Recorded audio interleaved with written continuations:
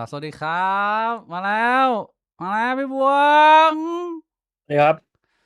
สวัสดีครับพี่บวงสวัสดีพ่อแม่เดี๋ยวนะพี่น้องคนไทยทุกท่านนะฮะที่รับฟังเราอยู่วันพุธเสียงมันสะท้อนไหมไม่สะท้อนนะสะท้อนไหมฮะเสียงดีไหมฮะโอเคนะสบายดีนะครับพี่บวงสบายดีนะครับทุกท่านวันนี้บิ๊กบวงสบายดีครับพาแขกรับเชิญสุดพิเศษเป็นรุ่นน้องต่างเจนนะฮะแต่ว่าไม่ได้เป็นแค่รุ่นน้องต่างเจนธรรมดานะแต่เป็นคนที่มีฝีไม้ลายมือเรียกว่าแบบระดับโลกไอ้ชิผมพูดอย่างนี้ได้ปะเนี่ยมันจะแบบว่าขายของเกินไปหรือเปล่าพี่บวงก็ถือว่าได้นะพูดได้เหรอฝีมือน้องเขาถึงเหรอถึงระดับโลกพี่บวกแอปพรูฟเหรอหรือยังไงจอมันบวง approve ก็เคยไปแข่งแบบทัวร์ระดับโลกมาแล้วอ่ะมันก็ต้องเรียกว่าระดับโลกหรือเปล่าขออนุญาตนะฮะขอบคุณคุณ BFAST Panda 10กิฟต์เมนก่อนเปิดไลฟ์นะครับแล้วก็เมื่อกี้ใครนะให้พี่บวงผมไม่ทันฮะมีคุณเทเลอร์เหรอขอบคุณฮะขอบคุณครับผมสำหรับเดือนที่18ครับก็วันนี้เป็นโอกาสที่ดีมากพี่บวงที่เราได้มีโอกาสพูดคุยกับคนที่อยู่ในวงการเกมแบบซีเรียสจริงจังแล้วก็เป็นตัวท็อปด้วยหลายๆคนอาจจะรู้จักอยู่แล้วเป็นแฟนอยู่แล้วตามมาดูหลายๆท่านที่ไม่ได้อยู่ในวงการเกมเป็นแบบพี่ป้าน้าอาหรือว่าอาจจะเป็นหยีโกพี่บวงเงี้ยนั่งดูแล้วก็เอ้ยอะไรเด็กคนนี้มันใครเขาก็ไม่รู้จักไงเพราะฉะนั้นเราก็คุยลักษณะว่าแนะนำน้องๆเนี่ยให้รู้จักกับเขาเรียกว่าอะไรวัยรุ่นไฟแรงพ่อหนุ่มหน้ามนคนซาเวจพี่บวงอืมพี่บวงจะแนะนำอะไรก่อนที่จะเปิดหน้าเนี่ยเราควรจะรู้อะไรเกี่ยวกับคนนี้สำหรับคนที่ไม่ทราบวันนี้พี่บวงพาใครมาครับก็เป็นน้องคนหนึ่งนะครับในวงการ Dota 2นะฮะที่เรียกว่าไปโลดแล่นในเวทีระดับโลกนะครับเคยไปทัวร์ TI มาแล้วหลายรอบนะสำหรับใครที่ไม่เล่น Dota 2ก็อาจจะเคยมีเห็นบ้างนะครับเพราะว่าน้องเขาดังมากนะต่อให้แบบว่าไม่เล่น Dota 2ก็น่าจะรู้จักเพราะว่าถ้าจำไม่ผิดนี่น่าจะเป็นคนที่ได้เงินจากการแข่งเกมเยอะที่สุดในประเทศไทยด้วยนะในโอ้บรรดานักกีฬา e-sport เขาถือว่าเป็นใช่ไหมแบบต้องถามเจ้าตัวให้เจ้าตัวคอนเฟิร์มเพื่อความชัดเจนขออนุอืญาตมพาแขกรับเชิญเข้ามาเลยครับน้องทรี23 Savage สวัสดีครับสวัสดีครับสวัสดีคสรับวัสดีครับน้องทีสวัสดีพี่บวงสวัสดีครับพี่บิ๊กผมแนะนำถูกไหมครับน้องทีผมชื่อมันอ่านว่า23 Savage ไม่ได้อ่านอะไรต้องอ่าน23 Savage เลยถูกแล้วครับยิบอืมก็เรียกได้สองแบบครับแต่คนไทยจะเรียก23ซาเวต23 Savage ขออนุญาตนะน้องทีสำหรับคนที่อยู่นอกวงการเกมอาจจะไม่รู้จักแนะนำตัวคร่าวๆสั้นๆเพื่อเป็นแบบว่าน้ำจิ้มให้กับพี่ปานาอานี่เป็นหนุ่มตีหน้าหวานนะเจี๊ยวหวานมากเชิญครับก็ชื่อทีครับชื่อหนึ่งอราเทียมอานนท์เป็นนักแข่งเกมโดตาทูครับเป็นนักกีฬาอีสปอร์ตใช่ครับอายุเอ้ยแล้วที่2324แล้วครับ24แล้วนะ หวานเจี๊ยบ 24 เลย แล้วตะกี้ที่พี่บอกว่าได้เงินเป็นอันดับ1ของประเทศในบรรดานักกีฬา e-sport นี่ถูกไหมหรือว่า แม่พี่จับอันดับหนึ่งอ๋อผมที่สองแจ๊บอันดับ1ใช่ไหมเราที่2โอเคใช่ครับ เดี๋ยวอืนะแล้วมความเก่งกาจมันวัดกันที่รายได้เหรอหรือมันวัดที่แรงหรือมันวัดที่อะไรในโลกของ .a เนี่ยเขานับถือกันยังไงฮะคนที่ได้แชมป์ครับสุดท้ายต่อให้ได้เงินน้อยกว่าคนที่เคยเป็นแชมป์ทีไอหรืออะไรอย่างงี้นับคนที่ได้แชมป์โลกครับคือสิ่งที่สูงที่สุด แล้วอย่างของน้องทรีนี่ถือว่าอยู่ในแรงค์ไหนถ้าเกิดว่าเป็นของเมืองไทยแล้วกันเอาเฉพาะไทยแลนด์กันเราอยู่ตรงไหนอ๋อฮะถ้าไทยก็น่าจะเคียงคู่กับพี่แจ๊บครับ แต่ว่าแต่ว่าถ้าในโลกตอนนี้น่าจะหล่นมาประมาณเอเอ้ยเอสประมาณบีครับถ้าระดับโลกตอนนี้ประมาณ B คืออะไรฮะไม่เข้าใจสเกลนี้ SAB ครับเทีย TS ก็คือเก่งเป็นผู้เล่นที่เก่งที่สุดอะไรเงี้ยตอนนี้ก็มีน่าเหลือ B เทียครับ เทียบีทำไมใช่มันมีแบบว่าล่วงหล่นแล้วคือมันเริ่มแก่หรือว่ายังไงมันเพราะอะไรฮะตามผลงานปัจจุบันครับ เพราะว่าปกติได้ไปแข่งแทบทุกทัวร์นาเมนต์แต่ว่าช่วงนี้ดรอปลงมาครับใช่ เดี๋ยวเรามาเจาะลึกกับอืมเส้นทางของ23 Savage นะฮะแต่ว่าก่อนอื่นเนี่ยพอที่ผมอยากชวนคุยคือเรื่องของคิกก่อนฮะอันนี้มาแรง ได้ครับคือตอนนี้เนี่ยช่องบิ๊กบวงเนี่ยใครที่เพิ่งเข้ามารับชมนะฮะใต้ description ตอนนี้เรามีไลฟ์เพิ่มช่องทางเป็นการลองแพลตฟอร์มใหม่แพลตฟอร์มคิกอ่าสำหรับหลายคนที่อาจจะไม่ทราบเนี่ยมันเป็นแพลตฟอร์มต่างประเทศที่ มาได้ประมาณสัก 2-3 ปีแล้วผมจำไม่ผิด หรือประมาณ4 ปี 2022 ได้มั้งถ้าผมที่เคยเห็นอ่านข่าวคร่าวๆใช่ไหมผมเข้าใจถูกไหม อืม ประมาณนี้3-4 ปีแล้ว น่า ก็ จะประมาณนั้น ตอนนี้มาแรงแล้วก็หลายๆคนก็ลองไปแพลตฟอร์มนี้ดู ซึ่งเราก็เพิ่งมีนะฮะใต้ description นี้มีลิงก์บิ๊กบวงช่องคลิกใครอยากจะสนใจกดไปดูได้ไป follow เราได้ แล้วก็อันนี้เนี่ยน้องทรีเนี่ยก็ถือว่าเป็นหนึ่งในสตรีมเมอร์เพราะว่านอกจากแข่งเกมเป็นงานแล้วก็เป็นสตรีมเมอร์เล่นเกมอยู่บ้านด้วยเอนเตอร์เทนคนได้ด้วย ใช่ครับ ใช่ไหมฮะ ใช่ครับ แล้วเป็นคนแรกๆหรือเปล่าที่ คนแรกเลยพี่ที่สตรีมในคิกในไทย นี่เนี่ยตอนนี้เนี่ยผมคิดว่ามันกระแสมันเริ่มมาแล้ว เพราะว่าพี่บวงหรือว่าหลายๆคนในวงการเกมเนี่ยเริ่มมีมัลติแพลตฟอร์มแล้วใช่ไหมก็มีคลิกเป็นตัวเลือกเพราะสาเหตุใดทำไมคุณถึงแบบว่าเริ่มเร็วก่อนคนอื่นเลยมันยังไงฮะ อ๋อพอดีผมรู้จักกับโปรเพลเยอร์ฟิลิปปินส์ครับที่ชื่อคุคุเป็นเหมือนนักแข่งแล้วก็ตอนนี้กลายเป็นสตรีมเมอร์เขาก็ชวนผมตั้งแต่ตอนนั้นแหละครับ ตอนที่ทุกคนเนี่ยในไทยยังสตรีมทวิชก็เลยได้สตรีมก่อนคนเดียว เมื่อไหร่ฮะ โอ้ประมาณปีที่แล้วกรกฎามิถุนาปีที่แล้วประมาณนะครับ ประมาณ โอ้แสดงว่า ปี จริงๆก็สตรีมในคลิกมาปีกว่าแล้วปะ ใช่ครับปีกว่า ก่อนหน้านี้เป็น แล้ว อยู่บ้านไหนฮะ อยู่ทวิชครับ แต่ว่าหลังๆทวิชมันปรับเรทรายได้ในการโฆษณาอะไรอย่างงี้ก็เลย อืม ลองไปสตรีมที่อื่นดู แล้ว ใช่ แล้วไอตอนที่ย้ายจากทวิตมาคลิกเนี่ย มันมีความแตกต่างอะไรบ้างไหมอย่างเช่น ช่วงตอนที่ไลฟ์อยู่ทวิตคนดูประมาณเท่าไหร่ มาเริ่มที่คลิก คนดูเริ่มที่เท่าไหร่แล้วตอนนี้คนดูอยู่ที่ประมาณเท่าไหร่ อ๋อตอนเริ่มมาครับ ตอนสตรีมในทวิตเมื่อก่อน คนดู1,500บวกครับ แบบถึง1,500 2,000 3,000 2,000เลย แต่พอมาในคลิกตอนแรกๆเหลือประมาณ100-200ครับ เฮ้ย แต่ว่าทำมาจนตอนนี้ประมาณ average ประมาณ 1,000แล้วครับพันเริ่มกลับมายืนได้ประมาณ 1,800 ถึง 1,000 ครับ เอ้ยรู้แล้วเราปั้นจำนวนคนดูยังไงอ่ะคือแบบว่าเรามีให้คนแบบว่าไปตัดคลิปลง YouTube อะไรด้วยไหมหรือว่าเราก็เน้นสตรีมไปเรื่อยๆมีประกาศในช่องทางอื่นไหมว่าเอ้ยเรามาสตรีมในคลิกแล้วนะ ผมประกาศในเฟซครับ แต่ว่าหลักๆตอนหลังๆที่มันเพิ่มเพราะว่าคนอื่นมา แล้วพอคนอื่นมาเขาก็มาดูผมเหมือนเดิมเลย แบบช่องอื่น ช่องพี่น็อกติดช่องมีใครอีกอะที่แบบพวกไฟเอ็มบางคนก็อาจจะดูผมก็ได้มั้งครับ ไม่รู้ มันมาเพิ่มตอนที่คนย้ายมาครับ ก่อนหน้าก็ประมาณก่อนที่จะมีการย้ายก็ประมาณ400-500ไม่เกิน อืม ไม่เกิน500-600 แล้วเป็นไงฮะ ใช้มาปีกว่ามีปัญหาอะไรไหมเทียบกับแพลตฟอร์มอื่น ไม่มีนะครับดีมากครับ แล้วแบบเงินก็ตรงส่งเร็ว แบบค่าโฆษณาอะไรอย่างงี้ไม่ใช่โฆษณาค่าดูค่าพาร์ทเนอร์ครับ เรียกว่า ก็เร็ว ใช้คำว่าเงินดีเป็นคำที่อธิบายได้ครบจบไหมสำหรับการมาสตรีมที่นี่1 ปี ก็คือตอนแรกครับ ผมเป็นนักแข่งครับ มันก็ไม่ค่อยว่างสตรีม แต่พอว่าแบบเหมือนพอผลตอบแทนมันก็คุ้มค่าเหนื่อยของเราที่แบบสมมติปกติเราแข่งแล้วซ้อมแล้วอะไรอย่างนี้มันก็เหนื่อยใช่ไหมครับ ถ้าต้องมาทำต่อ แต่พอผลตอบแทนมันคุ้มค่ากับความเหนื่อยก็เลยโอเคครับ ก็เลยสตรีมรัวๆไป ใช่ครับ แล้วก็ว่างๆไม่มีอะไรทำอารมณ์แบบ ถ้าเป็นนักแข่งก็แค่ต้องรอซ้อมแล้วก็รอแข่งเลยครับ แต่ที่เหลือมันก็เป็นเวลาว่างผมก็เลยเอาเวลาว่างนั้นมา อันนี้ หาราย เขา ได้เสริม เขาคล้ายๆ Twitch ไหมอะครับ เพราะว่าผมไม่เคยใช้ Twitch มาก่อนแล้วTwitch มันมีเรื่องของการเก็บคลิปด้วยใช่ไหมว่า มันจะให้คลิปไลฟ์เนี่ยย้อนหลังได้ไม่เกินกี่เดือนไหมพี่บวง Twitch อะ เหมือนจะมีอยู่นะ ใช่ไหมอันนี้ของคลิกมีไหมฮะ เรื่องอะไรนะครับ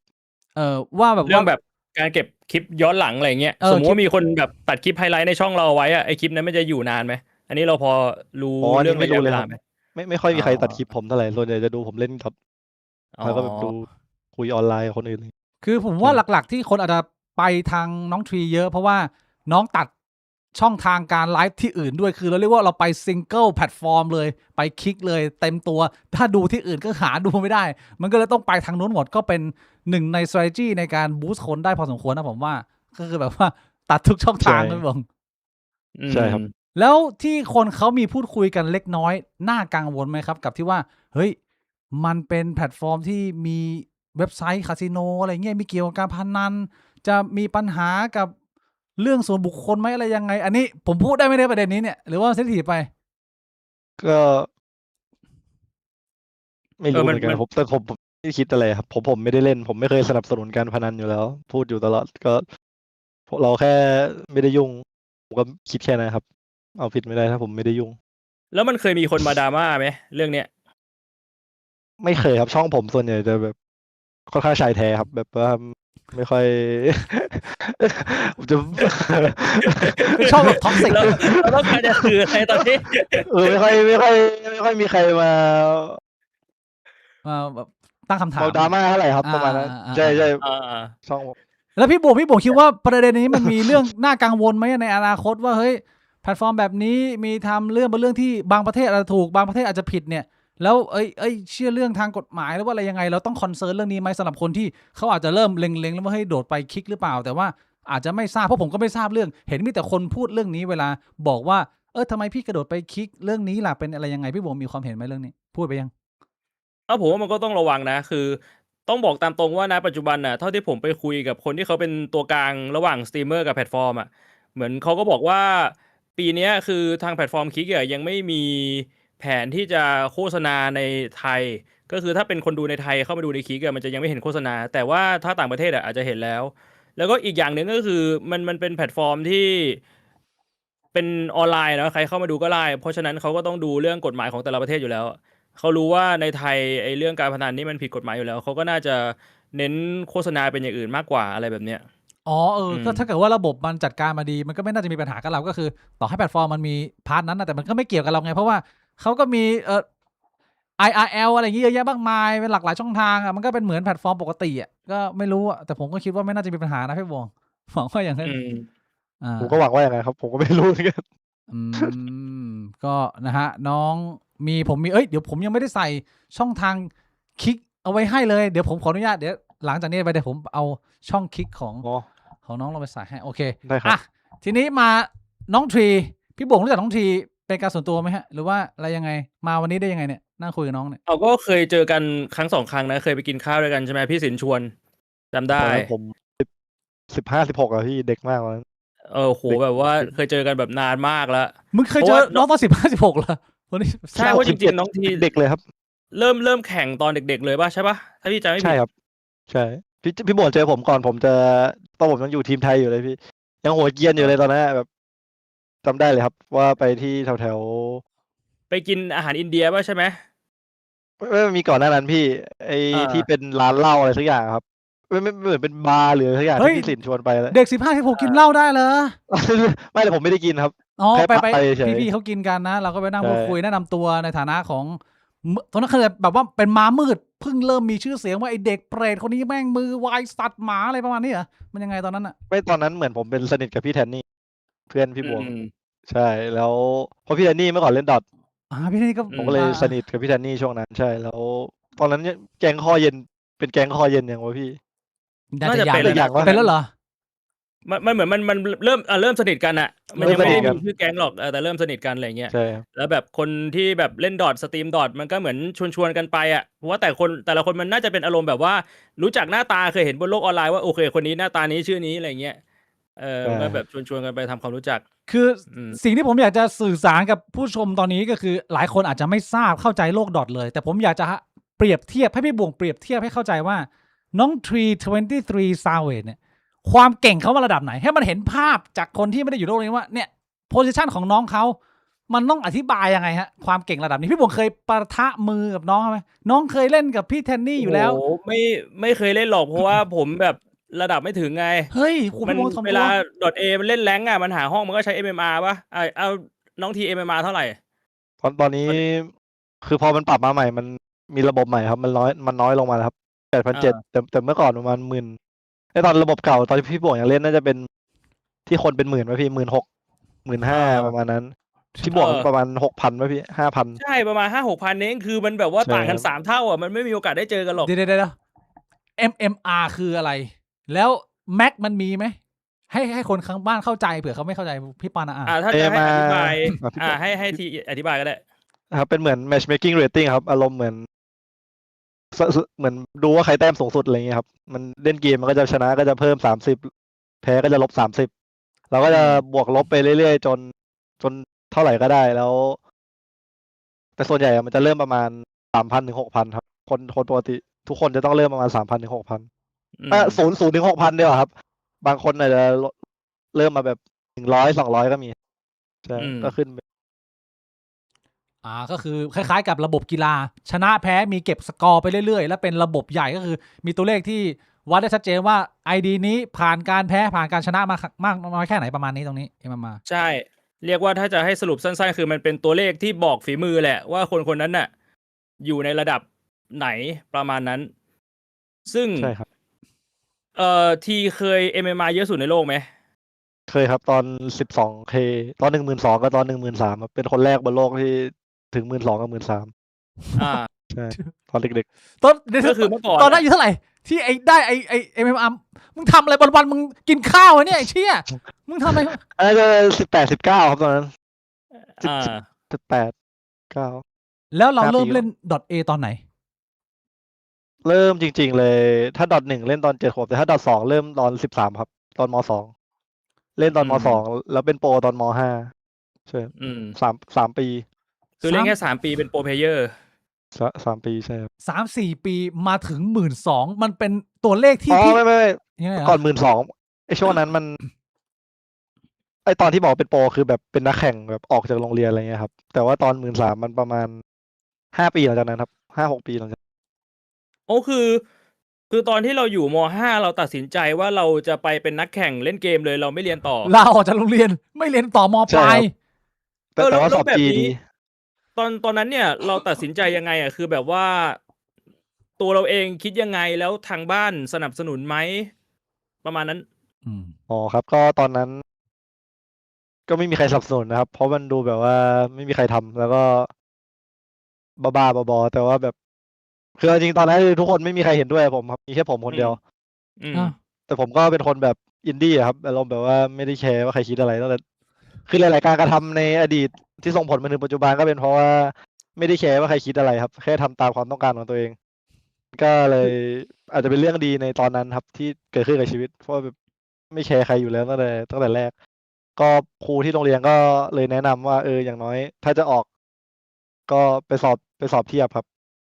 ผมก็เลยไปสอบเทียบผ่านทีเดียว แบบไม่อ่านหนังสือเลย แบบเป็น สอบเทียบนี่คือถือว่ามีวุฒิม .6 ถ้าอยากจะไปเรียนต่อมหาลัยก็ใช้ได้ ใช่ไหม ใช่ครับ ใช่ โอ้ก็คืออาจารย์เขายังแนะนำดีนะว่าอย่างน้อยๆแบบเผื่ออะไรไว้หน่อย ใช่ครับ แล้วตอนนั้นน่ะ อะไรมันทำให้เรามั่นใจมากว่าเฮ้ยเราเป็นโปรเพลเยอร์ได้แล้ว คือ MMA เราถึง แล้วเวลาเราเล่นแรงกับพวกโปรเพลเยอร์เราก็รู้สึกว่าเราสู้เขาได้แบบนี้เหรอหรือว่ามันคืออะไรที่ทำให้เรามีความมั่นใจ สิ่งที่ทำให้ผมตัดสินใจอย่างนั้นแบบ100%เลยคือ ผมดันไปชนะทัวร์นาเมนต์ในไทยของ Honda ครับ ที่แบบ Honda เขาจัดให้ไปดู TI อะ TI คือชิงแชมป์โลกของ Dota 2 ครับ แล้วมันเป็น TI 8 ครับ แล้วเงินรางวัลตอนนั้นมันเยอะมากเป็น1,000 ล้านเลย แต่ผมไม่ได้แคร์เรื่องเงินหรอกครับ ผมแค่รู้สึกว่าพอผมได้ไปดู ที่สนามจริงๆอะแล้วรู้สึกว่าอยากไปแข่งตรงนั้นเหมือนกันแบบรู้เลยว่าทางนี้คือทางของเราแบบตอนนั้นครับ ใช่ ขนาดเป็นแค่คนดูครับตอนนั้น คือเรียกว่ามันมาจากความรู้สึกเลย เราไม่ได้รู้เลยว่าฝีมือเราอยู่ตรงไหนอะแต่ว่าอยากไปแล้วเราก็จะแบบไปสุดแบบนั้นน่ะ คือตอนแรกเก่งไม่เท่าแน่ๆครับ แต่ว่าความรู้สึกอะรู้สึกว่านี่แหละคือสิ่งที่ชีวิตต้องการครับ แบบอยากไปเล่นอยู่ในตู้ปลาตรงกลางอย่างนั้นนะครับ แบบ เชี่ย ใช่ โคตรเจ๋งเลยนะความรู้สึกเนี่ย เราจำได้ไหมว่า MMA เท่าไหร่ตอนนั้น ตอนนั้นประมาณ 7-8,000 ครับ 7,000 8,000 โอ้ เด็กม .5 พี่บวงนึกภาพว่าม .5 MMR 8,000 ก็คือเป็น MMR ที่คนทั่วไปอย่างเราไม่มีวันไปถึงได้เหรอพี่บวงเราต้องพูดอย่างนี้ได้ไหมหรือมันไม่ได้ยากขนาดนั้น ถ้าเกิดว่าจะพยายาม คือพูดตามตรง มันไม่ใช่ว่า MMA 7,000 8,000น่ะ มันเยอะหรือมันน้อยนะ แต่มันคือระยะเวลาตั้งแต่เริ่มเล่นไปจนถึง MMA ประมาณ 7-8,000 เพราะว่าเราเริ่มตอนม .2 ใช่ไหม Dota 2 ใช่ครับ แล้วม .5 เนี่ย MMA 7-8,000 ใช่ครับ คือเราใช้เวลาในการเรียนรู้เกมก่อนที่จะไปเล่นแรงค์ประมาณกี่เดือนหรือกี่ปีเราพอจำได้ไหมตั้งแต่แบบ คื เริ่ม อ เล่นเลย ตั้งแต่เริ่มเล่นเลยคือผมมาจำได้ตั้งแต่แรกแล้วครับ ว่า .1 อะเป็นยังไง พี่ชายผมตอนนั้นน้ำท่วมครับ แล้วแบบไปอยู่ภาคใต้ครับ แล้วมันก็มีร้านเกม แล้วร้านเกมสมัยนั้นเกมมันไม่ค่อยเยอะครับ มันก็มีแค่ดอทแร็กล็อกอะไรอย่างงี้แต่ผมไม่เล่นแร็กก็เลยแบบ อ่า เล่น.1 Warcraft อะครับ ก็เลยจำได้เราชอบเล่นนี่หว่าตอนเด็กๆ แล้วพอเหมือนตอน.2 ตอนนั้นนะครับ เหมือนเพิ่งไม่กี่ปีเองครับ TI 3 TI 4 เกมเพิ่งเปิดประมาณ3 ปีก็เลยแบบ น่าสนใจว่ะก็เลยเล่นครับ แต่ตอนแรกผมเล่นฮอน แต่เล่นฮอนแล้ว มันชอบโดนด่าว่าแบบเสียงผมเหมือนเด็กผู้หญิงอะไรครับก็เลยเลิก อ๋อ ใช่ ทำร้ายอีโก้เรานะ ใช่มันด่า เชี่ย ไอ้เด็กตุ๊ดอะไรอย่างเงี้ยมันด่าผมอย่างนั้น โอ้ ผมก็เลยแบบ ย้ายเกมแม่ง เปลี่ยนเกมใช่ใช่ใช่ เชี่ยเจ็บปวดนะเชี่ยอ่ะแล้วเชี่ยเฮ้ยแบบ7-8 พันก็คือพอตอนที่เราเริ่มเล่นมาสักพักเนี่ยเราเริ่มไปแข่งแล้วเหรอหรือเริ่มมีทีม หรือว่ายังไง หรือว่าจุดเปลี่ยนก็แค่ว่าได้มีโอกาสไปดูไองานของ Honda แล้วก็เกิดเป็นประกายฝันว่ากลับมาบ้านนะกูว่ากูน่าจะเอาไหวเพราะว่าปกติแล้วว่าไงกูตบพี่เละตบคนแต่เพื่อนเละเทะไปหมดนี่นะคนที่มันเป็นเบอร์หนึ่งเนี่ยผมเคยคุยเรื่องนี้กับคนดูไปแล้วฮะทรีคือพี่บวงเนี่ยมันเป็นเหมือนคล้ายๆคนที่เก่ง .A ที่สุดในรุ่นผมมันมีฟิลประมาณว่าแบบไอ้ชี้นี่นะแม่งไปอยู่ไหนแม่งแบบแม่งโกงอ่ะมันไปตรงไหนใครได้แม่งไปเป็นทีมนะก็ไม่อยากจะเล่นต่อแล้วอ่ะแล้วระดับน้องทรีเนี่ยสภาวะตอนเล่นเกมกับเพื่อนตอนนั้นมันเป็นยังไงวะไอ้ยี่เล่นกับเพื่อนข้างๆห้องมันแบบโง่ๆอ่ะ ก็อารมณ์เหมือนพี่บอกเลยครับ อารมณ์เหมือนผมจำเหตุการณ์หนึ่งได้ครับ อารมณ์แบบว่า ตอนนั้นมันมีจัดแข่งดอทในโรงเรียนครับ เป็นของโครงการเกี่ยวกับสมาคมคอมพิวเตอร์ครับ แล้วผมก็แข่งจนถึงรอบชิงใช่ไหมแล้วมีเพื่อนคนหนึ่งเพื่อนผมนี่แหละแม่งเตะปลั๊กแล้วแบบไฟดับแล้วก็บอกแล้วกูไม่เล่นแล้วแล้วผมก็เล่น4-5แล้วก็ชนะ ก็เลยก็เลยได้แชมป์ได้500 บาทครับ แต่ว่าแม่งยังไม่โอนเงินรางวัลไปเลยตั้งแต่ จำได้ว่าไม่มีเงินเราบอกว่าได้500แต่ว่ายังไม่ได้เลยครับตอนนั้น อ้าว แต่ ทำ ว่า ไม ได้ อ่ะ 4-5 โรงเรียน ชนะ โกงเหรอหรือว่าไงนี่มันใครมันไม่จ่ายตังค์อ่ะ ไม่รู้ครับจำไม่ได้ว่ะ ไม่แล้วคนที่ ว่า เตะปลั๊กนี่คือฝั่งเราหรือฝั่งเขาหรือฝั่งไหน ฝั่งผมครับเพื่อนผมนี่แหละอารมณ์แบบเตะปลั๊กแล้วแบบคอมเมื่อก่อนนะครับมันบูตนานกว่าจะเปิดประมาณ อ่า โห2-3-4 นาทีมันบอกงั้นกูไม่เล่นแล้วกูนอนละอะไรครับไปแข่งทัวร์นาเมนต์โรงเรียนนี่แหละแล้วผมก็เลยชนะใช่แต่อีกฝั่งอะเป็นเต่าเอ็กครับไอ้นักแข่ง ROV เป็นเพื่อนผม อืม ไอ้ที่เก่งๆครับโค้ด คืออีกฝั่งก็ตึงเหมือนกันแต่เราก็ชนะ ใช่ ได้ อารมณ์เหมือน 4-5 ก็สู้กัน1-1อะครับ ถ้าพูดตามของผมกับเต่าใช่ อ๋อ คือ พอที่เหลือแบบ ส่วนใหญ่มันจะเป็นอย่างนี้นะคือในโรงเรียนมันจะมีแบบคนเก่งอยู่ประมาณคน2 คนน่ะแล้วเพื่อนๆก็จะต้องบอกว่ามึงอยู่คนละทีมนะแล้วมึงก็เลือกทีมมาใช่ไหม แยกกัน แล้วก็จะเป็นแบบหัวหน้าทีม2 คนสู้กันคนอื่นก็เหมือนแบบเป็นลูกล้ออะไรเงี้ย ใช่ใช่อย่างนั้นเลยครับ อืม คือความรู้สึกเนี่ยผมไม่เข้าใจ ผมเล่นเกมเนี่ยมันก็จะประมาณว่าเราก็เล่นเหมือนเพื่อนๆอ่ะแล้วก็เล่นแบบพอๆกันอ่ะผัดกันตายผัดกันแพ้ชนะ50-50อะไรเงี้ยสนุกสนาน แต่ว่าการที่เป็นคนที่เล่นแล้วแบบว่า มึงแบกคนเดียวทั้งทีมมีมึงคนเดียวอีก5 คนแม่งวิ่งเพ่นหนีตลอดเงี้ยมันก็คือยังไงเราเสพความรู้สึกนี้จนตอนที่เราไปยืนอยู่ในงานเรารู้สึกว่า กูไปนั่งตรงนี้ได้แน่นอนไอ้ชิ้นที่ยังไงก็โดนกูเงี้ยมันเป็นความรู้สึกเนี่ย ไม่คิดว่ามันโดนหรอกครับ เพราะตอนนั้นมันเก่งกันจริงๆตอนไออาเมะแบบมันเป็นคนที่คือดอทนะครับเป็นเกมที่นักกีฬาแข่งนานแล้วเราก็พอจะรู้อยู่แล้วว่าไอคนนี้มันแชมป์มาบ่อยหรืออะไรอย่างนี้มาบ่อย ก็ไม่คิดว่าจะไหวกับมันหรอกครับ แต่แค่รู้สึกว่า อย่างน้อยชีวิตนี้ขอไปยืนอยู่ตรงนั้นบ้างอะไรเงี้ยครับ อยากไปได้รับความรู้สึกนั้น ใช่อยากได้ออร่ากันบ้าง พอความอยากมาละวิธีการทำไงฮะ พอเราตัดสินใจว่า อ๋อ เราจะเลิกเล่นเกมจะไปเป็นโปรเพลเยอร์โอ้โห ลาออกจากโรงเรียนก่อนนะหรือยังไง ขั้นตอนลาออกมันมากันไปหรือต้องแข่งชนะก่อน เอาเงินมาพรูฟพ่อแม่ก่อนไหมหรือว่าลาออกโรงเรียนมันมาก่อนเลยมันยังไงฮะ หลังจากนี้ คือตอนแรกครับ แม่ผมก็ไม่ได้สนับสนุนมากเท่าไหร่แต่มันมีทัวร์นาเมนต์หนึ่งครับ ผมไปแข่ง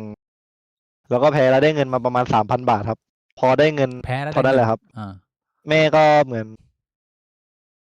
ซัพพอร์ตขึ้น เพราะว่าตอนแรกแม่ก็ไม่เข้าใจว่ามันได้อะไร คือมันได้เงิน อ๋อโอเค พอมันได้เงินแม่ก็เริ่มซื้อเก้าอี้เกมมิ่งเริ่มซื้อ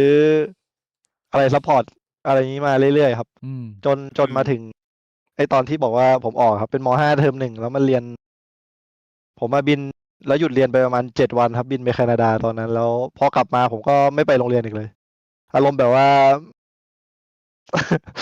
จำได้ว่าจริงๆตื่นเช้าปกติมันต้องไปโรงเรียนใช่ไหมครับแต่ผมไม่ตื่น แล้วผมก็ นั่งตามนอน ไม่ไป ใช่แล้วก็นอนแล้วไม่ได้นอนนะครับ ตื่นมาเล่นเกมเลยแล้วก็แบบ คือไม่เข้าใจว่าทำไมแม่ผมยอมเหมือนกันตอนนั้นผมก็ลืมไปแล้วนะแต่ว่าแค่ไม่ไปโรงเรียนอีกแล้วครับ ไม่ได้ไปลาออกด้วยนะตอนนั้นนะ คืออันเนี้ยสงสัยอยากจะถามเท้าความนิดนึงเพราะว่าถ้าเป็นบ้านพี่อ่ะสมมุติว่าตอนช่วงประมาณสักม.4 ม.5 พี่ตื่นขึ้นมาแล้วพี่บอกพ่อพี่ว่าไม่ไปโรงเรียนแล้วนะ พ่อพี่ก็จะแบบว่า ไม่คุย ของเรา มึงจะไปไหมมึงไม่ไปกูก็ตบมึงเลยแบบเนี้ยมัน โล คือพี่โตมาในยุคนั้นของเรา พ่อแม่เราเลี้ยงมายังไงเขาแบบ อ๋อ ตอน ครับ เด็ก คือพ่อผมอะชิวๆแหละเลยอย่างนั้นครับ ส่วนใหญ่พ่อผมทำงานเยอะ แล้วก็มีพี่ชาย2 คน แต่พี่ชายผมตอนนั้นก็อยู่ในวัยเขาห่างกับผม6 ปี7 ปี พี่ชายผมก็แบบเรียนจบแล้วคนหนึ่งเพิ่งเรียนจบคนหนึ่งก็กำลังเรียนอยู่ ก็เลยแบบว่าเขาก็ไม่ค่อยมีเวลามาดูแลเท่าไหร่ ก็เหลือแค่แม่ครับ แล้วแม่ก็พ่อกับแม่ก็ทำงานเช้าก็อารมณ์แบบว่า คือถ้าผมจำได้แล้ว ถ้าผม เกิน8 โมงเมื่อไหร่อะหรือเกิน7 โมงครึ่งเมื่อไหร่แม่ผมไม่อยู่แล้วผมจะอยู่แค่กับยายเพราะทุกคนต้องไปเรียน อ๋อ คนต้องไปทำงาน แล้วยายก็แบบชิลๆเหมือนกัน ก็ก็เลยพ่อกับยายชิลมีแค่แม่ที่แบบกลับมาแล้วผมต้องรีบ acting ว่าแบบทำอะไรแล้วอะไรเงี้ยครับ อ๋อ ทำเป็นไม่เล่นเกมเวลาแม่กลับมาอะไรอย่างงี้ใช่ส่วนใหญ่จะเป็นแม่ ส่วนใหญ่ ที่ พวก คอย เด็กเล่นเกมเก่ง ดูแล ก็จะมีความแบบเด็กเปรตอย่างงี้ซ่อนอยู่แล้วก็แบบความขี้เกียจความอะไรอย่างเงี้ยใช่ไหมเป็นเรื่องธรรมดา ใช่ใช่ แล้วกลับมาคำถามผมว่าความอยากมันแอพพลายไปยังไงนะเล่า คือมันก็แค่รู้สึกว่าแบบคือตอนแรกอะผมอะเป็นคนที่ไม่ชอบทำอะไรที่ตัวเองไม่อยากทำอยู่แล้วตั้งแต่เด็กคือสมมุติถ้าต้องเรียนอะไรที่ไม่อยากทำก็ไม่เรียนวิชานั้นครับ ก็เรียนแค่ภาษาอังกฤษอย่างเดียว อืม อืม วิชาอื่นก็เลยแบบไม่ได้สนใจอะไรเลย แล้วพอเหมือนรู้ว่าชอบอะไรแล้วอะครับ ผมก็คิดแค่สิ่งนั้นสิ่งเดียว ว่าเราจะทำยังไงให้ได้ ก็พอออกมาก็ไม่ไปโรงเรียนเสร็จแล้วก็บอกแม่ว่า ผมพูดกับแม่ครับ ว่าแบบไม่ต้องบ่นแม่เดี๋ยวไปสอบ GED แล้วเดี๋ยวเอามาให้ดู แล้วหลังจากเนี้ย อารมณ์แบบก็ขอทำตามใจตัวเองครับ แบบตอนนั้นก็พูดว่าไม่ต้องยุ่งกับผมมากเดี๋ยวขอทำให้ดูประมาณนั้น บอกว่าคือพูดประมาณว่า เอ้ยผมไม่ได้จะเหลวไหล ผมไม่ได้จะไม่ทำอะไรเลย ผมมีเป้าหมายของผมพูดประมาณนี้ ใช่ ใช่ไหม ผมบอกว่าเดี๋ยวผมจะทำให้ดูว่าผมจะเป็นยังไงอะไรเงี้ย ยากไหมเจรจาอยู่นานไหมผมว่าคุณแม่ก็น่าจะพยายามจะเกลี้ยกล่อมเราอยู่นานพอสมควรอันนี้เราย่อมาสั้นๆมากเลย อธิบายหน่อยว่ามันเป็นไทม์ไลน์นานไหมหรือว่าดราม่าไม่มีร้องไห้มีทะเลาะขึ้นเสียงอะไรเงี้ยไหมมันยังไง โอ้ยตอนนั้นคือบ่อยมากครับน่าจะเป็นเดือน2 เดือนเลยครับ ที่แบบแม่คุยทุกวันเหมือนแบบแม่ก็เป็นห่วงก็โทรไปหาเพื่อนโทรไปหาเพื่อนที่โรงเรียนอะไรอย่างงี้ก็ช่วยหน่อยอะไรอย่างงี้แบบแม่โทรหา อืม พี่ชายเพื่อนครูทุกอย่าง แบบก็ให้โน้มน้าวให้ผม อืม กลับมาอะไรอย่างงี้ แต่ผมก็แบบแน่วแน่แล้วพอเวลาผมได้สมมุติ มันจะมีอันดับท็อป 1,000 ท็อป 100 อืม ท็อป 50อะไรนี้ผมก็ให้แม่ดูตลอด แล้วพอให้ไปดูเรื่อยๆจนแบบท็อป 100แล้วมันก็แม่ก็เริ่มไม่พูดอะไรแล้วครับ พอ ไอ้ท็อป 100นี่คือท็อป 100ของ ของเอเชีย global หรือว่าของ ของเอเชีย ของเอเชีย ใช่ อื ใช่ ม ครับก็ อืม ผลงานมาให้เขาดูเขาก็จะอย่างน้อยเรามีอะไรเราไม่ได้พูดไปเรื่อยว่าแบบ อืม เป็นอะไรที่เลวไหลอะครับ มีผลงานให้ดู เรียกว่ามีหลักฐานให้ดูเป็นกิจจลักษณะ ใช่ อ่า แล้วก็เอาพวกซูเมลอะไรนะครับซูเมลเป็นเหมือนนักแข่งที่ได้แชมป์ตอนอายุ อืม 15ที่ได้แชมป์TI 16 17มั้งครับจำไม่ได้ แต่ว่าได้แชมป์ตอนเด็กก็เลยให้แม่ดูแม่ก็เริ่มศึกษาวงการอีสปอร์ตก็เลยแบบ อืม ก็เลยดีขึ้นไปเรื่อย ก่อนที่เราจะ อืม เข้ามาตรงนี้ครับ เรามีเล่นเกมอื่นก่อนไหมหรือว่าชีวิตเราเนี่ยมันกลายเป็น pro player A2 จนชีวิตมันไม่มีเหลืออะไรแล้วอะมันเล่นอยู่เกมเดียวอะเรามีโลกก่อนหน้านี้แล้วแบบเราเป็นเด็กเรียนเก่งไหมผมอยากรู้ว่า มันมีแบบว่ามันต้องมีแบบแทร็กของความเป็นพรสวรรค์หรือจีเนียสอะไรบางอย่างไหมกว่าจะมาถึงจุดนี้ได้ หรือยังไง ๆอ๋อตอนเด็กๆเคยเล่นเกม Get Am อะครับ รู้จักไหม อืม พี่แบบ อ่า เล่นจ เคน ย ถึ เล่น งท็อปเซิร์ฟอยู่แบบอันดับแบบสิงโตทองหรืออะไรสักอย่างครับ อ่า สิงโตเงินสิงโตทองก็แบบเล่นเกมต่อสู้เก่งตั้งแต่7-8 ขวบ อืม อะไรงั้น อ๋อมี ค พ รั ร บ สวรรค์ตั้งแต่เด็กๆแล้ว ใช่ แล้วเรื่องเรียนอะ แล้วเรื่องเรียนก็ได้แค่ ตอนประถมมาถึงประถมมาเรียนจนถึงได้เกรด 4ตั้งแต่อนุบาล 1จนถึงม.6ป.6ครับ แต่ว่าพอเข้าม.1ก็สอบได้ที่ 5ของโรงเรียนนะครับ ประมาณที่ 5แต่ว่าพอไปเรียนได้ที่โหลเพราะว่าผม ขี้เกียจ ไม่ส่งงาน อ่า ใช่ครับ หัวดี อืม แต่ว่าเป้าหมายมันมาเหมือนพี่บ่วง ก็คือไม่ทำเฮียอะไรมึงตัดหูกูก็ได้อะแต่ว่ามึงเอาเกมมาวางไว้ให้กูยอมเสียหูแลก ใช่ แลกหูไหม ใช่ครับ คนเลเวลนี้มันต้องแลก ไม่ หู แลกครับ มันหนักครับ ปักได้ยินข้างเดียวไม่ไหวพี่อันอื่นก็ได้ครับ ไม่หูรูอะเสียงมันเข้าได้แค่ไม่มีปีกใบเฉย ตัดออกไหมอ่ะ เขาไม่เอาพี่ ไม่เอา มัน นะ ดูเป็นพิการแล้วพี่อย่างนั้น ไม่เสร็จโอเค แล้วรายได้มันมาจากยังไงครับจากเด็กๆ ตอนนั้นเรายังไม่มีสังกัด รายได้มันต้องมาจากการไปร่วมแข่งกับทีมเหรอฮะ อ๋อตอนเด็กตอนที่ออกเรียนปุ๊บก็เหมือน มีสปอนเซอร์ทีม MS เซอร์เบลัสครับเป็นทีมคนไทย อืม ของพี่ทูก็ให้เงินเดือน12,500ครับพอออกโรงเรียนปุ๊บก็มีเงินเดือนเลย ใช่ ก็คือเราไปอยู่ทีมเขา ใช่ครับอยู่ทีมเขา แล้วตอนนั้นไปเล่นในตำแหน่งไหนฮะ หรือว่าเป็นตัวสำรองยังไง เล่นแครี่ครับพอ เข้าไปก็ตึงเลย อืม เมื่อก่อนเหมือนเป็นทีมอัลฟาบูครับแล้วอัลฟาบูกับอัลฟาเรดเขายกเลิกทีมอัลฟาบูผมก็เลย อืม ไปทำกับทีมอัลฟาบูต่อ แล้วตอนที่ผมไปสแตนด์อินคือมีพี่คนหนึ่งครับเหมือนติดสอบอะครับ แล้วผมเป็นสแตนด์อินก็สแตนด์อินคือเหมือนเล่นแทนนะครับ แล้วก็ได้แชมป์ทัวร์ทัวร์นาเมนต์นั้นของประเทศไทย ได้เงินมา อ่า 30,000มั้งตอนนั้น แล้วก็เลยเขาก็เห็นแววว่าผม เล่นดีตอนนั้น มีชื่อเสียงขึ้นมาใช่ไหม ใช่ เพ ใช่ ราะว่าไปแซนอินแล้วได้แชมป์มา ใช่ อืม แล้วหลังจากนั้นยังไงต่อพอจากจุดนั้นปุ๊บมันไปยังไง ก็อยู่ทีมที่ทูก็ MS บลัสได้เงินเดือน12,000ก็ แข่งก็แพ้ตลอดนะครับ ไม่คือไม่ได้เงินแข่งเลยได้แค่เงินเดือน เพราะว่าแบบแพ้ทุกอย่าง โอ้ อืม ไปแข่งอะไรก็แพ้ อ้าวแล้ว ใช่ มันไม่ทำให้อีโก้เรามันบอบช้ำเหรอบอบช้ำไหม่มี ก็ แบบ ไม่ครับ ไม่เหรอหน้าด้านนะลุยต่อ ตอนนั้นผมก็คิดว่าแบบตอนความคิดตอนนั้นจริงๆก็คือแบบทีมเราไม่ได้แบบเก่งขนาดนั้น ทีมเรา ก็ ไม่ไหว ป็นใช่ทีมเราไม่ไหว อืม เราแต่ก็ยังเชื่อในตัวเองว่าตัวเองเก่งตลอด โอ้โหความคิดมันแบบนี้ก็คือว่าปัญหาไม่ได้อยู่ที่กูประมาณนี้ ใช่ผมว่า เพ ถูก ราะ นะ ว่าตอนนั้นผม อันดับ 1ในเซิร์ฟแล้วครับอันดับ 1แล้ว แต่ว่าไปแข่งที่ไหนก็ ตอ แพ้ มา หมด ขึ้นท็อปแล้ว อันดับ 1เลยใช่แต่ว่าแพ้ทุกอันก็เลยแบบไม่ใช่เราหรอกมั้ง แล้วจากที่กินแค่เงินเดือนเป็นแบบว่าค่าแรงแต่ว่าแพ้ตลอด แล้วสเต็ปต่อไปคือไงมันต้องมีการไปชนะอันใหญ่หรือมันต้องย้ายทีมหรือมันยังไงต่อฮะ จาก MS เซอร์เบลัสแล้วไปยังไงต่อ พอ MS เซอร์เบลัสครับมันมีจุดเปลี่ยนคือมันมีแข่งในไทยเนี่ยแหละครับ GSC แล้วผมก็อันดับประมาณ5อันดับ6ตอนนั้น ผมก็พิมพ์คุยกับคนโปรเพลเยอร์เกาหลีครับ ที่ชื่อ Forest แล้วผมก็บอกถ้ากลับมาครั้งหน้าแล้วเราเจอกันแล้วผมอันดับ1อะให้เอาผมเข้าทีมนะหรืออะไรสักอย่างประมาณอันดับ5มั้งครับอันดับ1หรือ5 อ่าฮะ แล้วพอกลับมาประมาณหลังจากนั้นประมาณ3-4 เดือนเขาแบบโดนเตะคือแบบโดนไล่ออกจากทีม อืม แล้วเขาก็กลับมาเกาหลีเขาก็เลย เจอผมพอดีแล้วก็ผมทำตามที่พูดนี่หว่า ก็เลยเอาเข้าทีม อืม ใช่ เดี๋ยวนะไอ GSC นี่ทัวร์ที่ไม่จ่ายตังค์ปะ ใช่ครับ มันมี อ๋อ แข่งช่วงนั้น แล้วไอ้พวกเกาหลีมา คืออะไรพี่วง เจสตอม ไม่เข้าใจต้องอธิบาย คือทัวร์ดอทในไทยอ่ะมันจะมีอยู่ทัวร์หนึ่งชื่อว่า GESC ที่ทุกคนจะจำได้เลยทั้งนักกีฬาทั้งนักพากย์ ว่า เพราะว่าแม่งไม่จ่ายตังค์ใครเลย ซึ่งทัวร์นั้นน่ะกูเกิดได้ไปพากย์เลยเว้ย แต่ว่าเขาสุดท้ายเขาไม่เลือกกูไปพากย์กูจำได้ว่าไฟได้ไปพากย์จนทุกวันนี้ไฟก็ยังไม่ได้เงินค่าพากย์ แล้วนักเล่นได้ตังค์ป่ะคนเล่นอ่ะ ผม ที่ คนเล่น ก็ไม่ ไม่ ได้ น่าได้ครับ คนเล่นก็ไม่ได้ พวกพี่บิน อัลฟาเลนก็ไม่ได้ อ่ะ เออ เออ and then พอตอนนั้นก็เหมือนเขาก็คือพวกนั้นนี่เก่งมากเลยครับฟอร์เรสนี่เคยเป็นเหมือนแบบไปทีไอมาแล้วหลายครั้งคือไปชิงแชมป์โลกมาแล้วหลายครั้ง ก็เลยไปคัด แล้วจากที่ตกรอบแรก64 ทีมอะครับ คัดจนไปถึงรอบชิง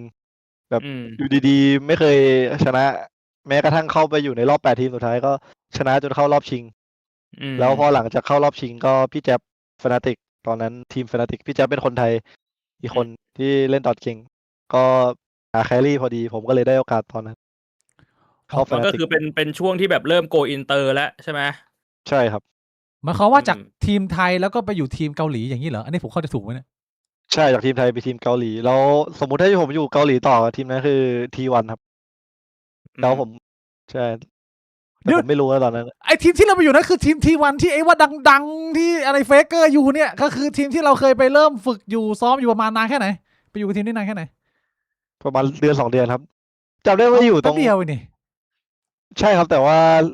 เดี๋ยวทีหลังผมก็มาเข้าT1อีกที แต่ว่าแบบตอนนั้นผมไม่รู้ว่ามันคือT1ผมแค่คิดว่าไอ้คนนี้เก่งแล้วผมก็แค่ไป แต่ไม่รู้ว่าคนที่เป็นสปอนเซอร์เบื้องหลังคืออะไร อื อะไร ม เงี้ย มันแค่สั้นๆนะแล้วพอมันสั้นๆแล้วมันยังไงต่อล่ะถ้างั้น ก็มันเป็นเหมือนทัวร์สุดท้ายครับทัวร์ทีไอคือ มันจะเป็นรอบคัดสุดท้ายแล้วทีนี้ ผมก็แค่เล่นแค่ตรงนั้นนะครับ มันแค่หนึ่งทัวร์นาเมนต์หนึ่งก็เลยแบบแป๊บเดียว แต่แค่ คือ นั้ เหมื น อน คน ส่วน ก็ ใหญ่ เห็น มัน แววแล้วครับ อะไรเงี้ย ส่วนใหญ่บางทีผู้เล่นดอทมันแบบว่าเปลี่ยนตัวกันบ่อยใช่ไหม ใช่ โดยเฉ เปลี่ย พาะ น ช่วงแบบเปลี่ยนซีซัน ใช่ครับ อ้าว อื มันไม่ได้ ม เป็น ซื้อตัวเหมือนนักกีฬาเหรอ? อันนี้คนภายนอกมองเข้าไปนึกว่ามันก็จะคล้าย ๆ เหมือนกับ นักกีฬาที่เขาซื้อสัญญากันแบบ 3 ปี 5 ปี หรือว่าอะไรไง มัน โลกของนักกีฬา E-sport เขาทำกันยังไงครับ พอจะแชร์ได้ไหมตรงนี้? มันเป็นเรื่อง ก็ส่วนใหญ่จะเป็นปีต่อปีครับ อารมณ์แบบ หมดปีนี้ก็ปีหน้า หรือไม่บางทีก็กลางซีซัน คนที่โดน คนที่ผลงานไม่ดีก็ออกเร็ว อะไรงี้ครับ คือตาม เอาจริงเกม E-sport ครับ มันตามฝีมือเราเลยอะ คือไปตอนไหนก็ได้มานะครับ ไปต ใช อน ่ ไหนก็ได้ ใช่ ๆ แล้ ๆ ว นักบอลมันยังต้องอยู่ต่อใช่ไหมครับ ต้องจ่ายให้ครบ อา อันนี้มันไปตอนไหนก็ได้ครับ อืม แล้วพอไปแข่งกับทางทีมเกาหลีกลับมาไทย แล้วสภาวะของเราก็คือเป็นคนไร้ค่ายเหรอ? ใช่ แล้ว ต ยั อง นนั้นเหมือนอยู่ อ๋อ ตอนนั้นเหมือนอยู่ MS Exodus อยู่ครับ ทีม MSC เขายอมให้มาเล่นฟรี ๆ แบบว่าให้ลองไปเล่น Go Inter อะไรงี้ อ๋อ แล้ว ใหพ้อ ไป ก ล ลับ เล่ มา น ผ ใช่ มก็เล่นกับเขาด้วยประมาณพักหนึ่งครับ แต่ก็รู้สึกว่าไม่ไหวแล้วว่า เล่นกับคนไทยไม่ได้แล้วครับตอน ทำไม พ อะ? เหมือนเราไป ได้รับความเก่งจากแบบระดับโลกระดับนั้นอะ แล้วพอกลับมาเล่นทีมไทยแล้ว ผมขอออกดีกว่าพี่ ไม่ไหว ไม่เอาเงินเดือนเลย เช อะ ี่ย งั้นตรงนี้ผมว่ามันก็ต้องตั้งคำถามแล้วว่า พอเราได้ไปสัมผัสระดับโลกมาแล้ว แล้วพอกลับมาไทยเนี่ย เรารู้สึกว่าระดับมันต่างกัน มันต่างกันที่ตรงไหน? มันต่างกันที่สกิลเพลย์ส่วนตัวของแต่ละคน หรือว่ามันต่างกันที่วินัยในการซ้อม หรือมันต่างกันที่ความสามารถในการสื่อสาร ต่างกันที่การควบคุมอารมณ์ เพราะว่าพี่ว่าพวกนี้มันคงส่งผลหมดใช่ไหม? โอ้ ทุกอย่างเลยครับ ทุกอย่างที่พูดอะ แบบคนละอย่างหมดเลย สำหรับทีมผมตอนนั้นนะครับ อารมณ์แบบวินัยก็ไม่ดี เล่นก็ไม่โหด แล้วก็แบบ ก็คือทุกอย่างอะครับ อารมณ์ด้วย คนอื่น คนฝรั่ง ไม่ใช่ฝรั่ง คนต่างประเทศหรือเกาหลี อันนี้เขาจะค่อนข้างทำอะไรเป็นเป้าหมายอะแบบ ทำก็คือทำงานครับ ส่วนใหญ่คนต่างประเทศ แต่คนไทยจะมี เฮ้ย มึงเพื่อนกู มึงด่ากูไม่ได้ มึง อะไรอย่างงั้นครับ ไม่ควร อื มาว่ากั ม น อะไรอย่างงั้น แต่ อืแบบ ม มันมีความเป็นพี่น้องสูงครับ สังคม อืม คนไทย อื ก็เลยทม ำงานยาก มี อืม มีส่วนที่ว่าเป็นปัญหาจากเราด้วยไหม? หรือว่า อันเนี้ยถามแบบว่าแฟร์ ๆ ๆ เผื่อเขาดูอยู่ ก็มีครับ ตอนนั้นผมก็แบบ รู้สึก ผมก็ฟีลแบบว่า สมมุติถ้าเพื่อนกาก หรือเล่นไม่ดี ผมก็ช่างมัน แล้วผมก็เล่น Rank เลย อารมณ์แบบว่า กดหาแมตช์เลยครับ อารมณ์แบบไม่คุยอะครับ เล่น dot ต่อเลย อืม ประมาณนั้น โอเค อันนี้คือมันก็นานแล้วใช่ไหม? อันนี้คือเป็นช่วงพีกของ 23 Savage ไหม? ไม่พีกครับ ตอนนั้นเป็นแรก ๆ เลยครับ แต่ผมก็อารมณ์แบบ ถ้าเพื่อนกากก็ ช่างมัน เราก็เล่นของเราแค่นั้นแหละ ก็คือไม่คุย อืม ไม่แนะนำ ไม่สอนครับ เพราะผมก็ไม่รู้ตำแหน่งอื่น ผมรู้แค่วิธีเล่น Carry ผมรู้แค่ตำแหน่งของผมอะครับ ผมแบบไม่ใช่คนที่เป็นโคชที่มาสอนใคร แต่ผมแค่ แคร์แค่เรื่องของตัวเองอะ อื อื ม ม พอไม่ดีก็ช่วยอะไรไม่ได้ เชี่ย เรียกว่าเป็นแบบว่า รู้นี่คือตำแหน่งกู กูสนใจตรงนี้ อย่ามาจะให้กูคิดเรื่องอื่น กูต้องการจะทำตรงนี้ให้ดีที่สุด พี่หมวกเข้าใจความรู้สึกนี้ไหมเนี่ย? ของการเป็นแบบว่า Carry เพียวอะ ชีวิตเกิดมาเพื่อเป็น Carry ผมว่าหลาย ๆ คนมันก็เป็นแบบนั้นนะ คือเอาจริง ๆ ต้องบอกว่า คนที่มันแบบว่ามีความรู้รอบด้านน่าจะหายากมากกว่าเปล่า? โดยเฉพาะคนที่มีความรู้รอบด้าน แล้วสอนคนอื่นได้ด้วย แนะนำคนอื่นได้ด้วยว่าจุดอ่อนจุดแข็งของแต่ละคนอยู่ตรงไหนอะ ใช่ อา อืม โอเค หายากครับ ตอนนี้สถานการณ์คือ ทรี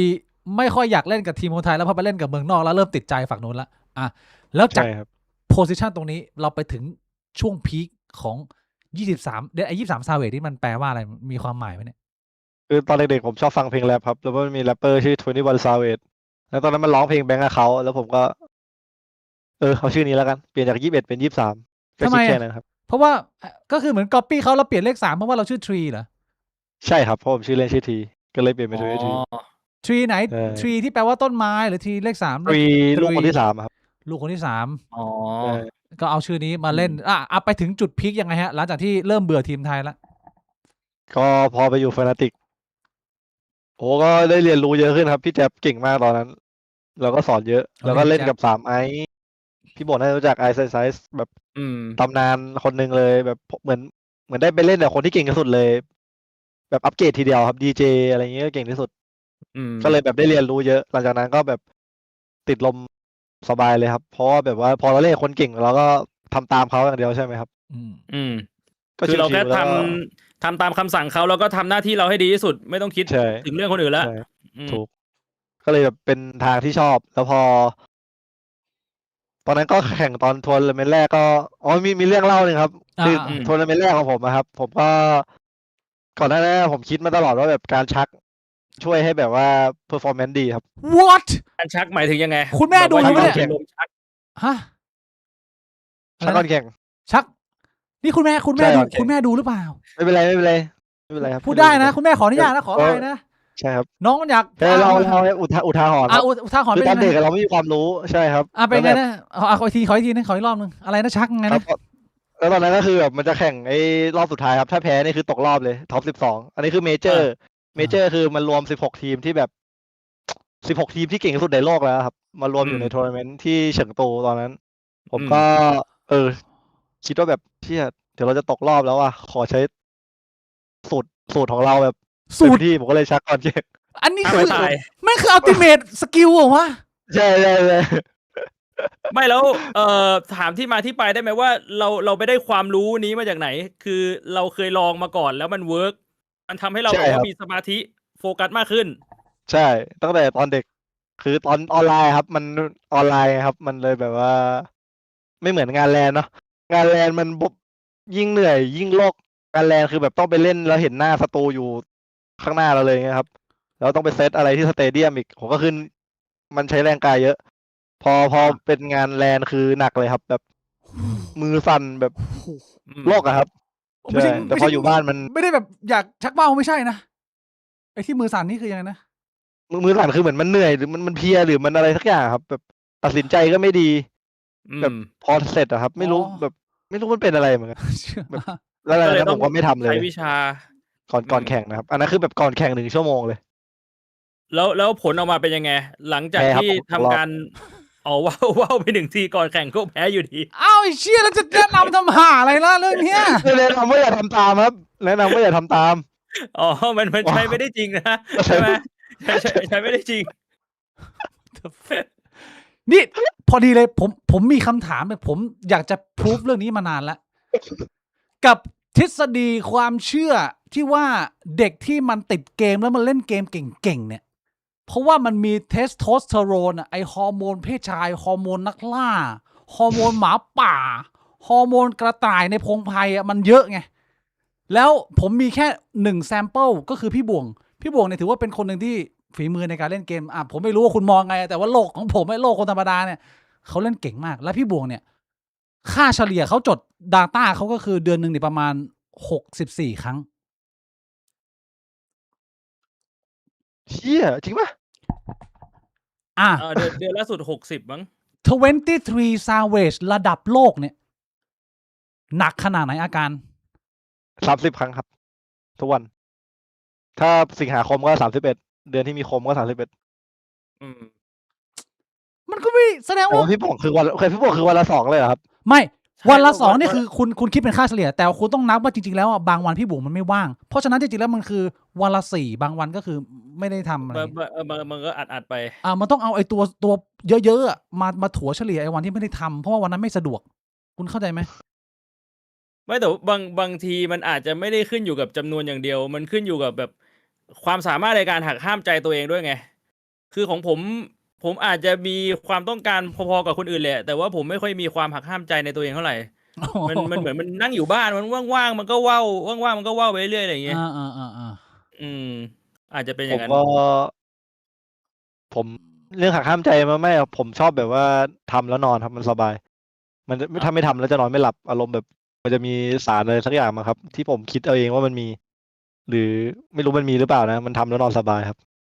เหมือนแบบมันทำให้ผ่อนคลายก่อนนอน ใช่ สรุปว่าทฤษฎีผมนี่ไม่ถูกนะว่า ความเข้มข้นของเทสโทสเตอโรนเนี่ย คือถ้าเกิดว่าอย่างพี่บวงระดับแบบว่าวันละ3 ถึง 4เนี่ย 20 Savage มันต้องแบบจัดวันละ20 กว่าทีอ่ะมันต้องไปเลเวลนั้น ถ้าเกิดว่าอันนี้ก็คือผิดไม่ใช่มันใช้อย่างนี้แอปพ เมื่อ ลายไม่ ทำถ ได้ ลอกแล้วแบบนั้นอ่ะ ไม่น่าจะถึงขนาดนั้น พี่บุ๋มมึงคิดดูว่ากูอะ MMR กูน่าจะอยู่ที่ประมาณแบบ 2,000 กูไม่รู้ว่ากูเท่าไหร่ด้วยซ้ เออ ำพี่บวงเท่าไหร่นะ 5,000 6,000 กว่า ประมาณ5-6 พันช่วงที่เล่น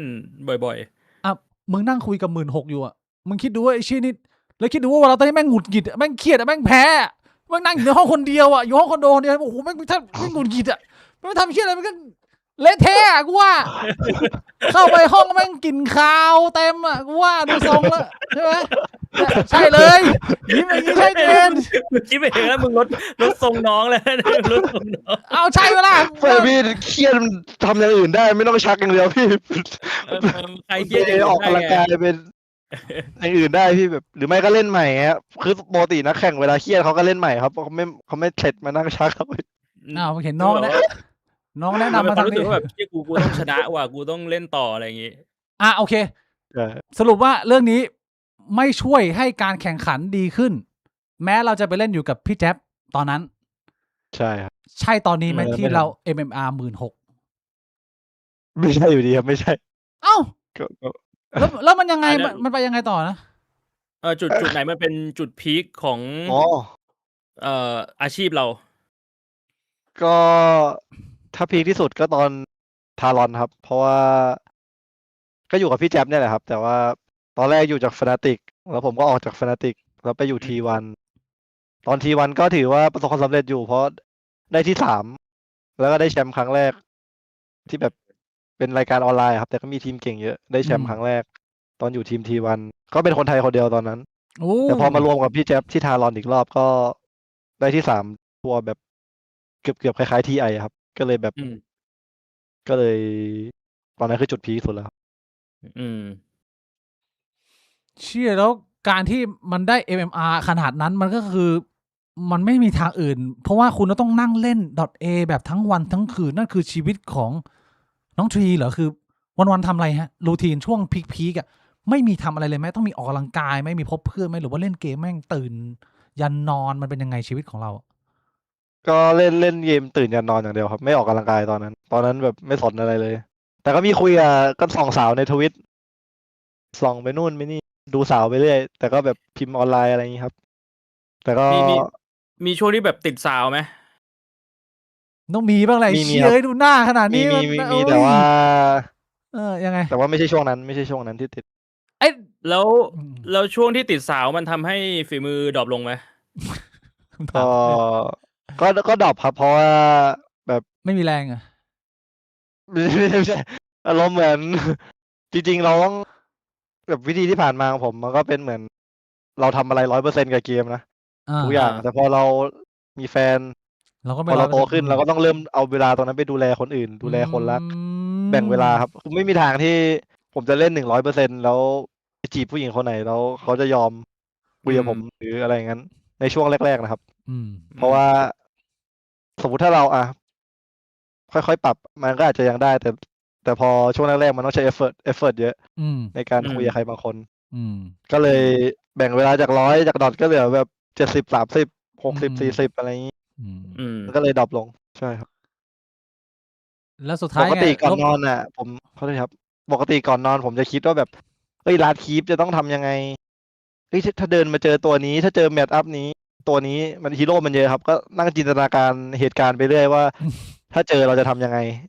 อะไรอย่างนี้ครับ แต่พอมีแฟนหรือชอบใครบางคนเราก็กลับไปคิดแทนว่า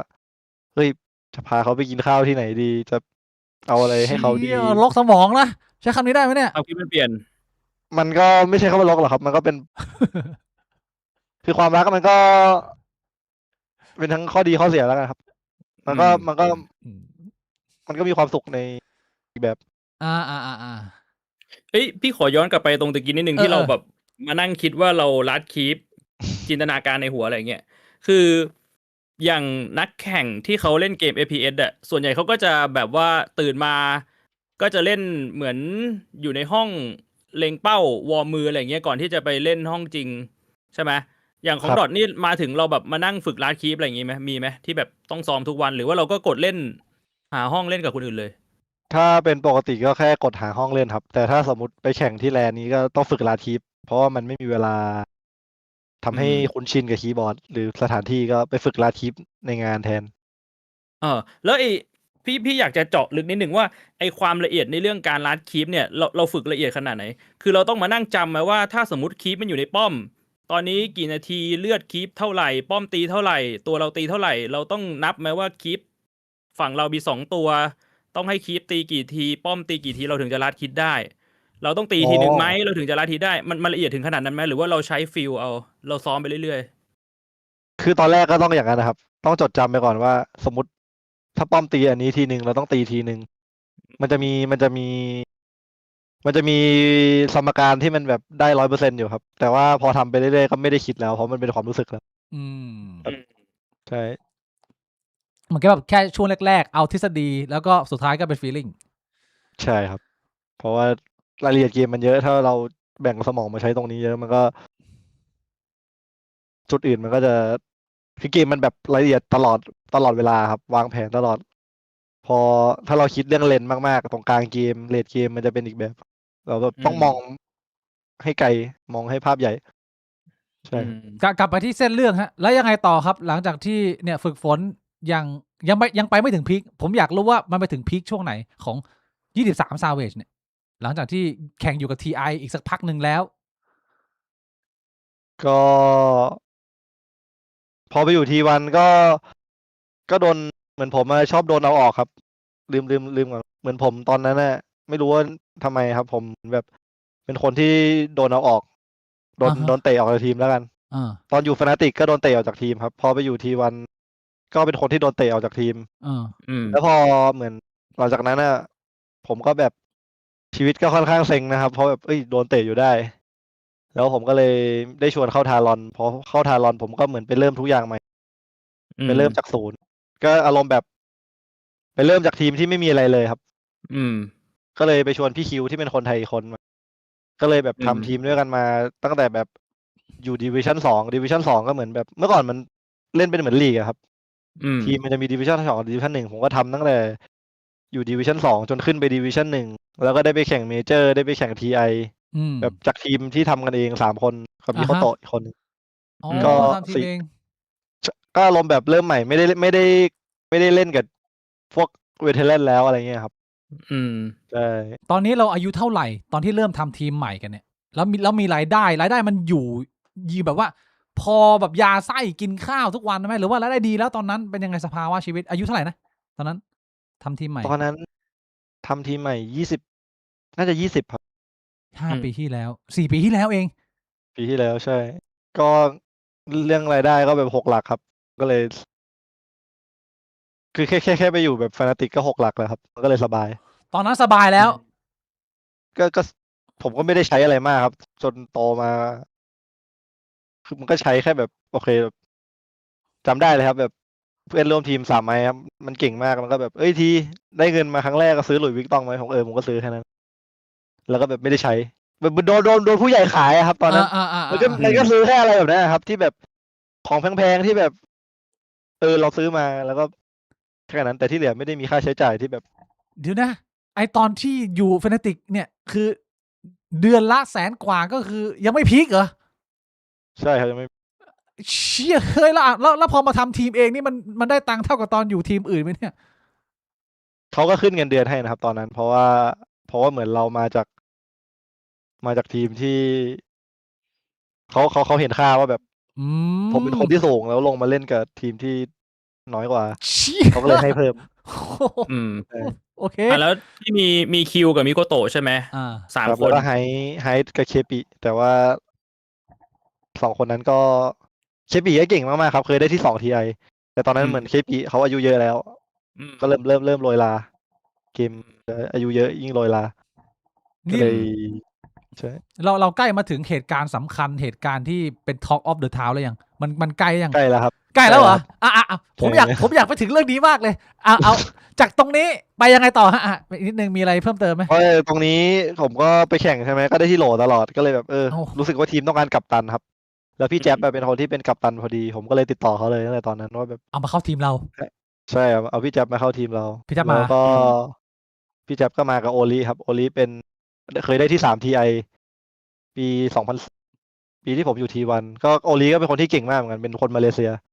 ก็เป็นเพื่อนสนิทผมจนถึงปัจจุบันก็พอเป็นทีมชุดนั้นก็แบบแข่งไปแข่งมาก็ได้ที่3เฉยเลยครับ ที่เปรู โอ้ แล้วก็ได้ที่3ที่4บ่อย เป็นตอนนั้นก็แบบคนก็เชียร์กันเยอะครับช่วงนั้นกระแสน่าจะดีมากๆตอนนั้น แล้วก็ไปถึงทัวร์ริยาดครับเป็นทัวร์ริยาดเงินรางวัลแบบ20 ล้านเหรียญ500-600 ล้านมั้งตอนนั้น อันดับ 1ได้เท่าไหร่ทัวร์นั้นจำได้ไหม อันดับ 1น่าจะได้คนละ30-40 ล้านมั้ง10-50คนละ ทีมสปิริตชนะใช่ครับ แต่ผมได้ที่3ที่ อื 3 ม ให้เท่าไหร่ฮะ บอกได้ไหมบอกตัวเลขได้ไหมเนี่ยหรือเขาห้ามเปิดเผย เกือบถึงเกือบ8 หลัก แต่ว่าไม่ถึง โอเค เกือบ อันนี้เป็นก้อนที่ใหญ่สุด อันนี้คือตอนพีคของ23 Savage ถูกต้องไหม ใช่ครับอันนั้นดีสุดแล้วครับ ไปเป็นชนะที่ 1 รายการของรายการที่ใหญ่ที่สุดในโลก ใช่ครับอายุประมาณ 21-22 21-22ใช่ตอน21ครับ เชี่ยเลยพี่บวง เด็กที่วันๆน่ะ ชักว่าวกับเล่นเกมอยู่2 อย่างไม่มีเฮียเลยแล้วอะได้เงินมา โฟกัสที่เล่นเกม เกือบ8 หลัก มัน เออ มันรู้สึกยังไงว่ามันเป็นอะไรที่คนอย่างเรามันนึกไม่ออกไอ้เชี่ยพี่บวงพูดตรงมันเป็นอะไรที่มันเวอร์วางมาก การที่มึงอยู่อายุประมาณเราปี 3ตอนนั้นพี่บวงกับผมอะยังทะเลาะกันอยู่เลยเฮียว่าจะเรียนหนังสือต่อกันหรือเปล่า น้องคนนี้แม่งไปเอาเงินเกือบ10 หลักมาแล้วได้เงินมาทำอะไรฮะวางแผนอะไรยังไงหรือว่ากูก็ฝากไว้แล้วกูเล่นเกมต่อมันไม่มีค่าอะไรแล้วมันยังไงเนี่ยชีวิตเรา ไม่ได้ครับตอนนั้นเพราะว่าต้องรออีกประมาณ2-3 ปี หลังจากนั้นนะครับอารอนเหมือนเขาได้เงินมาแล้วเขาไม่ให้ครับ แล้วค่อยมาให้อีก2 ปี เขาไม่ได้ให้เราทันที ต้องนั่ง ให้อีก2 ปีหลังจากนั้น อารมณ์แบบเหมือนเขาตอนแรกก็โลกๆกันว่าเอ้ยเราจะได้ไหมอารมณ์แบบเขาหมุนเอาเงินผมไปหมุนมั้งครับ เท่าที่รู้ ก็เลยไม่ได้แล้วใช่ แต่สุดท้ายก็ได้ แต่สุดท้ายก็ได้ครับ พอได้มาก็เราก็โตขึ้นแล้วนะตอนนั้นก็ไม่ได้ใช้อะไรก็เอามาผ่อนเอามาซื้อคอนโดเนี่ย ก็คือซื้อตอนที่ไปชนะไอรายการใหญ่ตรงนี้ ตอนนั้นนี่ ใช่ครับ รู้สึกเป็นยังไงบ้างอะแชร์ความรู้สึกได้ไหมหรือว่ามันแบบมันเป็นเด็กเนิร์ดจิวๆเลยหรือว่ามันเสียวยืนหำแข็งอยู่ในงานมันยังไงฮะ ความรู้สึกตอนชนะ ดังขนาดนั้น คือตอนนั้นผมลีดอัพมาก่อนชนะมันก็แบบไม่ได้อะไรขนาดนั้น เพราะว่าแบบผมจริงๆนะแมตช์นั้นแข่งรอบชิงสายบนแล้วครับถ้าผมชนะก็ได้ที่3แล้วผมไปยืน ไปจริงๆผมไม่ต้องชนะผมคิดว่าตัวเองชนะแล้ว ผมก็เลยไปยืนดีใจก่อนชนะ เพราะว่าไอ้ทีมลิควิดอะครับ ทีมฝั่งตรงข้ามเมื่อประมาณ3-4 เดือนก่อนหน้านั้นแบบมันชนะทีมผมแล้วมันยืน ผมก็เลยจะเอาคืน เดี๋ยว ช็อตที่ยืนคือช็อตริยาด ใช่ครับยืนคือที่ริยาด น้องเร็วไปแล้วคนฟังไม่ทันละไอเหตุการณ์ที่ว่าเป็นพีคของเราอ่ะมันคือเหตุการณ์เดียวกันกับที่เป็น Talk of the Town คือเหตุการณ์เดียวกันเหรอ ใช่ครับคือเหตุการณ์เดียวกัน หลายคนผมว่าหลายคนทราบเพราะว่าเขาตามมาเขาดูแต่หลายคนอาจจะไม่ทราบเลยว่าเรากำลังพูดถึงอะไรอยู่เรากำลังพูดถึงเหตุการณ์หนึ่งที่น้องทรีเนี่ยถ้าอันนี้ผมแบบพูดสั้นๆนะพี่บวงสรุปให้ผมสรุปดีกว่าผมอาจจะไม่ชัดเดี๋ยวข้อมูลผมคลาดเคลื่อนคือถ้าจะให้สรุปเนี่ยมันก็อย่างที่ทีบอกมันเป็นเกมตัดสินสายบนใช่ไหม ใช่ครับ แล้วก็คือ .A เนี่ยมันเป็นเกมที่แข่งกันตีบ้านมี2 ทีมใครตีบ้านอีกฝั่งได้ก่อนฝั่งนั้นก็ชนะ แล้วถ้าผมจำไม่ผิดเนี่ยตอนนั้นคือดูคลิปเนี่ยก็คือเหมือนว่าทีมของฝั่งทีเนี่ยบุกไปตีบ้านอีกฝั่งอยู่ แล้วก็ฆ่าฮีโร่อีกฝั่งเกือบหมดแล้วคืออีกฝั่งก็ป้องกันไม่ได้แล้วใช่ไหม ใช่ครับ ก็เลยมั่นใจแล้วว่าค่อนข้างมั่นใจแล้วว่าเราจะชนะเกมแน่นอนเราไม่จำเป็นต้องเล่นต่อแล้วเราก็ปล่อยให้ตัวละครมันตีบ้านไปเรื่อยๆแต่เหมือนอีกฝั่งอ่ะมีตัวเกิดขึ้นมาหรือซื้อเกิดปะพี่ไม่ชัวร์ว่าเขาซื้อเกิดหรือมันถึงเวลาเกิดพอดี ซื้อเกิดครับ เขาซื้อเกิดแล้วเขาก็วาร์ปมาที่บ้านเราแล้วก็ตีบ้านเราแตกคืออันนี้มันเหมือนเขาจะเรียกว่าเบสเรสก็คือเป็นจังหวะแข่งกันแล้วว่าใครตีบ้านแตกก่อนกันใช่ไหม ใช่ ซึ่งตอนนั้นเนี่ยมันเป็นจังหวะสำคัญแต่ว่าเราชะล่าใจเราคิดว่าเราชนะแล้วเราเลยลุกขึ้นยืนเพราะว่าเรานั่งอยู่ฝั่งตรงข้ามกับศัตรูใช่ไหมเราลุก เขาอยู่ฝั่งซ้ายครับมันอยู่ซ้ายขวา แล้วปรากฏว่ามันแพ้มันก็เลย เป็นดราม่าเลยคือคนก็พูดถึงกันเยอะมาก ใช่ ซึ่งอยากให้ทีเกริ่นนิดนึงก็คือ ทีบอกว่าก่อนหน้าเนี้ย คือทีมนั้นน่ะเขาเคยทำกับเราก่อนใช่ไหม ใช่ครับ มันเลยเหมือนว่าเราฝังใจ ใช่ ผมก็แบบแก้แค้นอะไรงั้นเอามึงทำกูก็ทำมึงคืนอะไรอย่างงี้ ผมจะเป็นคน เมื่อก่อนจะเป็นคนอย่างนั้นครับ ถ้าใครทำอะไรมาจะรอทำกับ ไม่ผมว่ามันก็ไม่ได้เข้าใจยากที่มันเป็นสิ่งที่มันอาจจะหลายคนอาจจะรู้สึกแซดก็คือว่า มันเป็นจังหวะที่มันเศร้ามากแล้วมันเปลี่ยนทุกสิ่งทุกอย่างน่าจะเป็นตรงโซนนั้นที่คนรู้สึกเสียดายถูกไหมผมเข้าใจถูกไหม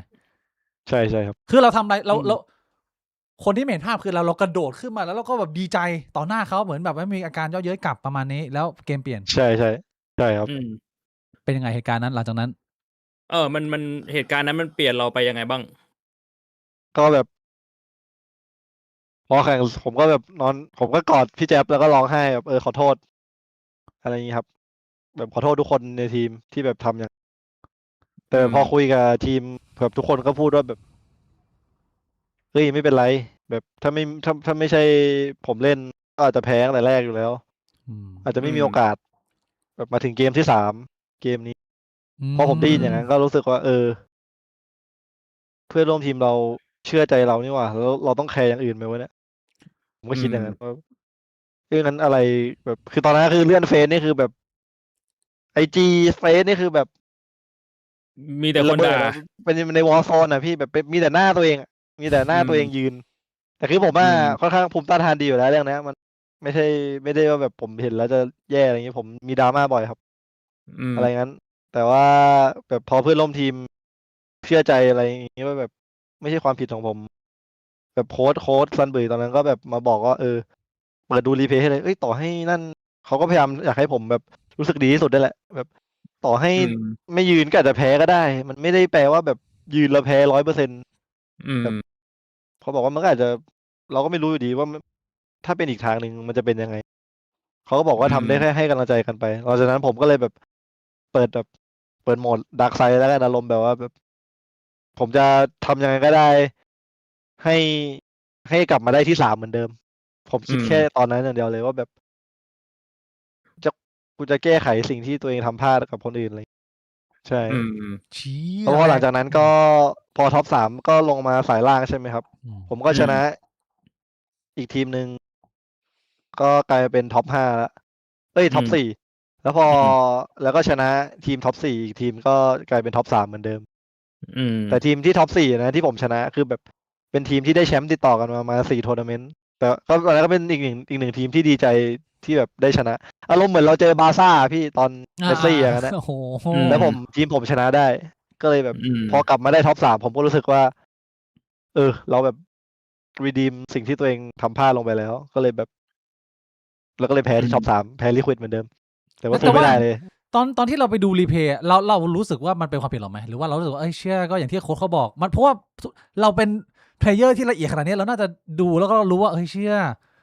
กูเองหรือว่าถ้าไม่ยืนกูกันได้กูไหวยังไงเราคิดยังไง เรื่องนี้ ผมไม่ดูครับตอนนั้นผมแบบมูฟออนเลย ผมแบบดู Move แล้ว on เจ็บใจแล้ว เจ็บใจจัด ค่อย เพิ่งมาดู มัน ห อยู่ ลังจากนั้น มันอยู่ ป ใน ระ ช่วง มาณ แข่งด้วยปะ 2 ปีอ่ะใช่ครับยังแข่งอยู่ด้วยดูแล้วเจ็บใจเปล่าๆผมเพิ่งมา อืม ดูจริงๆ2 ปีหลังจากนั้น แล้ว แล้วก็ไม่ได้คิดอะไรครับแบบพอเกมมันเปลี่ยนไปตลอดแล้วมันก็ไม่ใช่ อืม แมปมันก็เปลี่ยนหลายๆอย่างก็เปลี่ยน คือตอนนั้นทฤษฎีตอนนั้นก็ใช้ไม่ได้กับตอนนี้ ก็เลยแบบก็แค่ดูเป็นขำ อืม ๆว่าตัวเองเคยทำอะไรแค่นั้น ก็เป็นเลกาซีของการได้ขึ้นไปยืนจุดสูงสุดของชีวิตณตอนนั้นไปแข่งที่เกาหลีใช่ไหมฮะ ที่ซาอุดิอาระเบียครับคือ ซาอุเหรอ ต่ำสุดแล้วก็ขึ้นไปสูงสุด แบบทีเดียวเลย อืม ใช่ซาอุดิอาระเบียครับ ไปแข่งที่ซาอุอันนี้กี่ปี2-3 ปีที่แล้ว 3 ปีมาครับ มันมีอยู่ช่วงหนึ่งที่เหมือนตรงตะวันออกกลางเขาแบบว่าดัน จัด โดตาทูโดยเฉพาะเลย เอาเป็นช่วง ใช่ นั้น เออ แล้วหลังจากนั้นนะฮะ23 ซาเวจคว้ารางวัลระดับโลกสูงสุดของชีวิต เราดำเนินชีวิตยังไงต่อ มันมีเส้นทางอะไรให้ทำอีกไหม หรือว่ามันก็คือมองแต่ปีของปีหน้ารายการใหญ่ต่อไป มันก็คือชีวิตมันก็มองแค่นี้แหละ ก็มีส่วนที่แบบเราจะเอาเงินไปทำอะไรดี แล้วพี่สินนะครับเขาก็พูดกับผมตั้งแต่อายุ18แล้วว่าให้ซื้อหุ้นอะไรเงี้ยก็เลย พอมาตอนอายุ22ก็เพิ่งเริ่มซื้ออะไร21 22อ๋อเริ่มมาดู ใช่ นอกโลกเกมมากขึ้นแล้ว เริ่มมาเป็นผู้คนปกติเหรอแข่งน้อยลง ใช่ครับก็ต้องหาวิธีว่าเราจะเอาเงินไปทำอะไรต่อถูกไหมไม่งั้นมันก็ไม่มีอะไรทำอยู่ดีครับ เพราะว่าแบบมันจะมีอะไรนอกจากซื้อบ้านกับซื้อรถใช่ไหมครับถ้าไม่ได้เอาไปทำอะไรเป็นธุรกิจนะครับหรือใช้ชีวิตผมก็เลยเริ่มดูอย่างอื่นมากขึ้นว่าชีวิตหลังจากนี้จะเป็นยังไง นี่น่าสนใจคือหลังจากกลับมาถึงวันนี้ประมาณ3 ปีการแข่งจากซาอุเนี่ย เราก็คือเป็นยังไงฮะ ยังอยู่ในสายงานของการไล่แข่งเก็บเงินไปเลยเป็นอาชีพเรา หรือว่าเรากินเงินเก่า หรือว่าเราวางแผนจะทำอะไรอันอื่นใหม่ๆสถานการณ์ตอนนี้เป็นยังไง3 ปีที่ผ่านมา ไป3 ปีที่ผ่านมาก็มีทีมตลอดครับไปโอจีไปเนเมซิสก็มีทีมมาตลอดจนมาถึงช่วงเนี้ยแหละครับที่ไม่มีทีม เพราะเศรษฐกิจหลายอย่างก็ไม่ดี แต่ว่าก็สตรีมเอาแทนตอนที่ เดี๋ยว ไม่มีทีมแต่เดี๋ยว เศรษฐกิจมันกระทบอีสปอร์ตการอยู่ทีมด้วยเหรอ มันเกี่ยวข้องเหรอ ใช่ใช่ก็ตอนที่โลกมันยังไม่มีปัญหาอะไรเงินมันก็ตามนั้นครับแบบทุกอย่างมันเชื่อมกันหมดแล้วเงินเดือนก็สูงตอนที่ก่อนหน้าที่ช่วงแบบคนจะพูดว่าเศรษฐกิจแย่ครับมันเพิ่งมาแย่ปี2 ปีนี้ ก็เอฟเฟกต์ด้วยครับ เชี่ยแล้วอนาคตของ ProPlayer.A เกมในตำนานเกมที่รางวัลแพงที่สุดในโลก ตอนนี้เรามองว่ามันคือขาลงของ .A ไหมอนาคตของเราจะขยับขยายไปอยู่ตรงไหน เคยมองเรื่องนี้เคยพูดเรื่องนี้บ้างไหมครับ ก็คือที่คิดนะครับ ถ้าผมไม่แข่งดอทแล้ว ก็ไม่อยากแข่งเกมอื่นแล้วครับ แบบที่อยากทำก็คงแบบไป IRL อะไรอย่างนี้แบบ iShow Speed ที่คิดแต่มอแต่แบบไม่อยากแข่งเกมอื่นแล้วครับ ผมรักแค่ดอทผมจะรักแค่ดอทตลอดไป เชี่ย เรียกว่าในเส้นทางของ ว้าว การเป็นโปรเพลเยอร์ของคนที่แบบว่าต้องแบบโฟกัสกับเรื่องใดเรื่องหนึ่งเพื่อจะไปแข่งขันกับคนอื่นอยู่ตลอดเวลา เรารู้สึกว่าเราทำมันเต็มที่แล้วเราอิ่มเอมกับมันแล้วแบบนี้ใช่ไหม ใช่ขอจบแค่ที่เกมนี้เกมเดียวผมจะไม่เหมือนนักกีฬาคนอื่นที่แบบไปเล่นเกมอื่นอะไรต่อผมว่า อืม ผมทำอันนี้แค่แบบผมสนุกอะผมเล่นดอทเพราะแค่ว่ามันมีอะไรให้เรียนรู้ทุกวันครับ มันไม่เหมือนเกมที่แบบ คือทุกเกมมันเป็นเกมใหม่หมดเลยครับดอทสมมติเคาน์เตอร์อย่างนี้มันก็อาจจะแบบเราก็ต้องเอาวิธียิงวิธีเดิมต้องเหลี่ยมเดิมอะไรเงี้ยแต่ดอทคือแบบสมการมันเปลี่ยนตลอด แล้วผมก็แค่รักในตรงที่แบบ มันไม่มีวันน่าเบื่อครับ เพราะว่ามันมีเรื่องให้ปวดหัวตลอด อืม ใช่ แต่ว่าวันนี้ เกมอื่นมันไม่ ก็ยัง ใช่ ไม่ได้ตัดสินใจว่าจะแขวนเมาส์ ก็คือ ไม่ ยัง ไม่ครับ ยังอยู่ในจุดที่เรายังไปต่อได้เรายังมีแพชชั่น ยังมีหนทาง ใช่ยังมีแพชชั่นอยู่ก็ทำเหมือนเดิมอยู่ตอนนี้ แต่ว่าในอนาคตก็ไม่แข่งเกมอื่นแน่ อืม ๆยกเว้นเอามาให้สัก10 ล้าน ผู้เล่นไม่แข่งอยู่ดีครับ เอ้ย ผู้เล่นแกงอะไรไม่แข่งอื่นอยู่ เอ้ย ดี แกล้งเล่นหรือเปล่า ไม่แข่ง แกล้งเล่นหรือเปล่า เท่าไหร่ก็ไม่แข่งครับแต่ว่าถ้าเป็นแบบไปเล่นขำๆก็ได้ แต่ว่าถ้าให้ไปแข่ง เอา ก็คือตอนเนี้ย แล้วเราแบบว่า เป็นสตรีมเมอร์แล้วไงใช่ไหมล่ะเขามีช่องทางสตรีมเมอร์ที่มันก็อยู่ได้ด้วย เป็นเหมือนที่หลายๆคนก็บอกว่าเข้าวงการไปเป็น e-sport แล้วก็มีชื่อเสียง พอคุณจะแบบว่ารีทายคุณก็เข้าวงการสตรีมเมอร์ก็เราก็เอนเตอร์เทนได้ด้วยอะไรประมาณนี้ใช่ไหม ก็สตรีมเมอร์ก็ได้ครับ แต่พอผมสตรีมไปสักพักก็ มันก็มีข้อเสียอยู่สตรีมเมอร์คือเหมือนมันเหมือนเราทำเดิมเหมือนเดิมไปเรื่อยๆมันก็ไม่ได้มีเป้าหมายที่ชัดเจนครับ เหมือนอย่างผมเป็นนักแข่ง รู้ว่าเป้าหมายคือแชมป์การจะเป็นแชมป์ต้องคัดได้ผ่าน มันจะมีเป็นทีละสเต็ปแต่พอเป็นสตรีมเมอร์มาเป็นเดือนหนึ่งครับผมลองพอผมแบบว่างใช่ไหมครับผมก็สตรีมติดต่อกันประมาณ36 วันเลย อืม คือสตรีมแบบ36 วันทุกวัน10 ชั่วโมงแบบไม่พักอะแบบไม่ได้ทำอะไรเลยครับ อืม พอก็เลยก็เลยเข้าใจนี่ก็เป็นงานที่แบบจะง่ายนะแต่จริงๆแล้วมันก็ใช้นั่นเยอะอยู่ครับ ใช้ความอดทนใช้ความจัดการการเบิร์นเอาท์ครับเพราะว่ามันคือเราทำสิ่งเดิมๆซ้ำๆโดยที่ไม่มีเป้าหมายชัดเจน ใช่คือ ใช่ เรื่องนี้ผมเคยพูดไปคือ mindset ของคนที่มันเป็นเหมือน mindset คนอยู่ในวงการกีฬากับวงการแข่งขัน กับ mindset ของคนทั่วไป คือจริง ๆ แล้วเนี่ยไอ้ซ้ำๆเดิมๆเนี่ยมันเป็นเรื่องที่เกิดขึ้นปกติกับชีวิตเราทุกคนทั่วไปฮะเป็นเรื่องธรรมดาที่ทุกคนก็สามารถอยู่แบบนั้นได้ แต่ว่าคนที่มันอยู่ในวงการกีฬาหรือการแข่งขัน ต้องแบบว่าเลือดสูบฉีดรุนแรงแบบเซลล์มือสั่นอะไรเงี้ย มันก็อาจจะไม่ชินกับโลกตรงนี้ต้องปรับเยอะมาก ผมเคยดูสารคดีของ แอธลีตก็เป็นนักกีฬาเก่าๆที่ผันตัวออกมาทำธุรกิจอะไรเงี้ยก็จะเป็นพาร์ทของการเปลี่ยนผ่านที่ค่อนข้างทำใจยากสำหรับหลายๆคนต้องมัน ใช่ เป็น mindset ใหม่ในการใช้ชีวิตใช่ครับ โอ ที่ผ เค มเลยรู้ อนาคตมีแล้วนะ ตอนนี้ก็ไอโชว์สปีดเมื่อกี้ประมาณนี้ก็คือไม่รู้อ่ะ ก็ทำช่องไปอ่ะ ตอนนี้ไม่ได้เกมอื่นแล้ว ใช่ไหม ใช่แต่ คือ ประเทศไทย รู้สึก มันทำ ว่า ไม่ได้ขนาดนั้นครับ อยากลองแบบ คือ เดินจีบสาวอะไรเงี้ยขำๆอะไรเงี้ยอารมณ์แบบปั่นๆแบบ อย่าง รู้ นั้น สึกว่าถ้าสมมุติว่าสตรีมแบบ IRL มันจะทำให้สตรีมในแต่ละวันมันไม่เหมือนเดิมมันไม่ซ้ำๆอะไรแบบเนี้ยเหรอ ใช่ใช่ครับ ที่ชอบ ที่คิ นิ ด ด นะ แต่ว่าไม่ได้วางแผน ถามนิดนึงเรารู้จักไอ้พี่หมื่นไหม เราไม่รู้จักครับ รู้แค่ว่าเล่นกล้ามอะ อ๋อ ไม่เล่นข้าวเลย โอ้โห เห็น ถ้าสม เห็ มุ น ติ ใน ว่าอยากไปสาย IRL เนี่ยเดี๋ยวไว้แนะนำให้รู้จัก นี่ น่าจะ ตัว พอ อันนี้เส้นทางชีวิตจนมาถึง 23 Savage วันนี้น้องทรีนะฮะ ก็หน้ามีสิวเล็กน้อย ธรรมดาวัยรุ่นน้องห่างกันเรา12 ปี1 รอบ เป็น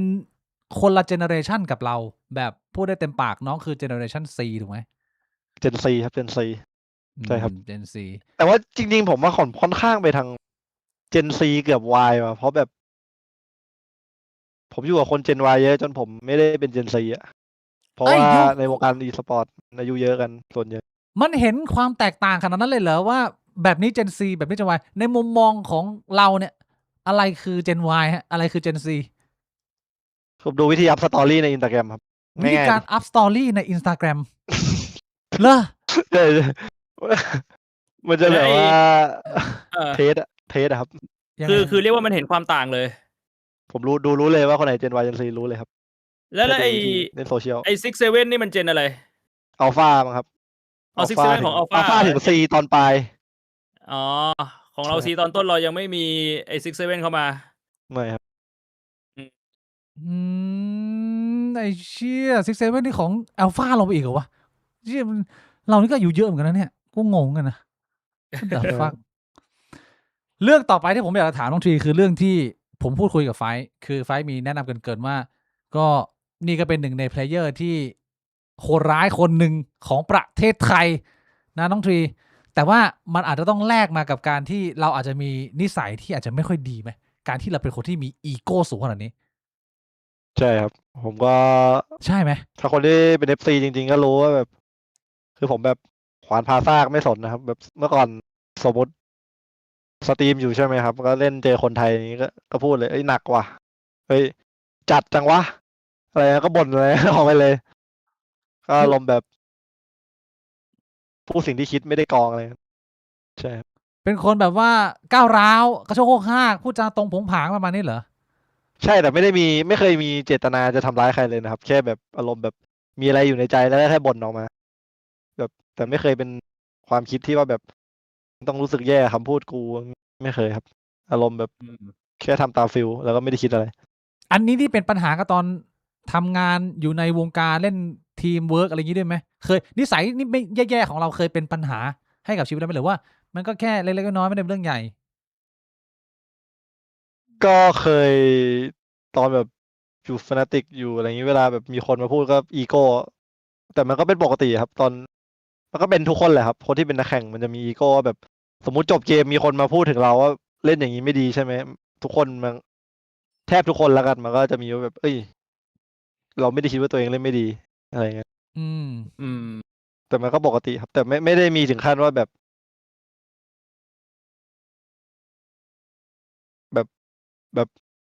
เป็นปัญหาให้โดนเตะเพราะเรื่องนี้ แต่ว่าที่มีก็แบบบางทีผมเป็นคนพูดไปเรื่อยครับ อารมณ์แบบว่าเล่นเกมอยู่ใช่ไหมก็ ผมมาแบ่งแยกสมาธิได้ว่าแบบเล่นไปด้วยพูดไปด้วยได้ อืม แบบเล่นไปด้วยแล้วก็ยังเล่นได้80-90%อะไรอย่างนี้ ก็เลยแบบพอพูดไปเรื่อยเยอะแล้วมันแบบบางที บางคนมันเหมือนแกว่งเท้าไปหาเสี้ยนโดยที่ไม่รู้ตัวครับ ด้วยความที่เราพูดไปเรื่อยใช่ไหมเราก็ไม่รู้ว่าใครรู้สึกอะไร เราแค่คิดว่า เราก็เล่นแล้วเราก็พูด แล้วบางคนมันสลิงแตกอยู่พอดีหรืออะไรเงี้ยก็เลยไปเข้า ถ้าเราต้องแก้ไหมเนี่ยเรื่องแบบนี้หรือว่าเราก็ปรับ มันก็แก้ได้ครับก็อยู่คนเดียว อยู่คนเดียว หรือไม่ก็แบบ หมายถึงว่าแบบอยู่คนเดียวแบบว่าแบบ ตอนที่สตรีมหรือตอนที่รู้ว่าตัวเองพูดไปเรื่อยก็ไม่ต้องไปคุยกับ อ๋อ คนอื่น อะไรงั้น ก็นั่งเพ้อนั่ง ใช่ คุยกับตัวเองไปเรื่อยคนเดียวอย่างนี้เหรอ ใช่ก็คุยกับแชทแทนอะไรอย่างงี้เพราะว่า อืม พอไป คือถ้าอยากคุยกับใครก็คุยเป็นกิจจาลักษณะแล้วกัน ไม่คุยตอนเล่นเกมใช่ ก็ไม่ วิธีแก้ครับ ก็ไม่ได้แย่มากเลยถ้าอย่างนั้นอ่ะจากที่คุณอธิบายมาผมก็ไม่รู้สึกว่าโอ้โหมันเป็นปัญหาหรือว่ามันเป็นเหตุการณ์หนึ่งในชีวิตที่มันจะต้องทบทวนตัวเองแล้วก็เปลี่ยนอะไรขนาดนั้นมันก็ดูเหมือนจะเป็นแค่เรื่องราวของเด็กผู้ชายไหมพี่บวงหรือมันซับซ้อนกว่านั้นวะผมไม่เข้าใจทำไมมันถึงเป็นเรื่องที่น่าพูดถึงอะไรเงี้ย ผมก็ไม่รู้เหมือนกัน มันน่าจะแบบ แฮะ มันแล้วแต่คนปะ มันน่าจะแบบเพราะแบบหลายครั้งมันพูดออกสตรีมอะไรอย่างนี้ด้วยครับ เรื่องแบบมันเหมือนฟีลเหมือนคนทะเลาะกันออกสตรีมบ่อย ประมาณนั้นมากกว่า ที่ คือมัน เป็นประ มัน เด็น ไม่ใช่แค่เรื่องของคนสองคนและคนดูก็เห็นคนดูก็เอาไปโพสต์ต่อในโซเชียลมีเดีย ใช่ใช่อย่างนั้นใช่ เพราะว่า ใช่ พี่อยู่กลุ่มไอ้47 Dota 2 Community อ่ะเวลาเลื่อนผ่านเฟซก็จะเห็นบ่อยแบบ เอ้ยสองคนนี้กำลังทะเลาะกันอยู่เข้าไปดูได้ที่ลิงก์นี้อะไรเงี้ย ก็ไปแปะ ใช่ กันต่อ ใช่ ก็คือไอ้คนเนี้ยเหรอ มันมีหลายคนแหละ มันมาจากทุกแหล่งอ่ะ อ๋อมีหลายคนมาทุกแหล่ง แต่ว่าพอมันออกสตรีมหรือมันเป็นอะไรที่มันสาธารณะแล้วอะมันก็จะเป็นอารมณ์นี้ก็คือมีคนเอาไปพูดต่อ ใช่ แล้วบางทีมันก็แบบแจ็คพอตอัลกอริทึมมันทำงานคนมันแชร์ไปแล้วมันเป็นไวรัลอย่างเงี้ยมันก็กลายเป็นเรื่องใหญ่จากที่แบบว่าคนสองคนแม่งแบบพูดกันนิดเดียวอะไรเงี้ย ใช่แล้วบางคนเห็นแชทแม่งก็แบบยิ่งสมไฟยิ่งเรียกว่าอะไรนะแบบ เอ่อ โดนแชทปั่นบางคนก็โดนแชทปั่นยิ่งร้อนอะไรอย่างเงี้ยครับแล้วก็แบบไปลงกันต่ออะไรเงี้ยดอทเดจะทะเลาะกันเยอะครับ อืม เป็นเกมที่สนุกมากๆเกมหนึ่งที่อยู่ในดวงใจของคนเจน Y อย่างเรานะพี่บวงก็ยังเป็นเกมสุดยอดอยู่ไหมพี่บวงแม้พี่บวงจะช้ำๆหนีห่างมาไกลเมื่อคืนนี้แอบไลฟ์อยู่คลิกนั่งดอทเล่นดอทอยู่เมื่อคืนกูเห็นไอ้เหี้ยเชื่อปะ เมื่อวานไปประมาณแบบ3-4 เกม มันก็ยังเพลินๆนะ ยังเพลินๆนะแต่ว่ามีอะไรอัปเดตเยอะพี่บวงงงดิเดี๋ยวนี้มันอัปเดตเยอะมากเลยดอทเอะ มีไอเทมใหม่อะไรเงี้ยก็ต้องไปนั่งอ่าน ก่อนที่จะไปคุยเรื่องส่วนตัวของน้องทรีบ้างเล็กน้อยนะ การที่คุณเป็นสุดท้ายละเรื่องของการเป็นเบอร์ต้นๆของประเทศไทย คุณรู้ตัวไหมว่าคุณเล่นเก่งมาก คุณรู้สึกแบบปกติเวลาคุณมองกระจกคุณชมตัวเองเหรอแล้วคุณรู้สึกยังไงว่าเชี่ยกูเลเวลเนี้ยความเก่งของคุณมันดีไฟได้ไหมว่าแบบมันต่างกับคนปกติยังไง เอาจริงๆไหมผมไม่เคยคิดอะไรอย่างนั้นไม่เคยส่องกระจกตัวเองแล้วแบบคิดว่าตัวเองดีคิดว่าตัวเองอะไรครับ ผม อืม ผมเป็นคนที่รู้อย่างเดียวว่า กูเล่นเกมเก่ง แต่อย่างอื่นกูเฮี้ยหมด อันนี้คือผมรู้ ขนาด เรียก นั้น ว่า เล เรา ยเหร เซ อ ฟแวร์เรารู้ตัว รู้ตัวตั้งแต่แรกว่า ถ้ากูเล่น คือไม่ว่าจะเรื่องเฮี้ยอะไรก็ตามในชีวิตของผมขออนุญาตหยาบครับ ครับ คือที่ผ่านมาที่มีปฏิสัมพันธ์กับคนรอบตัวแฟนเพื่อนทุกอย่างมันแย่หมด ผมก็เลยรู้ว่า กูแค่เล่นเกมเก่ง แค่นั้นแหละครับ อืม แต่อย่างอื่นคือเลวร้าย อืม ยังไงครับ ก็ไม่มีความรับผิดชอบ อันนี้ตอนแรกนะครับ ก่อนหน้านี้ดีขึ้นแล้ว ไม่มีความรับผิดชอบ ขับรถก็ไม่เป็นตอนแรกนะครับ อืม ทำอะไรไม่เป็นตามที่ผู้ชายปกติอายุ22-23เขาทำซักผ้าไม่เป็น อะไรอย่างงี้ ถ้าเทียบกับเพื่อนหรือปกติก็แบบใช่แหละครับ มีดีแค่อย่างเดียวคืออาจจะมีเงินมากกว่าคนอื่นแค่นั้นในวัยนี้ ก็ไม่ได้แย่มากนะเอาจริงๆก็เรียกว่าที่ผ่านมามันไปลุยมาเยอะไงชีวิตมันไป คุณมีอะไรให้ทำอ่ะคุณอาจจะไม่ได้มีพาร์ทนี้เยอะมากผมว่ามันก็มาเติมทีหลังในชีวิตได้ไม่ได้แย่ขนาดนั้นนะคุณมองตัวเองแย่ขนาดนั้นเลยไม่ขนาดนั้น ก็มันก็หลายเรื่องมันมาจากสิ่งที่เจอด้วยแหละครับ แบบ เคยคุยกับผู้หญิงคนนึงแล้วเขาก็มาพูดทีหลังว่าแบบคบยังไงจะไปด้วยกันไหม่เนี่ยขับรถยังไม่เป็นแต่งตัวก็แต่งอะไรอย่างนั้นแบบ อะไรอย่างเงี้ยครับ มันโดนรถส่งมาก่อน โอ้โห อย่า โด ง น นี้นี่ โดน ของ ใจ พี่น่าจะหนักกว่านะ พี่ก็ขับรถไม่เป็นแล้วก็ใส่เสื้อตัวเดิมตลอด ทียังทักเลยนี่ใช่ปะตอนไปเจอกันล่าสุดทียังทักเลยบอกเอ้ยพี่บวยยังใส่เสื้อตัวเดิมอยู่ว่า10 กว่าปี เออ ไม่เปลี่ยน คุณน้องทีโดนแล้วพี่บวงกูเหลือเชี่ยอะไรอ่ะ โอ้โหโดนรถส่งมาผมก็เลยแบบ กูแย่จริงว่ะ แต่คือ ก็เข้าใจเขาแหละครับเขาผู้หญิงบางคนมันก็อาจจะ expect ว่าแบบผู้ชายต้องทั้งมีเงินทั้งทำอะไรเป็นทั้งขับรถ สมัยเนี้ยนะครับ ก็เข้าใจเขาที่เขาคิดอย่างนั้นเขาอาจจะเจอคนที่ดีกว่าอะไรอย่างนี้ แต่แบบ เชี่ย อันนี้เป็นแค่คนคุยนะ ไม่ใช่แฟน อ๋อตอนนี้ที 23 Savage นี่โสดไหมฮะเจียวหวาน โสดครับ ตอนนี้ห ป วาน ระมาณ เจี๊ยบ 2 เดือนแล้ว ประมาณ2 เดือนขึ้นสดๆร้อนๆเลยดิเชี่ย แล้ว แล้วน้องมีโอเคฮะเนี่ยสภาพจิตใจเป็นไง ก็ดีขึ้นครับคือจริงๆมันจริงๆเลิกครั้งแรกตั้งแต่6 เดือนที่แล้วครับ แต่ว่าแบบว่ามันมีเฟสผูกพันก็รักเลิกเลิกจนเลิกจริงๆ2 เดือนก่อน ทุกวันนี้เราปรับตัวแล้วเนอะก็คือเราเริ่มเวทความสัมพันธ์หรือว่าชีวิตเรามากกว่าพาร์ทเกม เราทำได้ดีขึ้นแล้ว อันนี้คือเป็นการเรียนรู้ไหมหรือยังไง หรือยังแย่เหมือนเดิมกูยังแบบว่าจัดเกมหนักๆแล้วก็กูว่างเมื่อไหร่มึงก็เอาเวลาชีวิตกูไปประมาณนี้เป็นแบบเราเปลี่ยนแปลงได้หรือยังไง อืม พูดยากอะ มันก็มีหลายเฟสอะครับ ตอนผมคบกับเขาแรกๆก็ผมก็ให้เวลาเขาเยอะ เพราะตอนนั้นเหมือนการแข่งมันก็ดีอะครับ แต่พอเหมือนผมเพิ่งมาเริ่มแบบแข่งแพ้รัวๆเมื่อปี2 ปีก่อนผมก็ลดเวลาเมื่อปีที่แล้วนี้ก็ลดเวลาเขาตาม มันก็มีเรื่องความที่แบบเมื่อก่อนเราให้เวลาเขาเยอะแล้วตอนนี้กลายเป็นน้อย แต่คือแบบผม ก็นั่นแหละครับ แต่หลังจากนี้จะดีขึ้นแล้วครับ ถ้ามีความสัมพันธ์ครั้งใหม่ หรือถ้ามีโอกาสอะไร เสียงมันดูแบบปวดร้าวเสียงมันดูช้ำอะไอ้เชี่ยเป็นเหมือนแบบลูกแอปเปิลที่กิ้งตกบันไดอะไอ้เชี่ยมันแบบช้ำเลยช้ำเหรอช้ำนะ มันก็ช้ำอยู่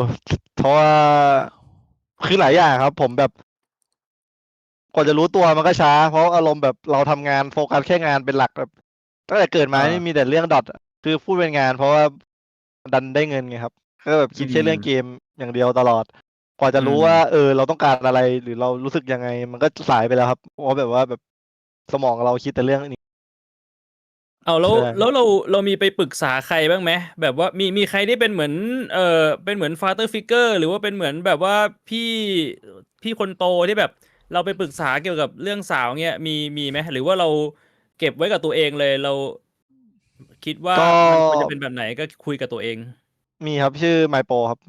พี่ อ๋อ พี่ที่เคยเป็นนักแข่งดอทก็ถามเขาเยอะ แต่ อืม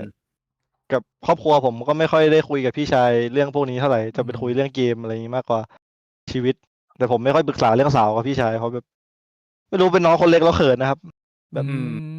ไม่ค่อยพูดเรื่องส่วนตัวเท่าไหร่ ไม่สนิทกับพี่พูดง่าย สนิทแต่ไม่พูดเรื่องผู้หญิงครับ แค่นั้น ๆนะคุยกับพี่บวงได้นะ พี่บวงก็ คุยแล้วเขิน ให้ โอ้โห คำแนะ คุยแล้ว นำ อายอะ ไม่ค่อยมีความรู้เท่าไหร่ เริ่มมาแล้วความรู้เริ่มมาแล้วกูบอกให้มันมาเลทแต่มันมาเลทเกมอ่ะพวกคนเลทเกมอ่ะ ไม่เมื่อวานนี้ยังมีคนมาเม้นอยู่เลย เม้นอะไร ผมเคยทำคลิปคอมเมนต์ครูตีอะไรอย่างเงี้ย แล้วก็มีคนมาบอกว่าไอ้บ่วงมึงทั้งชีวิตมีแฟนมาแค่คนเดียวไปคุยกับครูตีแบบไปคอมเมนต์ครูตีได้ยังไงครูตีเขาแบบผ่านโลกมาแล้วมีผู้หญิงกี่คนมีคนมาปรึกษาเขาเรื่องผู้หญิงเป็นพันคนอะไรอย่างเงี้ย อืม แล้ว ทำไงพี่บวงเขาตอบโต้ไงอ่ะ ผมก็เลยบอกว่าอ๋อครูตีที่แบบว่าสอนให้ผู้ชายเป็นแมงดานะ อะไรเงี้ยเคยดูคลิปครูตีไหมน้องที เคยเห็นมันขึ้นมาในเฟซอยู่ครับ แบบครูตีจะสอนนะครับ ว่าอะไรที่ผมก็ดูแล้วมันก็ไอ้เหี้ยเลอะเทอะอยู่ก็เลื่อนครับ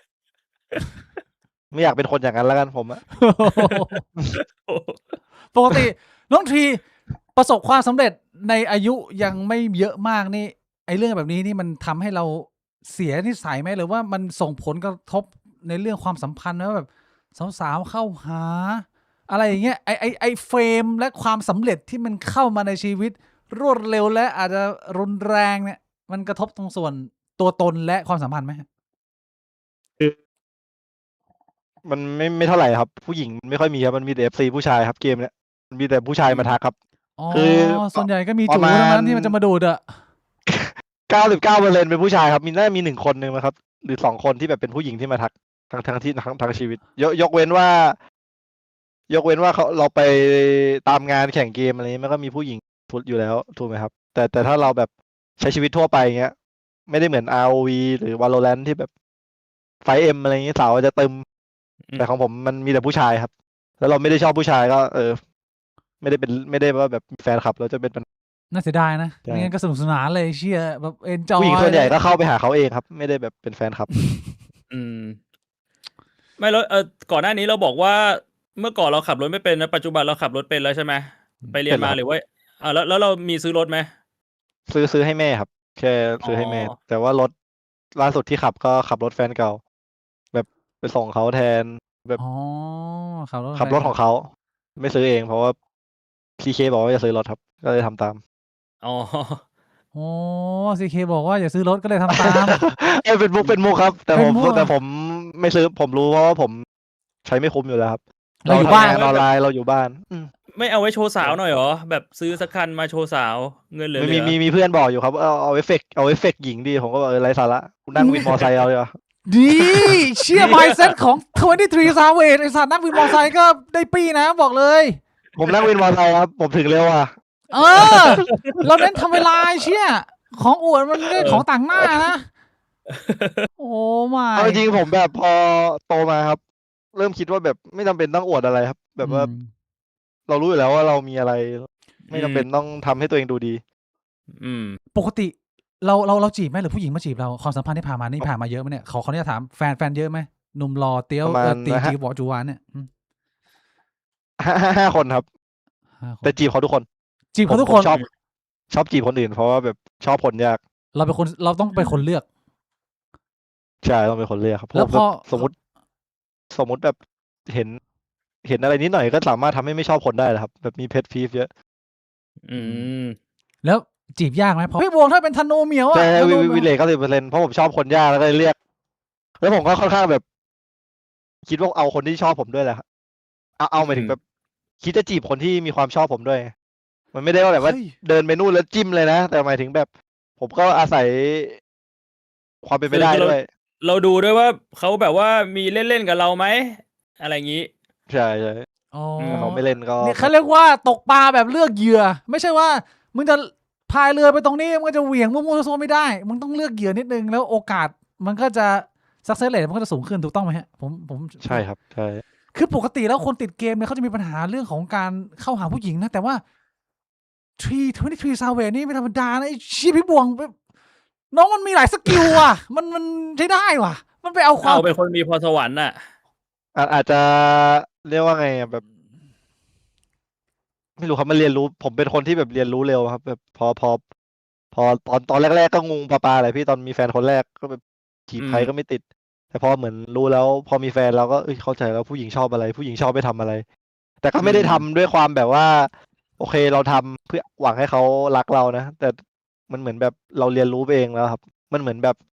สัญชาตญาณนักล่าที่มันซึมซับไปเองอะพี่ เย้ยแถวนี้ไม่งมีแต่นักล่าว่ะน่ากลัวว่ะแถวเนี้ยไม่เอ้ยไม่เคยปลอดภัยอ่ะพี่บวงผมอยู่ท่ามกลางนักล่า ผมเป็นแบบ โอ้โหพี่บิ๊กก็ตัวดีเลยสัตว์ เฮ้ยโนชี้เอ้ยแถวนี้มันมีแต่แครี่นะ โอ้ยอย่าให้ผมพูดนะพี่บิ๊ก ทำไมพี่บวงจะพูดเรื่องอะไรพูดไหม โอ้ยตอนอยู่หอนี่แบบว่าหอมหวานเลยพี่บิ๊กอะ หอชายล้วนอยู่กับพี่บวงผู้หญิงห้ามขึ้น โอ้โห ใช่ปะ ตอน ล่ะ เรามาอยู่หอนอกอะ เขาต้องนั่งเล่นเกมอยู่กับพี่บวงสบาย เล่นเกมนั่งเล่นเกม อันนี้พี่บวงผมอยากถามน้องเขาอีกนิดนึงกับมุมมองต่างเจนพี่บวงอยากจะถามอะไรเกี่ยวกับเส้นทางชีวิตของน้องทรีไหมกับการเป็น23 Savage เนี่ยเรื่องเกมเรื่องการเล่นตอนนั้นไปนั่งกินข้าวกันกับไฟท์เหมือนมีทรีเล่าให้ผมฟังว่า มือผมเนี่ยไวมากคือแบบถ้ามีอะไรที่ใช้นิ้วนะผมเนี่ยคล่องที่สุดใน6 ปัตตภีอันนี้คือพวกผมจำได้ ใช่ อันนั้นคือความ แบบ การที่คุณเป็นโปรเพลเยอร์คือมันต้องมีนิ้วไวเลยหรือยังไงนะ คือเหมือนแบบพอเราจับเมาส์ทุกวันนะครับ เราจะแบบคือความแข็งไม่รู้มันเรียกว่าอะไรแบบ มันทำอย่างนี้ทั้งวันนะครับ แล้วแบบ นิ้วมันจะแบบเร็วอะครับ มันแบบไม่เหนื่อยอ่ะมันเหมือนมันแบบกล้ามเนื้อมันแข็งแรงตรงข้อหรือทั้งอย่างครับอารมณ์แบบ ถ้าทำคือนิ้วแข็งแรงอะครับ แบบทำอะไรเกี่ยวกับนิ้วไม่มีวันเหนื่อย พี่บวงวัดได้ไหมนิ้วไม่วันเหนื่อยเนี่ย มัน ก็มีอะครับ แต่แบบ มันก็ ถึงกว่าคนปกติอะ ชินนะมันก็น่าจะ ใช้นิ้วแบบว่านั่งเล่นคอมทั้งวันตั้งแต่เด็กๆอะมันทำได้อยู่แล้วล่ะ ใช่ ก็ชีวิตก็มีความใกล้เคียงละไม้คล้ายคลึงกันค่อนข้างเยอะนะฮะเด็กที่วันๆนั่งอยู่หน้าคอมแล้วก็มีทิชชู่อยู่กล่องหนึ่งนะฮะหรือของพี่บวงก็เป็นม้วน นะฮะตั้งอยู่ข้างหน้า ผมว่าข้างหน้าของน้องทรีก็น่าจะมีทิชชู่กล่องหนึ่งมีไหม ใช่ มีทิชชู่กล่อง มีครับ หนึ่งทุกคนทุก ไม่ คน ทิชชู่ มี มันก็เอาไว้เช็ดนู่นเช็ดนี่แบบว่าเราเอาข้าวมากินหน้าคอมไง อ๋อ บางทีมันแบบมันหกเลอะเทอะมันก็ต้องเช็ดหรือเปล่า อืมคำถามเรื่องของเจเนอเรชันฮะ โอกาสที่จะคุยกับคนต่างเจนมีไม่มาก มันชอบมีตีกันนะระหว่าง Gen Y กับ Gen Z ผมเนี่ยเป็นตัวแทน Gen Y แล้วว่าน้องทรีในวันนี้เป็นตัวแทน Gen Z แต่ว่าต้องย้ำอีกหนึ่งครั้งว่า เราไม่ได้ตอบแทนหรอกไม่ได้ตอบแทนคนทั้งเจเนอเรชันมันก็เป็นแค่เราคนเดียว มีปัญหาเรื่องเนี้ยเราคุยได้ไหมคนหลายคนมีดราม่าที่ผ่านมาคนหลาย Gen Y X แม่งรวมกันใส่ไปบอก Gen Z แม่งปัญหาแม่งเยอะว่ะเราในฐานะของคนที่อยู่แบบกลางๆ Gen Z อ่ะเรามีฟีดแบ็กเรื่องนี้ไหมว่าเฮ้ยเชี่ยจากที่ผมสัมผัสนะคนรุ่นผมแม่งหนักจริงว่ะหรือว่าเฮ้ยมันก็มีหมดแหละพี่ทุกเจนเรื่องปกติ อันนี้ดีขึ้นเยอะแล้ว ตรงเนี้ยเรามองไง ก็เห็นด้วยครับ ก็เจนผมแม่งหนักจริง แบบว่า ฮะ หนักอารมณ์แบบทำงานนิดหน่อยก็บ่นกันแล้วแบบอย่างนี้แบบก็เป็นเพื่อนหรืออะไรอย่างนี้ที่เห็นก็บ่นในบ่นอะไรอย่างนี้ แต่ผมไม่ได้มิจารณาว่าเพื่อนนะแต่อารมณ์เหมือนความอดทนน้อยกว่าคนเจน Y ที่ผมเห็นครับความอดทน คือเรียกว่าพูดตามที่เห็น พูดตามที่เห็นใช่ อืม คือ บ่น พูด นู่นบ่นนี่อยากเป็นนู่นอยากเป็นนี่อยากมีเท่านั้นอยากมีเท่านี้ แต่ขี้บ่นนะครับ เป็นเจนขี้บ่น เดี๋ยวนะ ผมกำลังจะคิดว่าไอ้เรื่องแบบนี้มันเป็นกันหมดไหมก็คือ มันไม่ได้อาจจะเป็นเรื่องเจนแต่มันเป็นเรื่องของเฟสชีวิตว่าตอนวัยรุ่นเลือดร้อนพูดเยอะความอดทนต่ำแต่คุณก็ต้องผ่านชีวิตมาก่อนคุณถึงจะมีความอึดถึก ก็อาจ ทน จะ อะหรือเปล่ามันเป็นเรื่องของยังไงพี่บ่งมองยังไงเรื่องนี้ เอาก็ต้องถามว่าตอนพี่บิ๊กเป็นวัยรุ่นตอนผมเป็นวัยรุ่นเราเป็นแบบนั้นไหมเพราะว่าส่วนตัวตอนผมเป็นวัยรุ่นผมก็ไม่เป็นนะ ผมก็ไม่บ่น เหมือน นะ เราก็ก้มหน้าก้มตาของเรา เราก็ทำไป ของเราไปอ่ะ ใช่ใช่ใช่ใช่ เออ มัน นะ อาจจะโตมาคนละยุคหรอมั้ง เพราะว่ายุค ใช่ ที่เราโตขึ้นมาตอนนั้นโซเชียลมีเดียมันก็ยังไม่ได้บูมมากอ่ะ มันยังไม่ได้มีแบบว่าที่แบบเราก็ระบายลงไปเรื่อยๆของเราอ่ะ ไปคุยกับเพื่อนแล้วก็เกรงใจเพื่อนไหมเราจะบ่นให้เพื่อนฟัง อืม มันก็เลยเหมือนแบบสภาพแวดล้อมมันก็เชฟมาให้คนมันเป็นคนที่มีนิสัยคนละแบบแล้วอ่ะอืม ใช่เพราะมีโซเชียลด้วยแหละครับ แล้วแบบคาดหวังว่าต้องได้เหมือนที่เขาได้หรืออะไรเงี้ยเยอะโดยที่ไม่ได้ดูตัวเอง ว่ามีคุณสมบัติอะไรเงี้ยส่วนใหญ่นะครับที่เห็น แล้วเรามองลงไปอัลฟาเป็นไง สภาพ ไม่รู้เลย ไม่รู้ มั นะ นเล่นโรบอกมันเล่นไฟเอ็มกันมั้งไม่รู้ อ่า น่า ยั จะ ง เป็นเจนแบบโตมาเล่นไฟเอ็มอะครับ ก็ไม่รู้เหมือนกันครับ เราไม่รู้ทรงนะว่าเติบโตมาจะเบ่งบานออกมาเป็นยังไง ต้องรอแบบว่ารอผลผลิต ผมว่ารอผลผลิตเพราะว่ามันแปลกมากมันเป็นรุ่นแรกที่มันได้เล่นเกมอะไรแบบนี้นะก็ ใช่ อาจจะพูดค่อนข้างยาก น้องทรีโตมากับการ์ตูนเกมอะไรฮะตอนเด็ก การ์ตูนเหรอครับ แบบนารูโตะ ฮะ วันพีซ เฮ้ยเดี๋ยว อะไรเงี้ยครับ คุณห่างกับผม12 ปีนะ อันนี้มันการ์ตูนผม ใช่ อันนี้คือการ์ตูนที่ผมต้องตอบ ผมโตมากับนารูโตะวันพีซอ่ะคุณ ผมไม่ได้ดูอนิเมะแบบ ดูแค่ไม่กี่เรื่องครับ ดูแค่แบบไอ้คุโรโกะบูล็อกก็ไม่ดูแค่ไอ้จิวจิตสุไคเซนดูแค่ไม่กี่เรื่องครับอนิเมะดูน้อย ไม่ค่อยได้ดูการ์ตูนไม่ค่อยได้ดูดิแต่ดูแค่วันพีซกับนารูโตะหลัก ไม่แต่วันพีกับนารูโตะมันเริ่มรุ่นเราก็จริง แต่ว่ามันยังไม่จบสักทีไง ก็รุ่นน้องๆเรามันโตมามันก็เห็นว่าแบบเอ้าการ์ตูนเรื่องนี้แม่งยังไม่จบเข้าไปดูเข้าไปอ่านมันก็ดูเหมือนกัน ๆ ใช่ มันก็มีการ์ตูนเยอะนะยุคหลังๆอะ มัน ทำ ฉาย ให ครับในทีวีครับดากอนบอลก็มีช่อง9แล้วนารูโตะก็มีเหมือนกัน แต่วันพีซอะเพิ่งมาดูตอนโตเมื่อ3 ปีก่อน อืม อ๋อเพิ่งมาดูตอนโตเมื่อ3 ปีก่อน เพราะวันพีมันนานมากแล้วมันก็ดังมันก็เป็นกระแสมาตลอดนะ ใช่ ผมเติบโตมากับนู่นพวกแบบโดเรมอน โคนันการ์ตูนเน็ตเวิร์กอ่ะคุณรู้จักการ์ตูนเน็ตเวิร์กไหม เว้ยผมก็ดู ผมดูแบบแอดเวนเจอร์ไทม์อะ ฮะ พี่บิ๊กไม่รู้จักแอดเวนเจอร์ไทม์แล้วดิ ไอ้มันจะทำนี่ใหม่เหรอ ใช่ ใหม่ไหม ผมจำได้แค่ตอน6 ขวบ 7 ขวบดูแอดเวนเจอร์ไทม์ดูทอมแอนด์เจอรี่ตอน6 โมงเช้าอะครับก่อนไปโรงเรียนอะ ของผมมันเป็น แล้วก็ นี่พี่บวงไอ้จอห์นนี่บราโวอ่ะกับ Powerpuff Girl อ๋อผมก็ดูครับ ไอ้ที่มันใส่สารเคมีไอ้ตอนอินโทรจำได้เลยผมท่องอินโทรแม่งได้เลยเป็นเรื่องของศาสตราจารย์เอ็กอะไรไม่รู้ผสม สารเคมีแล้วอะไรอย่าง จำได้ก็ดูหมดเลย จริงๆเจนพี่ก็ผมก็ดูหมดนะ ดูนะ ใช่ดูหมดเลยรู้จักทุกอย่าง พี่บวงดูไหมพวกหมาเจ้าหมาโง่ ไอคอเลด แกถ้าไม่ชัดดู เคยเลดเนี่ย แย่ หนังโปรดเลยหนังโปรดผมเลยครับเคยเลด ไอหมาโง่นะ น่ารัก เฮ้ย ใช่คน ไอ้ ดัง ที่นี่มันเป็นคนอายุ12 ปีห่างที่มันมาดูเหมือนเราได้ยังไงวะพี่บวงแฝง ไอ้เชี่ยมันมาหาดูยาก ส่ เรา วนใหญ่อย่างที่บอกแหละ มันเหมือนว่ามันก็ดูในทีวีอ่ะทีวีมันก็ฉายวนฉายซ้ำไปเรื่อยๆอ่ะ ใช่ มันไม่ได้ห่างกันขนาดนั้นนะผมว่า12 ปีสำหรับสื่อที่เราเสพอะนะ 12 ปีเดี๋ยวนะ ตอนที่ผมดูการ์ตูนตอนนั้น ผมดูทีวี ผมเลือกไม่ได้ แต่ว่าตอนนั้นน้องยังเป็นวุ้นอยู่ไง ตอนนี้พี่แบบว่านั่งอยู่หน้าทีวีอ่ะ น้องยังแบบว่ายังอยู่ในกระโปรงพ่ออยู่อ่ะ ก็อาจจะ ใช่ครับ โอ้ดีแปลกฮะอ่ะพี่บวงผมหมดละเรื่องของน้องทรีอ่ะผมถามพี่บวงมีอะไรจะถามเพิ่มก่อนที่เราจะไปคุยเรื่องข่าว หรือว่าจะพักเยี่ยวพักกินน้ำหน่อยไหมน้องคอแห้งไหมเนี่ย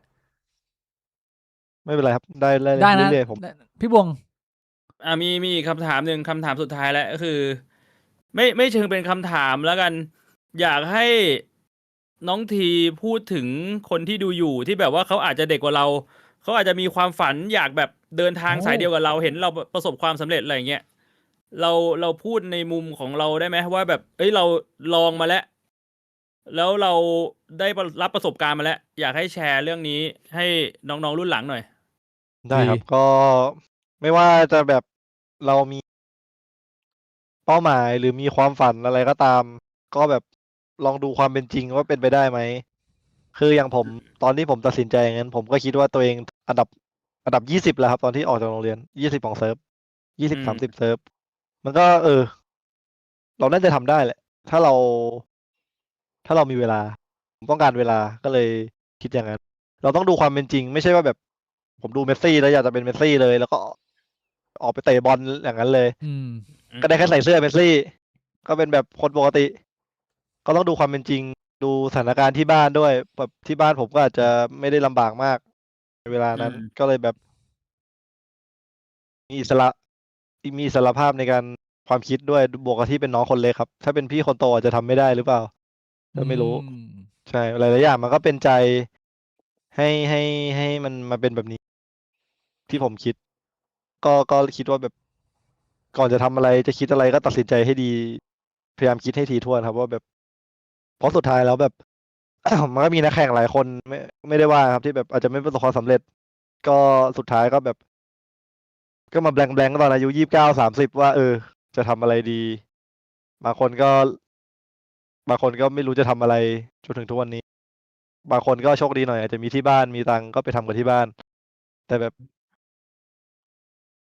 มันยากตอน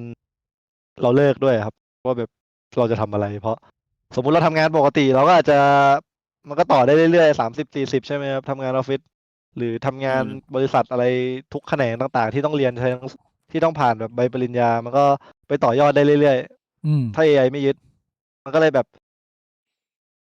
การเป็นนักกีฬาอะไรเงี้ยมันก็มีความเสี่ยงตรงที่เราทำอะไรต่อไม่ได้เลย ถ้าไม่เกี่ย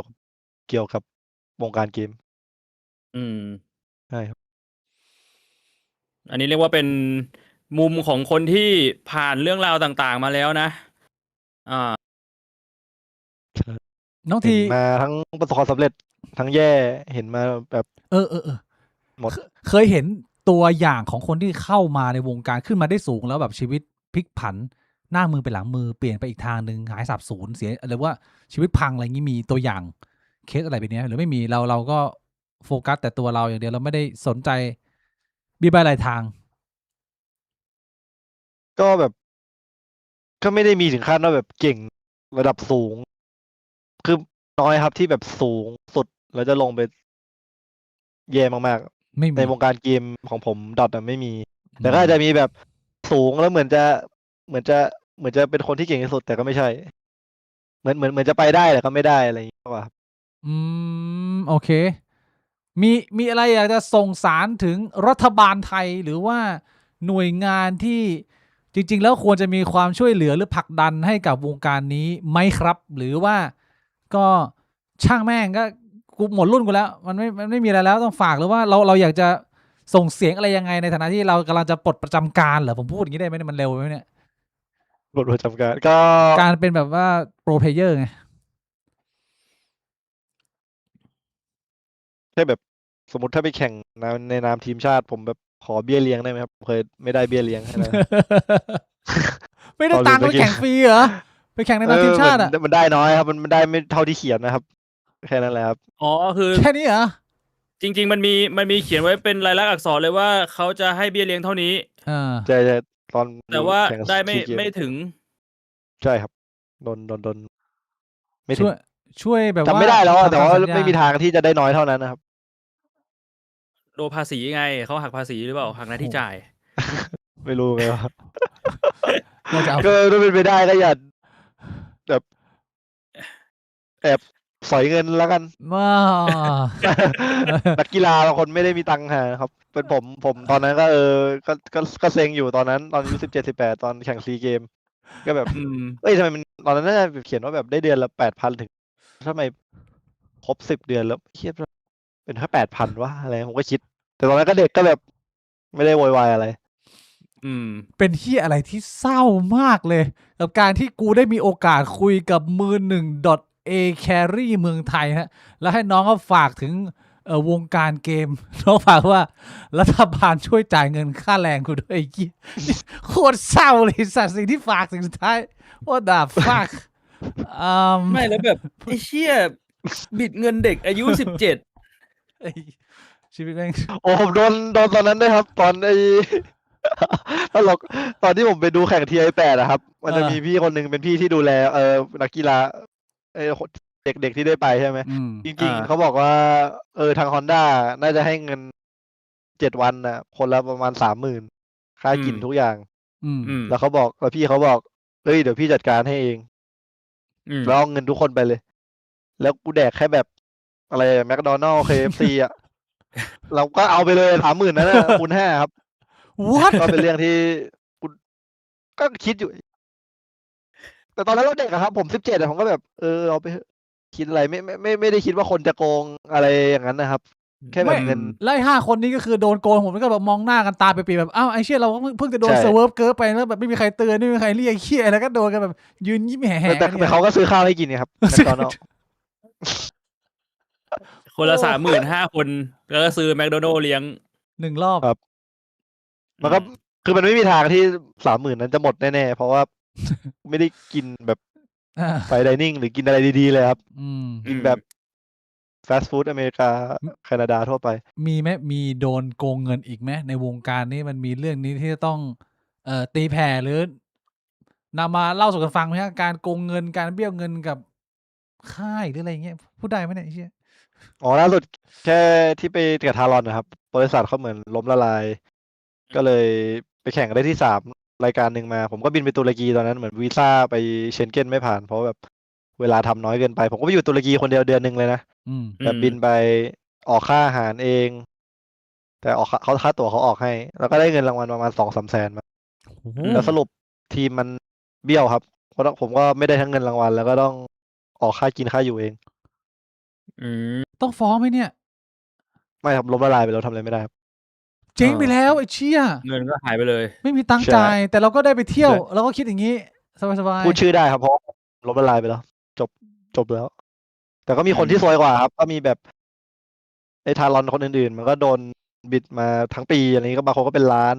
เพศต่างชาตินะครับโดนเป็นล้านแล้วกันหลายคน อืม โซดีแล้วครับที่โดนแค่3 แสน ๆอายุยังน้อยได้ไปมากี่ประเทศแล้วครับเนี่ย ถ้าเกิดว่าไปในนามของแข่งงานเนี่ยไล่ได้ไหมโอกาสของน้องทรีชีวิต ได้ครับไล่เลย มาเลสิงคโปร์ฟิลิปปินส์จีนเซอร์เบีย เกาหลีญี่ปุ่นเอ้ยอันนี้มันเอาแค่แข่งใช่ไหมครับ ไม่ได้เที่ยวที่บ้าน เอาแค่แข่ง เอาแค่ที่แบบว่าไปแข่ง เกาหลีเยอรมันเปรูอเมริกา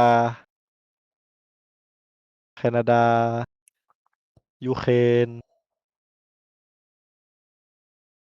เซอร์เบียไปแล้วป่ะวะ เซอร์เบียไปแล้ว เซอร์เบียเป็นแล้วอังกฤษ อืม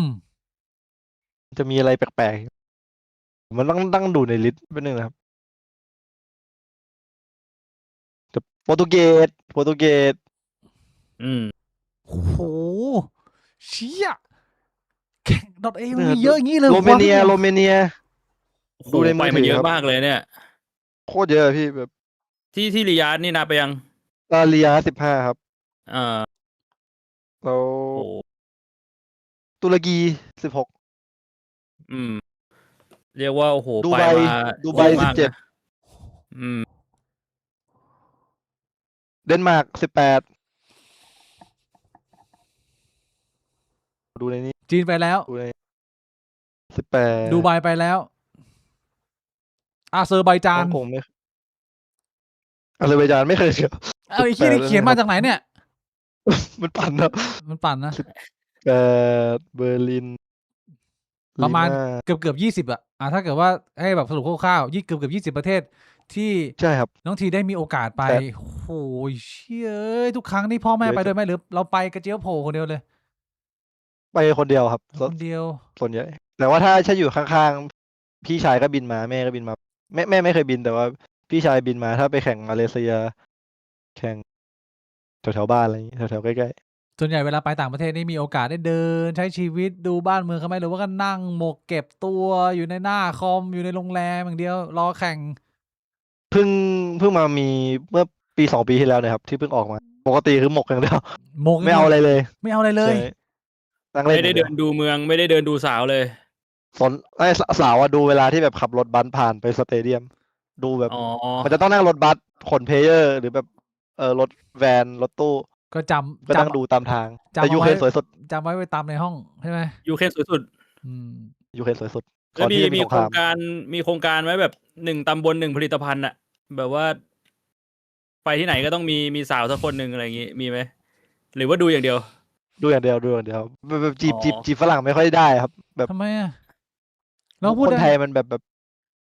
มุกคนไทยมากกว่าครับแต่คือคุยภาษาอังกฤษได้แต่ผมไม่รู้ฮิวเมอร์ของเขาว่าแบบไม่รู้อารมณ์ขัน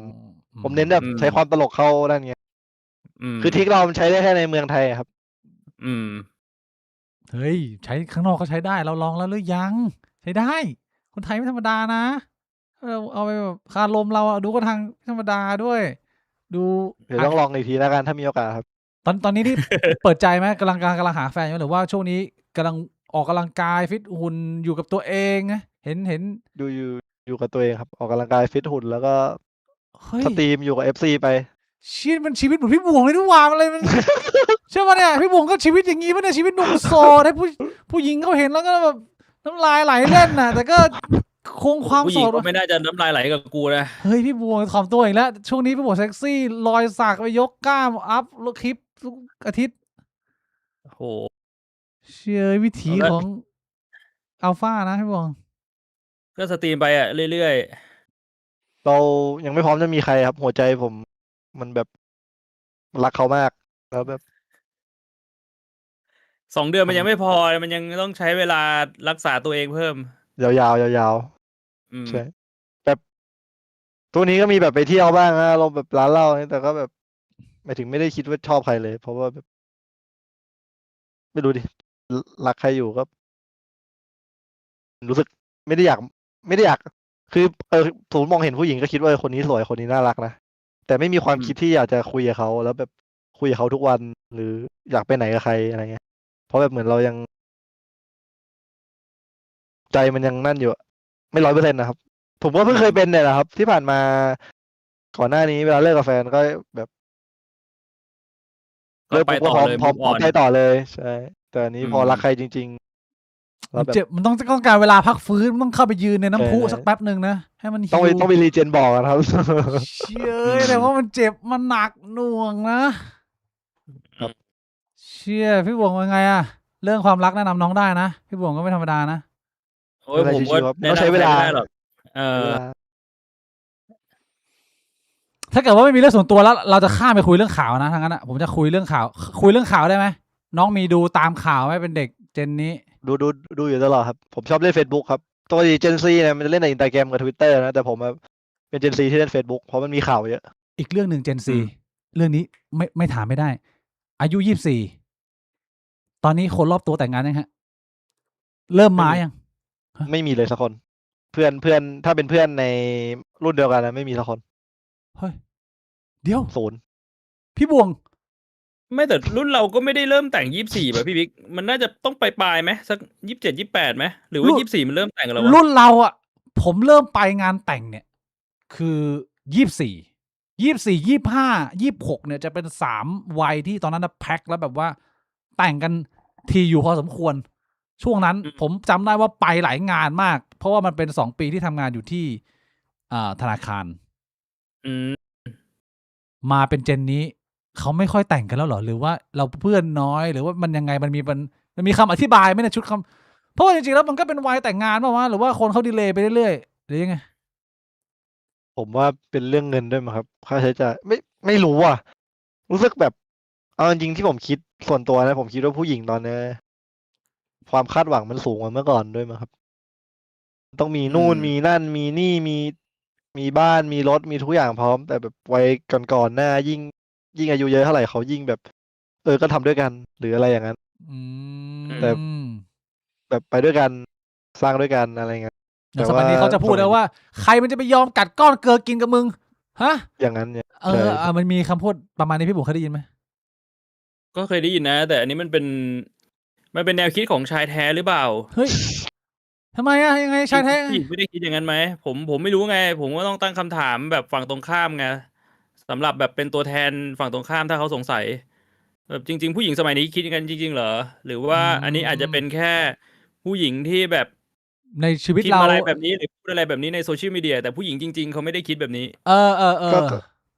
อันนี้ก็เหมือนก็ไม่ได้เอามาจากโซเชียลมีเดียก็ถามเพื่อนอะไรอย่างเงี้ยก็แบบเขาก็อยากพร้อมในส่วนของตัวเองด้วยแหละครับเขาก็อาจจะรู้สึกว่าตัวเองไม่พร้อมด้วย มันก็ทั้งเอาเป็นว่าแบบที่ผมรู้สึกคือเหมือนองค์ประกอบโดยรวมมันต้องได้ถึงจะแต่ง ซึ่งมีอะไรบ้าง แบบ องค์ประกอบโดยรวมที่เป็น ซึ่ง ใครทีเลีย แต่ ของเรา คือผมก็ไม่รู้ว่าความสัมพันธ์คนอื่นเป็นยังไงนะ เอา แต่ ของเรา ก็ อะเอาของเราแหละไม่ต้องคน ของ อื่น ผมผมขอมีบ้านมีรถแล้วก็มีธุรกิจที่มันหมุนเวียนได้แบบ ที่ไม่ต้องทำงานหนักที่ได้เงินประมาณ100,000-200,000โดยที่ไม่ต้องทำงานหนัก อันนั้นคือถึงจะพร้อมแต่งงาน ถ้าไม่ได้ก็จะไม่ลดใครทีเลียแล้วก็จะอยู่เป็นโสดจนตายเหรอ แต่ต้องทำตัวเองให้ดีก่อนครับ เพราะงั้นทำตัวเองให้ดีก่อน ตึงไปไหม แล้ว พี่ ค่อย บวง แต่ง ให้ใครไม่นำน้องหน่อยการที่น้องมีใครทีเลียแบบนี้กับชีวิตเนี่ย ถือว่าเป็นอะไรที่ practical ไหมหรือว่ามัน practical มันทำได้พี่บวงคิดยังไง เอาผมว่าถ้าสมมุติมันมีต้นทุนมากพอ แล้วก็มีคอนเนคชันมากพอ มันก็น่าจะพอมีช่องทางนะ พอทำได้นะ แต่ว่าทำได้ตอนอายุเท่าไหร่อันนั้นอีกเรื่องหนึ่ง อืม ไม่สำหรับผมคือผมเคยมีแฟนแล้วก็แบบ มันก็ต้องมีค่าใช้จ่ายที่ดูแลอะไรเงี้ยขนาดแค่เป็นแฟนยังไม่มีลูกอะไรเลย ก็แบบ เข้าใจว่าถ้ามีใครก็ต้อง แล้วแบบก็คงอยากส่งลูกเรียนดีๆ สมมติถ้ามีลูกใช่ไหมก็ไม่ต้องเรียนอินเตอร์แหละครับ อย่างสมมติ แต่เดี๋ยวนี้แค่แบบ2 ภาษามันก็50,000บวกแล้วครับ แบบ มี ที่ อีก ดี ออป นะครับ ชั่นนะ เรียนวัดอะครับ โรงเรียนวัดอะพวกพี่ก็เรียนโรงเรียนวัดมา นี่ก็ยังเป็นผู้เป็นคนได้นะไอ้เหี้ยไม่ได้แบบ ไม่อยากให้ได้อังกฤษด้วยไงพี่ เอากินได้โพนได้เหมือนกัน เฮ้ยอังกฤษได้ ใช่เหรอ What? ได้เชี่ย พอได้นะ ได้อยู่ speak a little bit English a little bit a little more แต่ผู้หญิงก็ที่ผู้หญิงก็ขอให้ก็ชอบผู้หญิงทำงานเหมือนกันครับ ที่แบบมีแพชชั่นเป็นของตัวเอง เพราะผมรู้สึกว่า ถ้าแบบผมไม่ว่างแล้วผู้หญิงว่างเนี่ย เป็นเรื่องแล้วเขาจะคุยกับผมเยอะ หรืออะไรอย่างนั้น อ๋อ อันนี้จะความสัมพันธ์ส่วนตัวครับ เป็น เอาคนที่อย่างน้อยมีแพชชั่นอะไรก็ได้ คือให้เขามีงานทำด้วย มีงานทำด้วย แล้วก็เป็นคนดี แล้วก็ต้องหน้าตาแบบที่ผมชอบก็แค่นั้น เป็นยังไงเราชอบแบบไหน แบบหมวยอินเตอร์ครับ หมวยอินเตอร์คือยังไง หมวยดูแพง หมวยแต่ว่าแบบไม่ใช่หมวยจีนนะหมวยแบบดูแบบหมวย จึกปากนี่ยังไง มัน อธิบายยากอะพี่มันเป็นหมวยแบบ มีตัวอย่าง ค ไหม ล้ายๆ ค กั รั บบ ดาราแบบ เอาตัวอย่างชื่อมันก็ได้จะได้นึกภาพออกเลยทรงประมาณไหน ฟีลคล้ายๆแบบยาย่าหลิงคองอย่างนั้นนะที่แบบว่าสวยแบบนอกๆหน่อยสวยแบบ แต่มีความเป็นไทยนะพี่ แต่แบบขอให้นิสัยทุกอย่างเหมือนคนไทยเพราะผมรู้สึกว่าคนไทยนิสัยดีสุดแล้วที่แบบที่เป็นผู้หญิงที่เคยคุยมาหลายๆชาติชอบผู้หญิงไทยสุดแล้วครับ มีความเกรงใจมีความ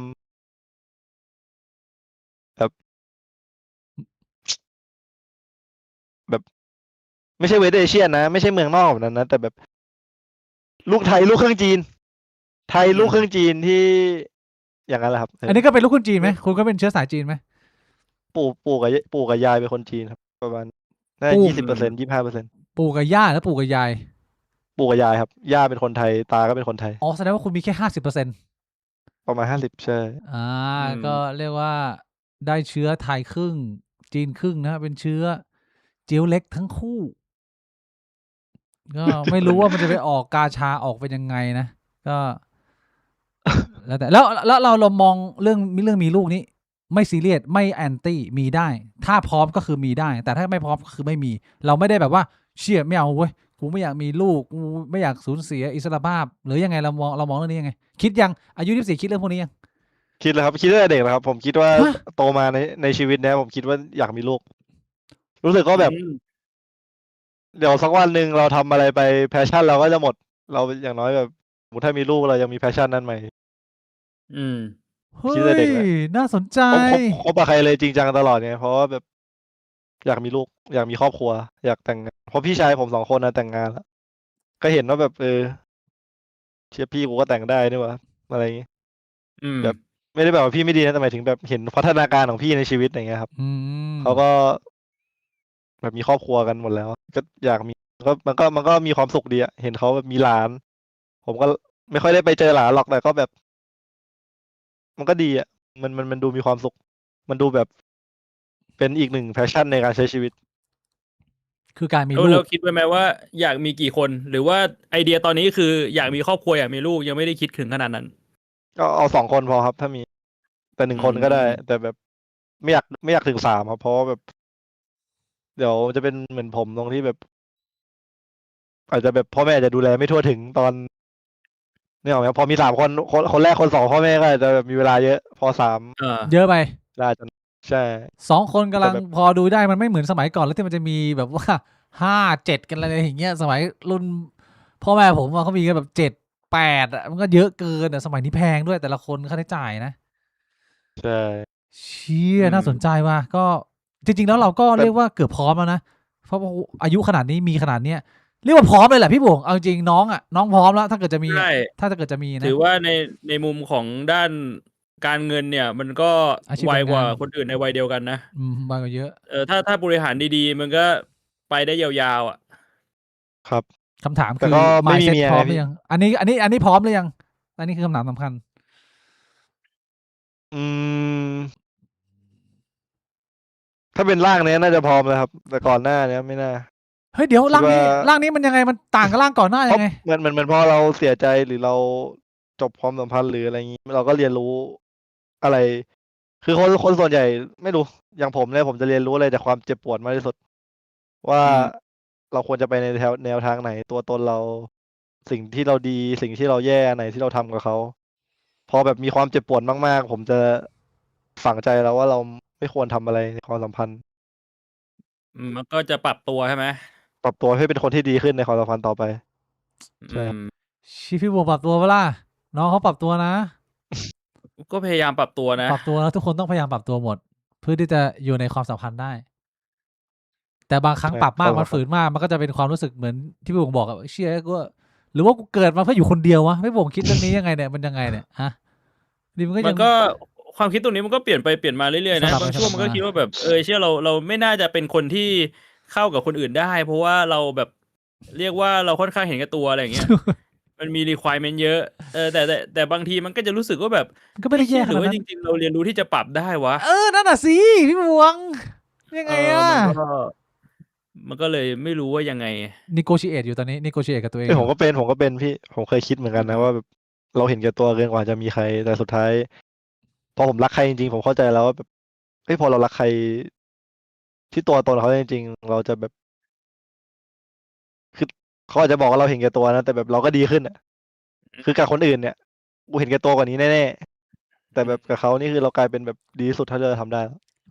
อืม เชี่ยเธอทำให้ฉันเป็น the best version ของฉันเองเหรอ ใช่ครับถ้าเรารักใครจริงๆแบบเลยผม เชี่ย ที่ผ่านมามีแฟนมา4 คนก่อนหน้านั้นก็แบบ ไม่ได้ว่าแบบผมไม่รักเขานะครับ แต่มันก็แบบไม่ใช่ความรักที่แท้จริง แบบที่รู้สึกแบบครั้งเนี้ยที่แบบ ไม่ว่าเขาจะเป็นยังไงเราก็รักอย่างนั้นครับ อันนั้นคือแบบเขาทำไม่ดีเอางั้นกูเลิกเลยอะไรอย่างนั้นครับอ่ะสมัยตอนก่อนๆตอนเด็กๆนะครับ อ่า แบบทำไม่ถูกใจอย่างนั้นเลิกเป็นแค่อย่างนั้นนะครับ แต่อันนี้คือแบบให้อภัยพยายามเข้าใจทุกอย่าง อืม เฮ้ยแต่ว่าอันนี้มันอาจจะต้องระวังนิดนึงไหมว่า ก็ ถ้าสมมุติว่าเราแบบ เรารู้สึกว่าเรารักเขาแต่มันกลายเป็นว่าเขาทำอะไรแย่ บางเรื่องเราให้อภัยได้ แต่ถ้าบางเรื่องที่มันแบบเกินไปเราก็ยังให้อภัยมันจะกลายเป็นหลงหรือเปล่า ไม่ครับแบบสิ่งที่เขาทำแย่มันไม่ใช่อะไรที่แบบแย่แบบมือที่สามหรืออะไร อืม แย่ในที่นี้คืออาจจะเป็น ผมก็พูดในเชิงว่าแบบอาจจะ คือขัดใจกันนิดหน่อย ก็ อะไร โกร แบ ธ บนี้ อะไรอย่างนั้น ใช่ อืม เลือกที่จะทำความเข้าใจมากกว่าว่าเขาทำอย่างแต่ถ้าเป็นเคสแบบเคสดำแบบนอกใจอะไรอย่างนั้นก็ไม่อยู่แล้วครับ อืม หรือคุยกับผู้ชายคนอื่น ไม่ได้อยู่แล้ว เราเป็นคนควบคุม แต่ อารมณ์ตัวเองได้ไหมเวลาโกรธอะว่า เพราะว่าถ้าเกิดว่าเป็นแบบเป็นนักแข่งที่มันต้องใช้แบบอะดรีนาลีนพุ่งแบบพุ่งพล่านอ่ะ มันมีสิหรือว่าเรื่องนี้ เชื่อตอนที่เราอยู่ในสนามแข่งสนามรบกับหลังฉากความสัมพันธ์คนละแบบ เรามีอีกร่างหนึ่งเราเป็นร่างซอฟต์นิ่มเหมือนจูพี่บวงหรือยังไง ก็คือผมจะอดทนได้ถึงระดับสูงมากๆ แต่ว่าถ้าถึงตรงนั้นแล้วยังทำอยู่อะคือสลิงแตกเลยครับ อารมณ์แบบ ก็มีความอดทนสูง แต่ว่าพยายามมันสูง แต่ถ้าแบบวันไหนที่ผมเหนื่อยมากๆ หรือวันที่ผมแบบท้อแท้กับงานหรืออะไรนี้ ผมก็สลิงแตก แต่แบบก็พยายามควบคุมตลอด พี่บวงเวลาพี่บวงสลิงแตกนี่น่ากลัวไหมเนี่ยพี่บวงผมไม่ค่อยเห็นพี่บวงแบบว่าโมโหเหมือนกันนะเวลาทะเลาะอะไรกับหลังฉากหลังไมค์อะไรเงี้ย คือผมจะเป็นอารมณ์แบบว่าไม่ค่อยพูดมากกว่า ล่ะ ถ้าสมมุติผมแบบไม่พอใจผมเลือกที่จะไม่พูด ซึ่งมันเป็นจุดหนึ่งที่ทำให้แบบว่า เออแฟนเก่าเขาก็อึดอัดนะ หืม ผมก็เคย เราเลือกที่จะไม่พูดเพราะเรารู้สึกว่าถ้าเราพูดด้วยอารมณ์หงุดหงิดอ่ะมันจะยิ่งทำให้ทุกอย่างมันแย่ไงมันก็เลยเลือกที่จะแบบไม่พูดดีกว่า แล้วก็แบบอาจจะรอบางครั้งผมแบบว่าคิดกับตัวเองเลยว่า รู้ตัวแล้วว่าตอนนี้เราข้างในเราขุ่นมัวเราก็จะรอให้แบบว่ามันหายก่อน ถึงแม้ว่าเขาจะรู้สึกว่ามันอึดอัดก็จริง แต่เราค่อนข้างมั่นใจว่าถ้าเราคุยกับเขาตอนนี้มันจะยิ่งแย่บางทีมันก็เป็นเรื่องที่เราต้องประเมินตัวเองละมั้ง อืม ผมก็เคยเหมือนพี่เลย ก็เคยแบบเงียบ แต่พอเงียบผู้หญิงบางคนก็ยิงสลิงเขาก็ยิงสลิงนะถ้าเจอบางคน เขาก็จะยิ่งแบบพยายามมาจี้ไหมบางที ใช่แล้วเราก็ยิ่งร้อนแล้วมันก็จะสลิงแตกสุดท้าย ก็ต้องใช้ให้ถูกคนนะครับ แบบหรือไม่ก็ต้องบอกให้เขาเข้าใจว่า เราขอเวลาสักพักน่าเป็นวิธีที่สุดเท่าที่ผ่านมา เดี๋ยวนี้คนเรามันมีค r i ทีเรียในการหาคู่ก็เยอะเหมือนกันนะพี่บวกนะโอ้โหนี่อย่างน้องเขาบอกก็แบบต้องเป็น working woman ด้วย เชี่ยมันก็เป็นอีกหนึ่ง requirement ที่เมื่อก่อนเขาไม่เคยขอกันอะเมื่อก่อนคนเจเนเรชันก่อนเราแบบว่าทั้งโลกอะเมื่อก่อนไม่มี requirement อันนี้ไม่ต้องมีก็ได้ อะไรเงี้ยแต่ว่าทุกวันนี้มันเป็น requirement ที่เรียกได้ไหมว่าเป็นส่วนใหญ่หรือว่าไม่พี่บวงว่า requirement นี่ของผู้ชายในยุคมัน ผม เปลี่ยน ว่า แล้วแต่สังคม แต่ว่าสังคมที่ผมอยู่อ่ะ มันก็เห็นทั้งสองแบบนะ สองแบบ คือ ใช่ งี้ ครึ่ง ส่วนใหญ่คนที่ยังไม่แต่งงานอ่ะ จะอยากได้ผู้หญิงที่ทำงาน แต่ว่าเพื่อนผมที่รู้จักที่แต่งงานกันแล้วอ่ะส่วนใหญ่ผู้หญิงก็คือเป็นแม่บ้าน อันนี้คือแปลกอย่างหนึ่ง เออทำไมมันเป็นอย่างนั้น คนที่ยังไม่ได้แต่งอ่ะ แบบกำลังอยู่ในความสัมพันธ์หรือแบบจะหาคนใหม่เข้ามาเนี่ย ก็คือผู้หญิงต้องเป็น working woman แต่คนที่แต่งงานแล้วไม่ใช่ คนที่แต่งงานแล้วคือผู้หญิงก็อยู่บ้านเลี้ยงลูก ถ้ามีลูกไงมันก็ต้องแบ่งหน้าที่ แต่ถ้าเกิดว่าไม่มีลูกก็อาจจะแยกชีวิตกันได้ ใช่ไหม แล้วแต่ ก็เป็นอารมณ์ประมาณนั้น หมดเรื่องของส่วนตัวผมอยากจะตัดเข้าไปคุยเรื่องข่าวที่เกิดขึ้นในทีนี้เล็กน้อยแต่ว่าผมจะแวะไปฉี่มีใครจะไปฉี่ไหมพี่บวงจะฉี่ไหมหรือน้องทีจะนั่งสเวิร์ฟเกินรูปหนวดพี่บวงไปก่อน พักเข้าห้องน้ำแป๊บนึงก็ได้ ได้ครับ พักน้ำ1 นาทีฮะ อืม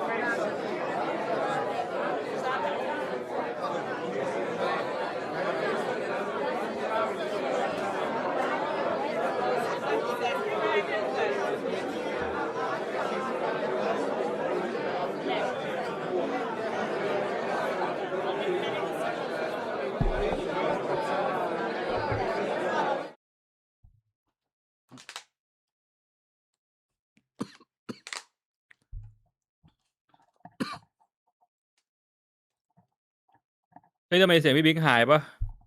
โหล อ๋อได้ยิน มาละ โทษครับ คอมแสบเล็กน้อยปานกลางนะฮะ เกิดอะไรขึ้น คอแห้ง คอมแห้งพี่บวง โอ้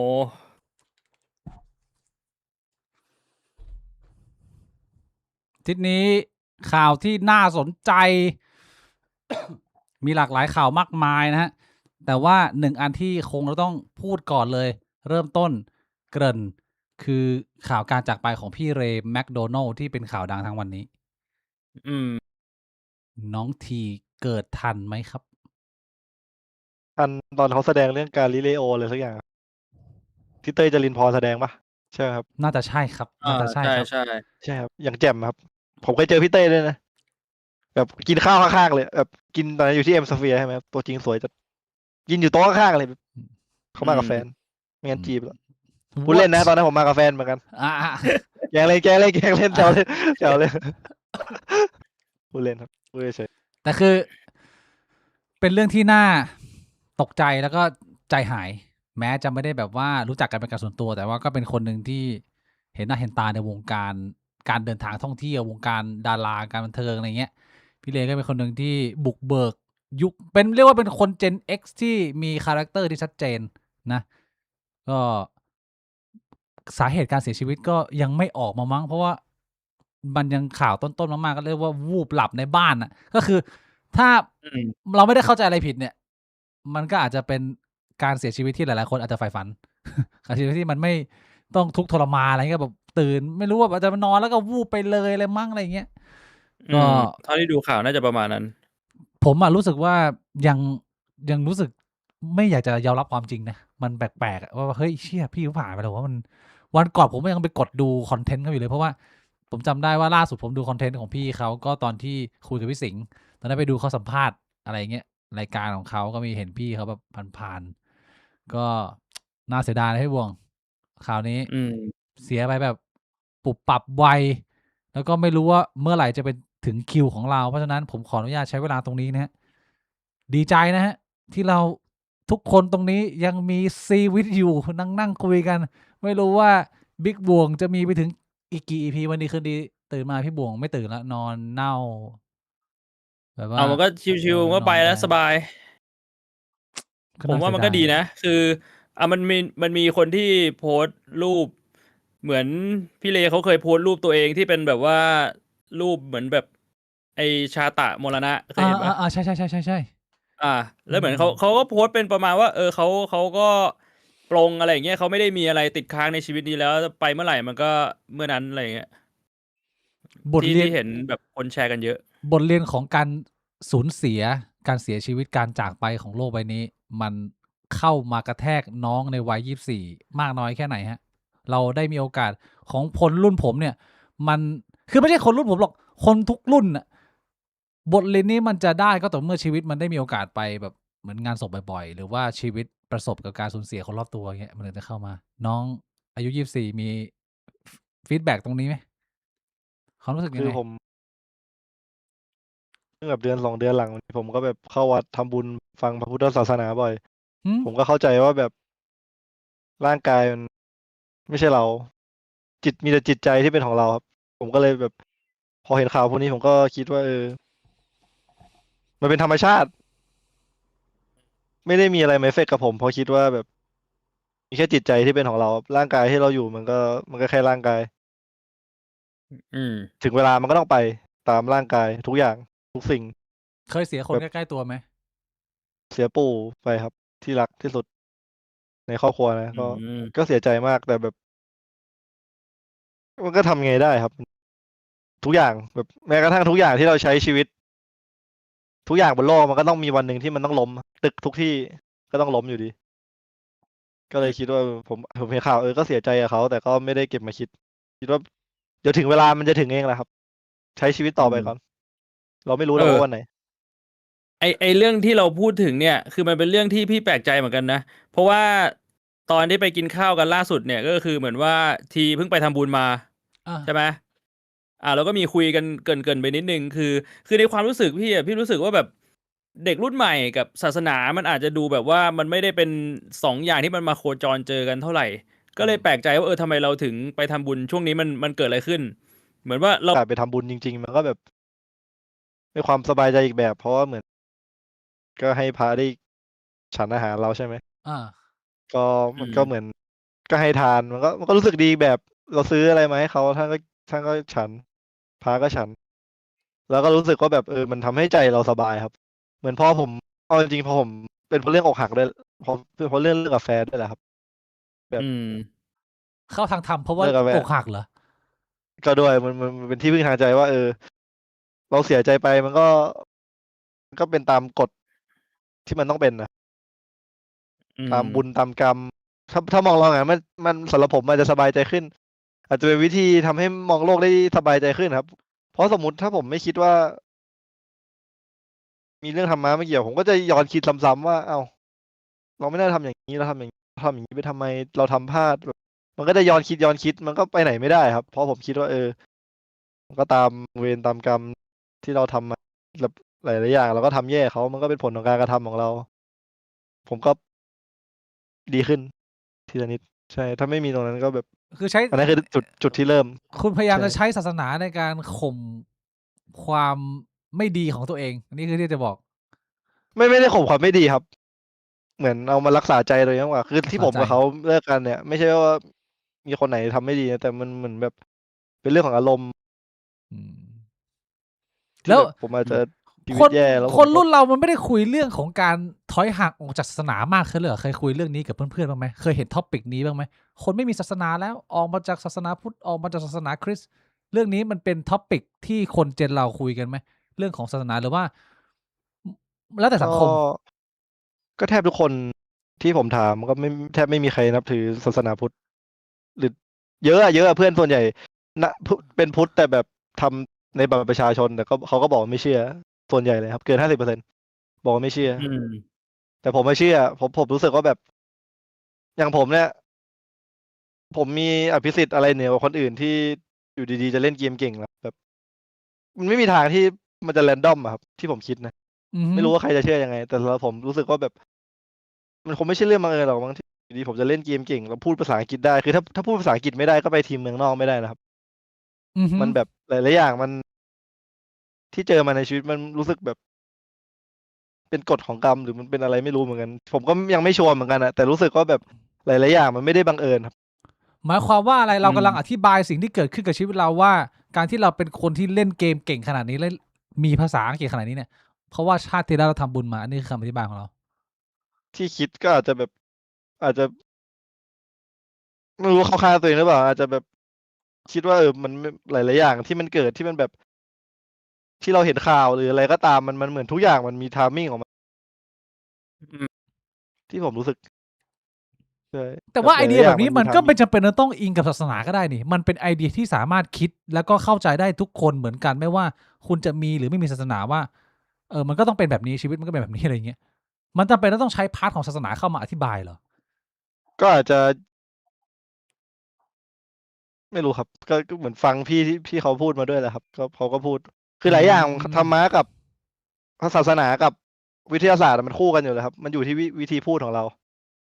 อย่างเช่น สมมุติเราพูดว่าแบบ สมมุติเราพูดว่า แบบเขาบอกให้ปล่อยวางอะไรงี้ใช่ไหมครับ แบบถ้าพูดเป็นในพระพุทธศาสนาจะพูดว่าแบบต้องมีอะไรอะ ตัดขันธ์ 5 อะไรงี้ อะ แต่ ฮะ ถ้าเรามาพูดในทางวิทยาศาสตร์ก็คือแบบ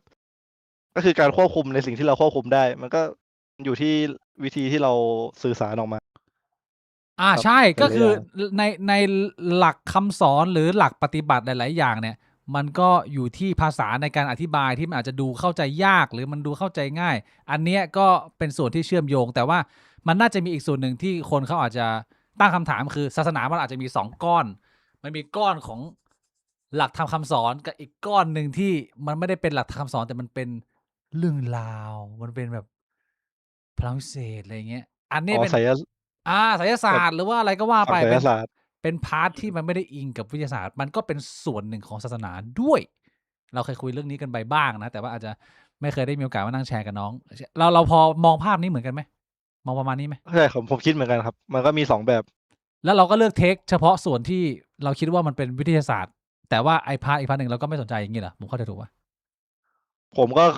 ผมก็เข้าใจทั้งสองอันนะครับ แต่แบบอันที่สองมันต้องเจอเองครับ เจอไหม แต่ เค แบ ย บ เจอไหม ก็ อันเนี้ยเจอล่าสุดเลยคือ เฮ้ยยังไง คือ นะ เกิดมาอายุ24นะครับ เอ ผม อ เพิ่งเคย24 ปีเพิ่งเคยเห็น คืออ่ะ2 อาทิตย์ที่แล้วครับ ผมไปทำบุญหล่อพระคือทำบุญสร้างพระพุทธรูปที่คนไหว้ในวิหารอะไรอย่างเงี้ย ครับ แบบได้โอกาสพอดี อืม แล้วแบบ แล้วคืนหลังจากนั้นคืนหลังจากที่เจอพี่อะไรพี่เอ้ย ใช่หลังจากนั้นแหละผมก็ไปนอนที่บ้าน แล้วคืนวันนั้นแหละพี่ที่เราเจอกันแล้ว ตอน7:57ผมแบบลืมตาขึ้นมาแล้วผมเหมือน ไม่ใช่เหมือนเห็นนะเห็นแน่ๆอะแบบเพราะผมมาขยับตัวได้ มันไม่ใช่ฝัน ผมตื่นมาแล้วเห็นเหมือนแบบคนมาจับแขนแล้วแบบเป็นน่าจะเป็นย่าผมมั้งแต่ผมไม่แน่ใจนะ แต่ว่าเห็นแน่ๆผมคือไม่ได้เบลออะเพราะผมลืมตา1 ครั้ง แล้วก็ยังเห็นแล้วลืมตาครั้งที่ 2ผมก็แบบเนี้ย แล้วก็คิดแล้วก็ทำตาอย่างเงี้ยว่าแบบไอ้เหี้ยเรื่องจริงเปล่าวะ เออ แล้วพอครั้งที่ 3ผมก็แบบผมก็สวดมนต์อะไรมันก็ไม่หายแล้วพออธิษฐานดีๆก็หายแต่แบบ มันก็ก้ำกึ่งว่าผมฝันหรือเปล่า แต่ผมว่าผมไม่ฝันนะเพราะว่าแบบ คุณย่าเสียไปแล้วเหรอครับ เสียไป13-14 ปีแล้วครับ นานแล้ว แล้วแบบแต่ไม่เคยเห็นเลยนะครับ แล้วแบบเป็นครั้งแรกมั้งที่ผมน่าเป็นครั้งแรกเลยที่ผมทำบุญให้เขาครับ เพราะผม พอไปแข่งต่างประเทศตั้งแต่เด็กเขาแบบ ไม่ได้อยู่ไม่ได้อะไรเลย อืม ใช่ ก็เป็นสิ่งที่ผมเห็นนะ แต่มันก็ไม่รู้เหมือนกันครับ เอา แต่ ก็พิสูจน์ไม่ได้ 24 ปีผมไม่เคย เออ มากสุดคือผมเคยโดนผีอำที่โรมาเนีย แต่ผีอำมันก็จะแบบเราขยับตัวไม่ได้ใช่ไหมมันก็จะ อย่างเงี้ยครับ แต่อันนี้คือผมแบบลุกขึ้นมาได้ แบบลุกขึ้นมามอง อ่า ใช่ก็ประมาณนั้น ยังไงพี่บวง แต่ พี่บวง มัน วิเคราะห์อาการหน่อยดิอย่างนี้เป็นยังไง มันน่าจะอารมณ์ผีอำนั่นแหละ เพราะว่าแบบเนี้ยพี่เคยเป็น คือมันเป็นอารมณ์แบบว่าเราอะนึกว่าผีอำแล้วเราก็พยายามลุกขึ้นมาแล้วมันก็ลุกขึ้นมาได้ แต่ปรากฏว่ามันเป็นฝันซ้อนฝัน แล้วมันก็เหมือนวนลูปกลับไปที่แบบว่า มันกลับไปนอนอีกรอบ แล้วเราก็ลุกขึ้นมาได้ แล้วเราก็รู้ตัวว่าแบบไอ้เชี่ยนี้ก็ฝันอีกรอบ อะไรอย่างเงี้ยที่พี่เดานะมันน่าจะเป็นใกล้ๆกันกับที่พี่เคยเจอ แต่ว่าพี่ก็ฟันธงไม่ได้หรอก เพราะ ผ ว่า มว่าเรื่องพวกนี้มันก็มีทั้งจริงและไม่จริง ที่ผมคิด ก็ต้อง นะ ถาม ผมไม่ ว่า คิด ถ้าจริงแล้วมันพิสูจน์ยังไง มันพิสูจน์ยากไง ก็พิสูจน์ไม่ได้ครับมีแค่ตาของเราที่เราจะรู้ หรือไม่ก็เราต้องตายไปแล้วดูว่าโลกเป็นยังไงหลังจากนั้น แต่ถ้าเกิดว่าน้องทรีจะต้องเอา20 บาทใส่กระป๋องเนี่ยกระป๋องหนึ่งเขียนว่าผีมีจริงกับอีกกระป๋องหนึ่งเขียนว่าผีไม่มีจริง20 บาทของน้องทรีนั่นจะลงไปที่กระป๋องไหนฮะ ผีอะครับ อืม ถ้าผี วิ อะ ญ ไม่รู้ว่ามีจริงไหมแต่รู้สึกถ้าวิญญาณนะ อ่ะ คิดว่าอาจจะมี วิญญาณก็ได้ใช้คำอะไรก็ได้ผมว่าสำหรับผมมันเหมือนกันหมดผมแคตตากอไลซ์เป็นก้อนเดียวกันหมด วิญญาณมีจริงไหม20 บาทลงกระป๋องไหนฮะ ผมว่ามี แต่ว่า ลงเป็นกระป๋อง แต่ มี ว่า แต่มันไม่ได้แบบมาdetermine ว่าชีวิตผมจะเป็นแบบไหน มันแค่เป็นแค่แบบ ความรู้สึกของเรา ก็คือแค่เป็นเรื่องไซเควสแบบ เราดูแล้วก็ก็อาจจะมีก็ได้ คือเราไม่ได้ให้มันมากำหนดชีวิตเราขนาดนั้นเราก็แค่นั่งคิดดูเฉยว่าก็อาจจะมีหรืออาจจะไม่มีประมาณนี้ใช่ครับ โอเค ก็ เข้า มี ใจได้ ผมคิดว่ามี สุดท้ายเอามาอันนี้หลุดมาไกลมากพี่บัวประเด็นคือ การจากไปของ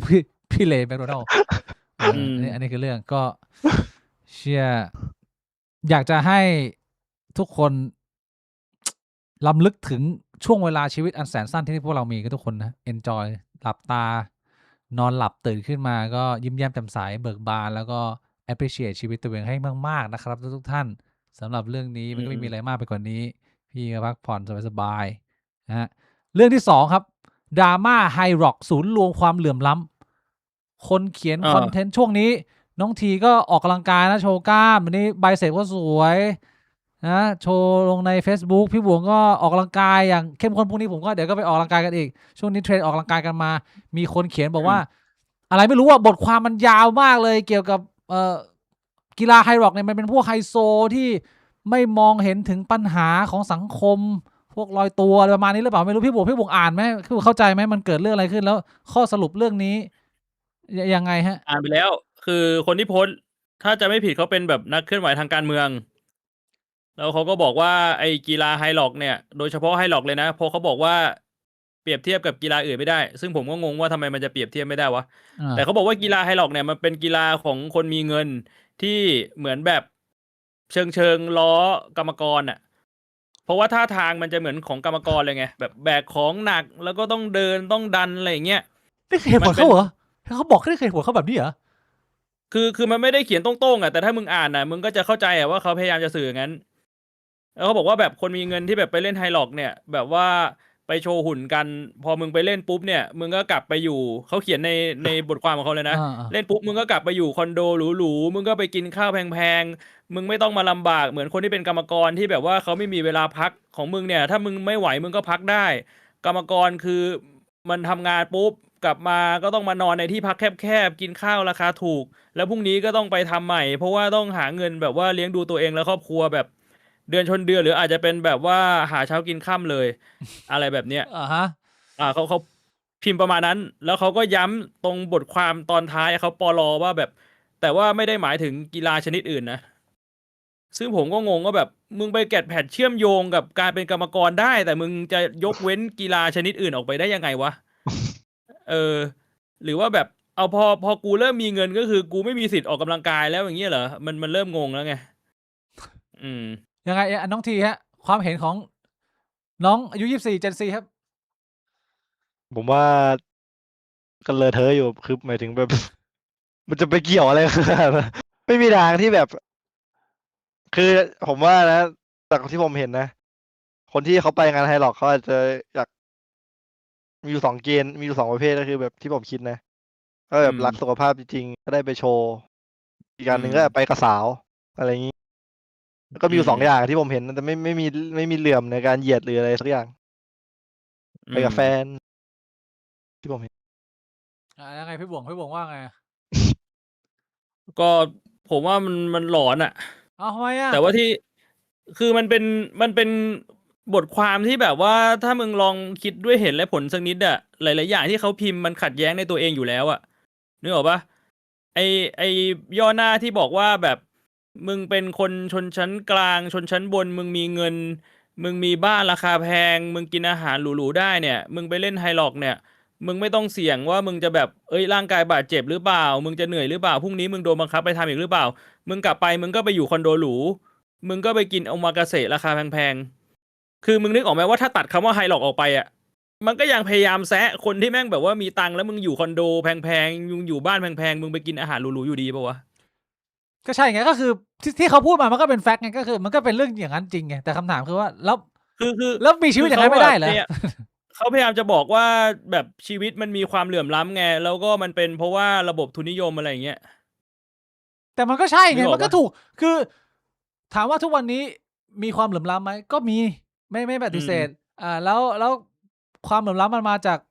ระบบทุนนิยมไหมก็อาจจะเป็นส่วนหนึ่งของรูปแบบมันก็ต้องมีอย่างนี้ ถ้าบริหารดีมันก็เหลื่อมล้ำน้อยหน่อยบริหารแย่มันก็เหลื่อมล้ำมากหน่อยมันก็เป็นแฟกต์มันก็ถูกไงเพียงแต่ว่าคำถามคือมันไม่เกี่ยวกับไฮหรอกไง ก็คือก็รู้อะไอ้เรื่องพวกนี้มันก็เป็นแฟกต์ไอ้เชี่ย ก็นั่นแหละ คือมันมาเกี่ยวกับไฮล็อกตรงที่ เพราะว่าไฮล็อกมันเป็นกีฬาที่แบบ มึงจะไปลงสมัครมึงใช้เงิน4,700แล้ว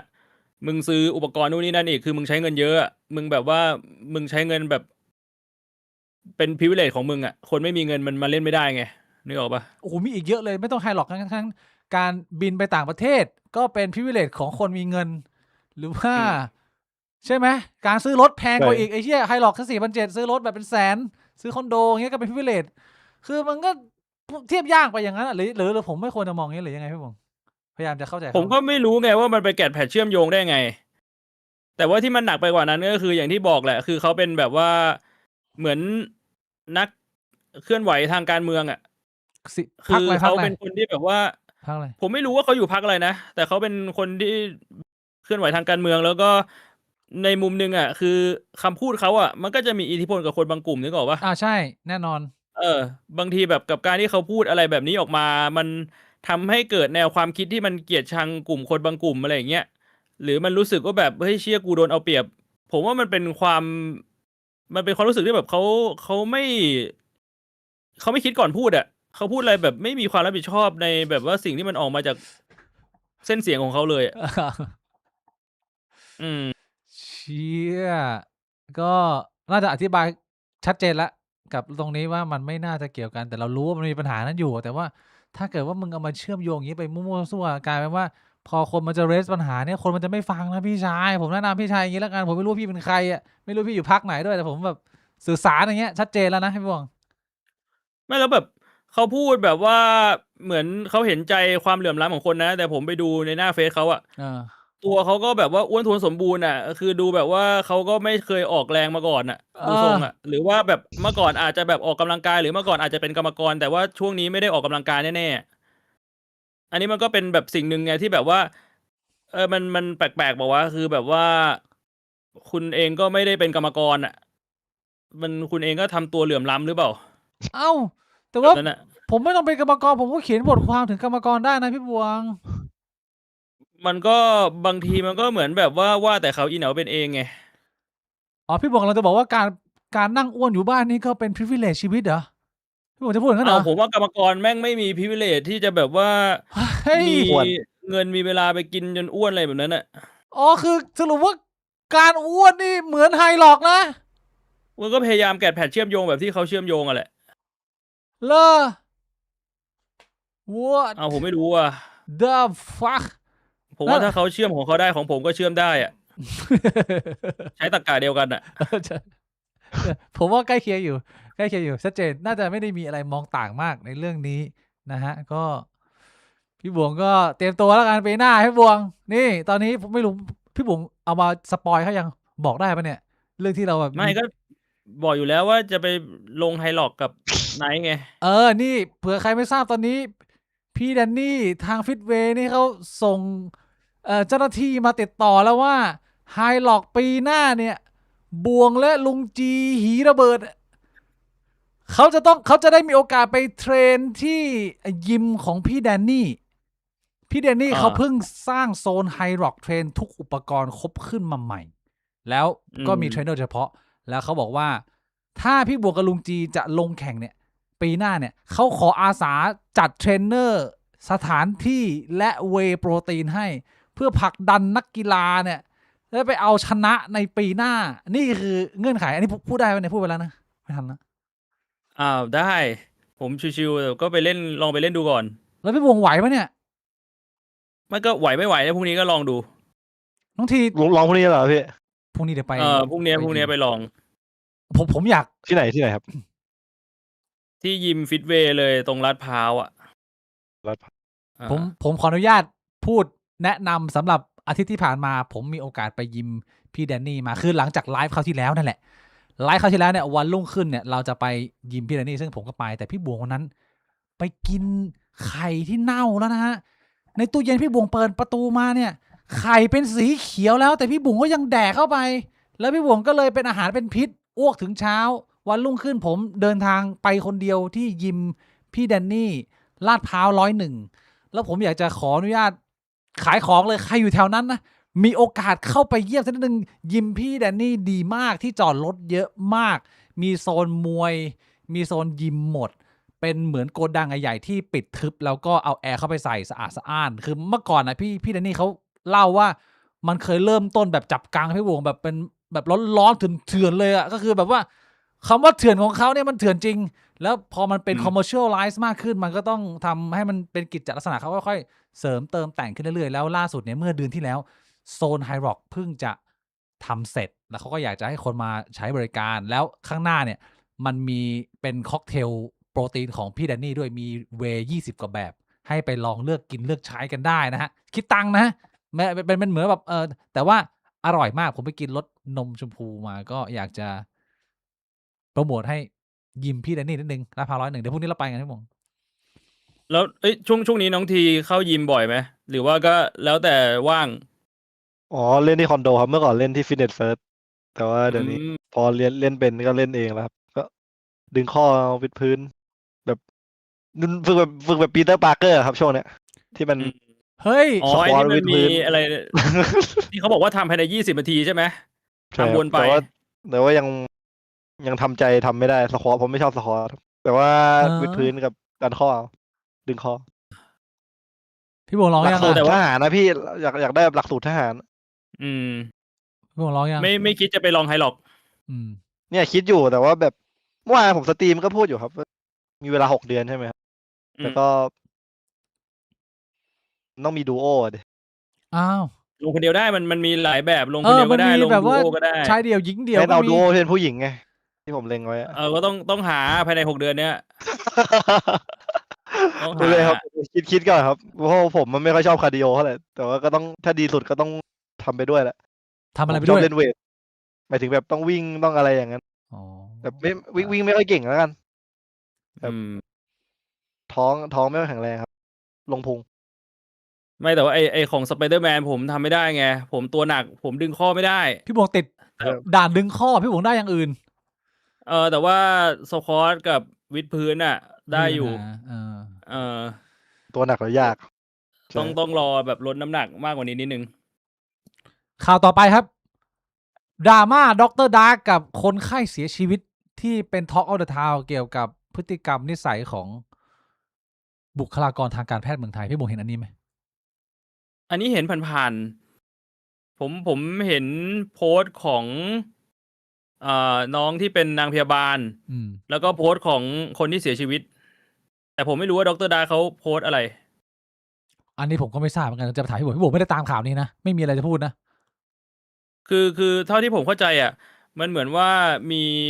ป้าคนหนึ่งเขาไปโรงพยาบาลแล้วเขาเหมือนว่ามีหมอมาตรวจแล้วก็หมอไม่ยอมผ่าสักทีประมาณนั้นมั้งเขาก็เลยแบบโพสต์ลง Facebook โพสต์ประมาณว่าแบบเจ็บจะตายอยู่แล้วหมอไม่ให้ผ่าแบบว่ามานอนรออะไรแบบเนี้ยแล้วนางพยาบาลก็บอกว่าแบบถ้าบ่นแบบนี้ก็ไม่ต้องมาโรงพยาบาลจะมาโรงพยาบาลทำไมปรากฏว่าเหมือนแค่ผ่านไปวันหนึ่งมั้งคือป้าคนนั้นเสียชีวิต ไอ้เชี่ยนี่หนัก ทัวร์ก็เลย สัตว์ ลงเลยทัวร์ลงเลยทีนี้ยับเลย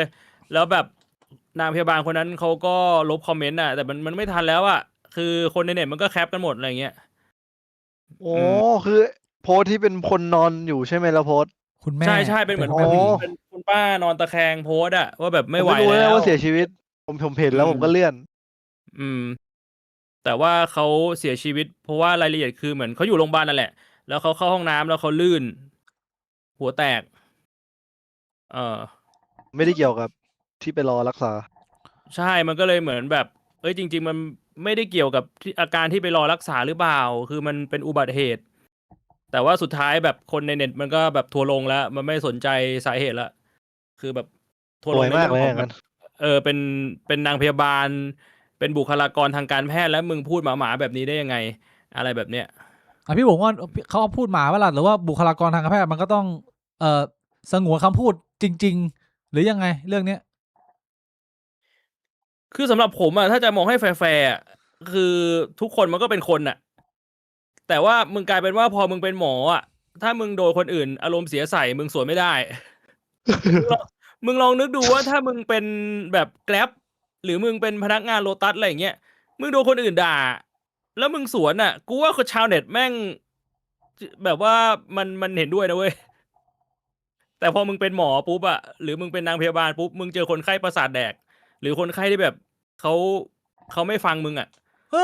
แล้วมึงอารมณ์เสียกลายเป็นว่ามึงโดนใส่มันแปลก ก็ ไหม จริงนะ ทำไมวะมันแปลกวะทำไมมันเป็นอย่างนั้นวะ ไม่รู้ว่ะล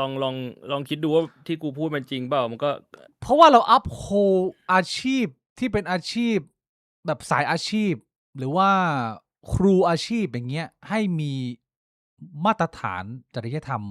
หรือมารยาทที่สูงกว่าอาชีพทั่วไปเหรออันนี้เป็นเหตุผลได้ อาจจะเป็นแบบนั้นแหละมั้งอาจจะมองได้ว่าคือหมอมันแบบมันเป็นเรื่องสำคัญอ่ะอาชีพเขาอ่ะเขาเล่นกับชีวิตคนอ่ะมันไม่เหมือนแบบว่าคนแบบพนักงานเซเว่นมันไม่ได้มีแบบความเป็นความตายเข้ามาเกี่ยวข้องอะไรแบบนี้ป่ะก็จริง การแฮนเดิลงานในโรงพยาบาลเป็นเรื่องที่ยาก แล้วก็มึงจะมาพูดแบบเป็นพนักงานร้านสะดวกซื้อทั่วไปก็คงจะไม่ได้ให้บ่วงถูกไหมล่ะหรือเปล่ามันคงจะหนักผิดหมดแหละแต่ว่ามันก็วนกลับมาที่ทุกคนมันก็เป็นคนอ่ะทุกคนมันก็มีลิมิตหรือเปล่า มันก็พูดยาก ผมว่ามันก็เป็นเรื่องที่มันเถียงกันไม่จบแหละบางฝ่ายก็บอกว่ามึงเป็นหมอมึงต้องมีแบบจรรยาบรรณทางการแพทย์ มึงต้องมีความสามารถในการควบคุมอารมณ์มากกว่าคนปกติทั่วไปอะไรแบบเนี้ย เอาแน่นอนมันต้องมีคือเข้าใจประเด็นนั้นอยู่แล้วเพียงแต่ว่าลิมิตมึงอยู่ตื้นหรืออยู่ลึก แบบว่าไอ้เชี่ยเขาพูดมาเล็กน้อยมึงก็ตอบกลับไล่เขาไปตายหรือว่า มันแบบโดดกัดหูมึงแล้วอะแล้วมึงจะด่ามันไล่ไปตายอันนั้นคือเข้าใจได้ไงไอ้เชี่ยมันคือเลเวลว่าตรงไหนที่มึงสามารถเป็นคนได้แบบปกติอะไรเงี้ยมันก็ต้องมีเส้นที่มันลึกพอสมควรผมว่า ถ้าเกิดจะให้มองแบบโดยมาตรฐานอะเข้าใจใช่ไหมหรือน้องทีมองต่างไหม ก็ผมก็คิดว่ามันก็ทั้งสองฝ่ายเลยครับ มันอาจจะ คือก็อย่างที่พี่บวงพูดคนเป็นหมอพอมันเรียกความเป็นความตายมันก็ดูจะต้องนั่นกว่า มันเลยรับผิดชอบอะไรมากกว่าครับ แต่ว่าผมก็เข้าใจทั้งพยาบาลเหมือนพยาบาลวันนั้นอาจจะสลิงแตกอยู่ก็ได้ แล้วก็เห็นโพสต์นี้ก็กูเอาหน่อยแล้วกันป้าอะไรอย่างนี้ที่เขาคิดนะครับ ส่วนป้าก็อยากจะแบบก็บ่นก็คือผมไม่ได้ก็คนละครึ่งเลยครับ มันไม่ได้มีประเด็นเรื่องอื่นหรอพี่บวงเรื่องของระบบการทำงานโรงพยาบาลรัฐไม่เกี่ยวนะอันนี้เป็นเรื่อง personal แค่นั้นเองใช่ไหมของพยาบาลกับคนไข้ อันนี้ผมเข้าใจถูกไหมผมไม่ได้ตาม คือดราม่า ข่ว อันเนี้ยมันเป็นเรื่องของแค่คนไข้กับนางพยาบาล โอเค แต่ว่าถ้ามองหลาย ๆ เคสที่แบบว่าคือในปี2 ปีที่ผ่านมาเราจะเห็นว่ามันมีดราม่าในอินเทอร์เน็ตเกี่ยวกับการที่บุคลากรทางการแพทย์สลิงแตกใส่คนไข้เยอะมาก คนดราม่าเยอะมาก คือถ้ามองในหลาย ๆ เคสอะผมว่ากรณีของโรงพยาบาลรัฐอะเกี่ยว เพราะว่าโรงพยาบาลรัฐเนี่ยหนึ่งเลยคือคนไข้เยอะกว่า หมอกับนางพยาบาลมันก็ต้องรับเวิร์กโหลดเยอะกว่า อ้าวแน่นอนใช่ แล้วก็ มันเครียดกว่า สองเนี่ย ใช่เราก็รู้กันอยู่ว่าประเทศไทยเนี่ย เรื่องของงบทางการแพทย์มันเริ่มมีปัญหาแล้วในโรงพยาบาลรัฐเนี่ย หลาย ๆ คนอาจจะแบบว่าโดนค้างจ่าย รัฐบาลมันค้างจ่ายได้เนี่ยแต่ผมไม่รู้ว่าของโรงพยาบาลเอกชนมันมีปัญหาเรื่องค้างจ่ายหรือเปล่า มันก็เลยกลายเป็นว่า ผมเดาว่ามันคงจะเป็นปัญหาจาก2 ทางเลยหนึ่งก็คือหมอจากโรงพยาบาลรัฐแม่งทำงานหนักอยู่แล้ว2ได้เงินช้าได้เงินน้อยกว่าอีก อืม 3ต้องมารองรับอารมณ์คนไข้อีก เพราะว่า อัน คน นี้คือ ไข้ จุด เยอะคนไข้ อ่า แม่งก็แย่งกัน ในขณะที่โรงพยาบาลเอกชนคนไข้มันชิวๆมันเดินเข้าไปมันก็ได้นอนเลย มันไม่ได้บ่นกับหมออะไรมาก แล้วมันเป็นคนมีตังค์มันก็อาจจะเป็นคนที่แบบว่าชีวิตไม่เครียดมากกว่าโอกาสที่คนไข้ในโรงพยาบาลรัฐจะบ่นก็มากเป็นเท่าตัว ใช่ มันก็เลยเหมือนว่ามัน ใช่ มันเป็น ใช่ ปัญหารุมเร้าจากหลายทาง แล้วสุดท้ายอ่ะคือมันก็ไปสลิงแตกที่คนหนึ่งอ่ะที่แจ็คพอตคือหมอคนหนึ่งมันอาจจะผ่านคนไข้มาเป็น100 คนแล้วมันก็โดนคนไข้บ่นคนไข้ด่าสะสมมา จนมันมาสลิงแตกที่คนหนึ่งอ่ะ แล้วคนไข้คนนั้นก็บอกว่าทำไมมึงไม่มีความอดทนวะแต่เขาไม่ได้สนใจไงว่าก่อนที่จะสลิงแตกใส่คนไข้คนหนึ่งอ่ะ Yes หมอแม่งโดนอีกกี่คนแบบว่า แบบถมถุยหรือว่ากดดันมาอะไรแบบเนี้ย มันเป็นไป มัน ได้ ก็ สูงที่จะเป็นเรื่องระบบ อืม ใช่ครับ ตอนนี้มันเลยกลายเป็นว่าอาชีพใครที่กำลังเรียนหมออยู่จะมาเป็นหมอนี่แม่ง ดูจะเป็นอาชีพที่มันค่อนข้างตกเมตานะ กลายเป็นแบบกระโถนรองแบบว่าอารมณ์ไม่คนอื่นอ่ะ สมมติ ตกเมตา น้องทรีมีลูก ลูกชายน้องทรีชื่อน้องบ่วงสมมุตินะน่ารักเลยแบบ โอ้ยน่าเอ็นดูเลย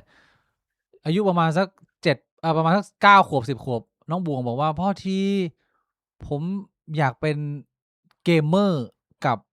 เป็นหมอเนี่ย เป็นเกมเมอร์เหมือนคุณพ่อกลับไปเป็นหมอเนี่ย คุณพ่อสนับสนุนทางไหนครับ พ่อทีเนี่ยสนับสนุนให้ไปทางไหน ในยุคสมัยอีก10 ปีข้างหน้า ก็ต้องดูสถานการณ์ตอนนั้นครับว่าเกมเมอร์มันรุ่งแค่ไหน ต้องดูอีกทีว่า แต่ถ้าเป็นตอนนี้ สมมติถ้าตอนนี้มี ก็เขาขอเลือก2 ทางก็ คือถ้าผมมาเป็นคนเล่นเกมมีความรู้ ให้เล่นไปสักนิดดูทรงได้แล้วครับว่าได้ไม่ได้ ดูส่งลูกก่อนให้ลูกบ่วงโชว์ฝีมือให้พ่อดูซิว่าหนึ่ง สไนเปอร์หนึ่ง ดู ห ทร นึ่ ง งไปอะมึงยิงยังไงมึงได้ไหมถ้าเกิดว่าโอ้โหแต่ว่าคุณจะจัดเด็กแบบ9 ขวบ 10 ขวบได้วะหรือว่าคุณเซียนขนาดนั้นคุณจะตาคุณมันคมมากคุณดูออกเลยว่ามึงมีแววหรือเปล่า ก็ดูไปสักดูว่าเปิดมาเท่าไหร่ก็รู้แล้วครับไม่มาดู โอ้โหดูเอ็มมาลูกด้วยวะ9 ขวบ 10 ขวบมาตรฐานโอ้โหจังวะ ดู เชี่ย ครับถ้าไม่ได้ก็ไปเรียนต่อไป คือเราไม่ได้รู้สึกว่ามันไม่ได้เป็นอาชีพที่ไม่ต้องเข้ามาขนาดนั้น เราว่ามันก็เข้ามาได้ถ้าเกิดฝีมือถึง บางคนเขาบอกว่าเฮ้ยอาชีพบางอาชีพนะมึงต้องลองมาเป็นก่อนมึงถึงจะบอกคนอื่นว่า คนในอย่าออกคนนอกอย่าเข้าอะไรประมาณเนี้ยแต่ว่าเราเป็นโปรเพลเยอร์เรามองว่าอาชีพนี้ ถ้าลูกทำได้ก็มาดิอะไรอย่างนี้เหรอ ใช่ใช่ก็ทำได้ก็มา เชี่ย ต้องดูมาถ้าไม่ผ่านก็ยึดคอมเลยครับถ้ามันเปิดมา1,000เงี้ยแล้วแบบอยากเป็นก็คือโอ้โหกว่าจะถึงอะเรียนจบยังไม่6,000เลยมันยากมากครับจาก1,000ไป6,000นะ อืม หลายคนเล่นมาทั้งชีวิต ก็ยัง1,000อยู่ แบบก็เล่นกับเพื่อนขำๆแต่เขาไม่ได้เป็นนักแข่งไง ใช่ ที่ผมเห็นในกลุ่มทั้งวันก็ยังเท่าเดิมทั้งชีวิต เชี่ยแล้วฝีมืออย่างพี่วงนี่เคยเห็นไหมได้ไหมอย่างนี้ พอมีแววไหมพอ โอ้ แบบ ยผมห่างไกลผมไม่ได้มี ห่างไกลเหรอ ความสามารถอะไรขนาดนั้น เชี่ย อืม พี่วง เมื่อ ท ก่ อ อน มตัวอีกแล้ว ก็ถือว่ามาเยอะนะพี่ตอนพี่บ่งเมื่อ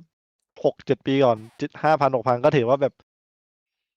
ท็อป100คนไทยแล้วถ้านับแค่คนไทยก็ติด1 ใน 100 อืมเหมือนเราอาศัยเล่นเยอะไงของผมอะเล่นเยอะแล้วก็เล่นก่อนคนอื่น ข่าวต่อไปครับ ชายวัยอายุ36 ปี ใช้ปืนก่อเหตุ ยิงตัวเองเสียชีวิตที่สนามปืน จังหวัดนนทบุรี ไม่ใช่แต่จริงๆแล้วมันอยู่ใกล้ๆบ้านกูพี่โบตรงบางบัวทองใกล้ๆบ้านกูเลย อืม ขับรถขึ้นไปเนี่ย เป็นชายวัยเท่าเราเลย ใช่ไหมที่ตั้งแต่36 ปี เหตุการณ์คือ 36 หรือ 26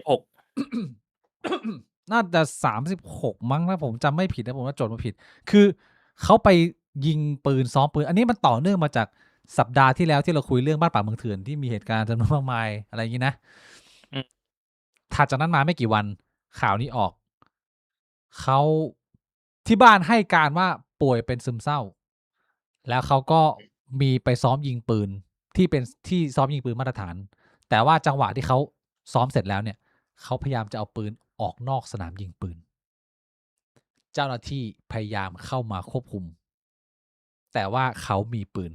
เขาก็เลยบอกว่า อืม ประมาณว่าถ้ามึงเข้ามากูยิง อืม เจ้าหน้าที่ต้องถอยร่นตัวออกไป เขาวิ่งออกมาจากสนามยิงปืนพร้อมปืนซ้อม1 กระบอก แล้วก็ยิงตัวเองเสียชีวิต กับ คือยังไงคือ คือคำถามที่คุยกันเรื่องนี้ ก็คือเรื่องของความเข้มงวดเรื่องของปืน ที่มันเกิดเหตุการณ์แบบนี้พี่วง อืม แต่เรื่องของความเศร้าโศกเสียใจเนี่ยเราคุยไปหมดละในคราวที่แล้วก็คุยเรื่องปืนพี่บวงอย่างกรณีนี้มันถือว่าสุดวิสัยเหรอวะหรือยังไง ใช่กรณีนี้มันเป็นกรณีสุดวิสัยป่ะ อันนี้ก็คือสนามยิงปืนมันก็น่าจะทำตามกฎเกณฑ์ทุกอย่างแล้วอะแต่สุดท้ายความเสี่ยงก็อยู่ตรงที่แบบมึงไม่รู้ว่าคนที่เข้าไปในสนามยิงปืนแม่งจะแบบว่า เราว่า มี แค่ไหน มีความคิดอะไรบ้าง มีความตั้งใจอะไรบ้างงี้ป่ะ คำถามคือ ถ้าสมมติว่ามันเกิดเหตุการณ์ประมาณนี้ มีคนประมาณว่าจะเอาปืนจากสนามเนี่ยออกมา แต่ว่าเรายังไม่รู้ว่าเขาจะเอาปืนออกมาทำอะไร แต่ว่าเขาโดนสกัดยิงเสียชีวิตก่อน สังคม สนับสนุนเรื่องนี้หรือแบบเรียกร้องเรื่องนี้ว่าทำเกินกว่าเหตุหรือว่ายังไง เราควรจะต้องมองเรื่องนี้ยังไงพี่บวง กับเหตุการณ์ในอนาคตที่มันจะมีคนเครียดมากขึ้น คนมันจะ access ปืนได้มากขึ้นแล้วเราก็ไม่รู้ว่ามันจะเกิดอะไรขึ้น ถ้าเกิดว่าเขาโดนสังหารเนี่ยจากเจ้าหน้าที่ความปลอดภัยเนี่ยโดนด่าไหมหรือว่าโอเคหรือ ถ้าเราต้องมองให้รอบด้านนะสมมติว่าคนนั้นเป็นเพื่อนเราหรือเป็นคนในครอบครัวเราอะไรอย่างเงี้ย ผมว่ามันต้องทำแบบนั้นเปล่าวะ เพราะว่าคือสัปดาห์ที่แล้วเราคุยกันว่าปืนอ่ะ มันเป็นอะไรที่มันสร้างความเสียหายได้เยอะมากๆ มันไม่เหมือนมีดหรือแบบว่าอาวุธอย่างอื่นอ่ะ เพราะฉะนั้นการที่แบบว่ามึงแบบว่าแฮนเดิลปืนมึงเอาปืนไปทำอะไรโดยที่แบบมึงไม่ระมัดระวังอ่ะ มันหมายถึงมึงสามารถแบบว่าฆ่าคนได้แบบง่ายมากอ่ะ เพราะฉะนั้นในมุมหนึ่งคือถ้ามึงทำแบบนั้นอ่ะ มันมาตรการมันต้องเด็ดขาดนะ ถ้ามาตรการมันไม่เด็ดขาดความเสียหายมันก็จะหนักกว่าเดิมอ่ะ น้องทีแอนตี้ปืนไหมฮะ คิดว่าสังคมเราควรจะเอาเรื่องปืนออกไปไหมหลังจากที่เรามองไปแล้วรู้สึกว่ามีข่าว แม่งยิงกันมั่วซั่วไปหมด ยิงคนอื่น ยิงใส่สาธารณะ ยิงกันเอง ยิงในโรงเรียน ยิงตัวเองบ้างอะไรเงี้ยเราคงไม่ได้พูดตอบแทนทั้งเจเนอเรชันหรอกแต่เอาแค่มุมมองเราว่า ไอ้เชื่อเรื่องปืนนี่มันควรจะยกออกไปหรือเปล่าว่าในยุคสมัยนี้หรือว่าก็ เพราะว่าบางคนก็ส่วนใหญ่อะมองว่าก็แค่เพิ่มเรื่องมาตรการในการดูเรื่องปืนเถื่อนหรือว่าอะไรอย่างนี้ให้มากขึ้นประเด็นมันคือว่ามันเป็นจุดอ่อนของเมืองไทยไงเมืองไทยมันทำเรื่องนี้ไม่ได้ไอ้เชี่ยมึงดูแลให้มันตัวถึงไม่ได้มันก็เลยเป็นปัญหาเนี่ยน้องมองไง ยากเลยพี่อารมณ์แบบก็ดีที่สุดก็คงต้องให้เป็นปืนถูกกฎหมายเท่านั้นอะไรเงี้ยแต่มันยาก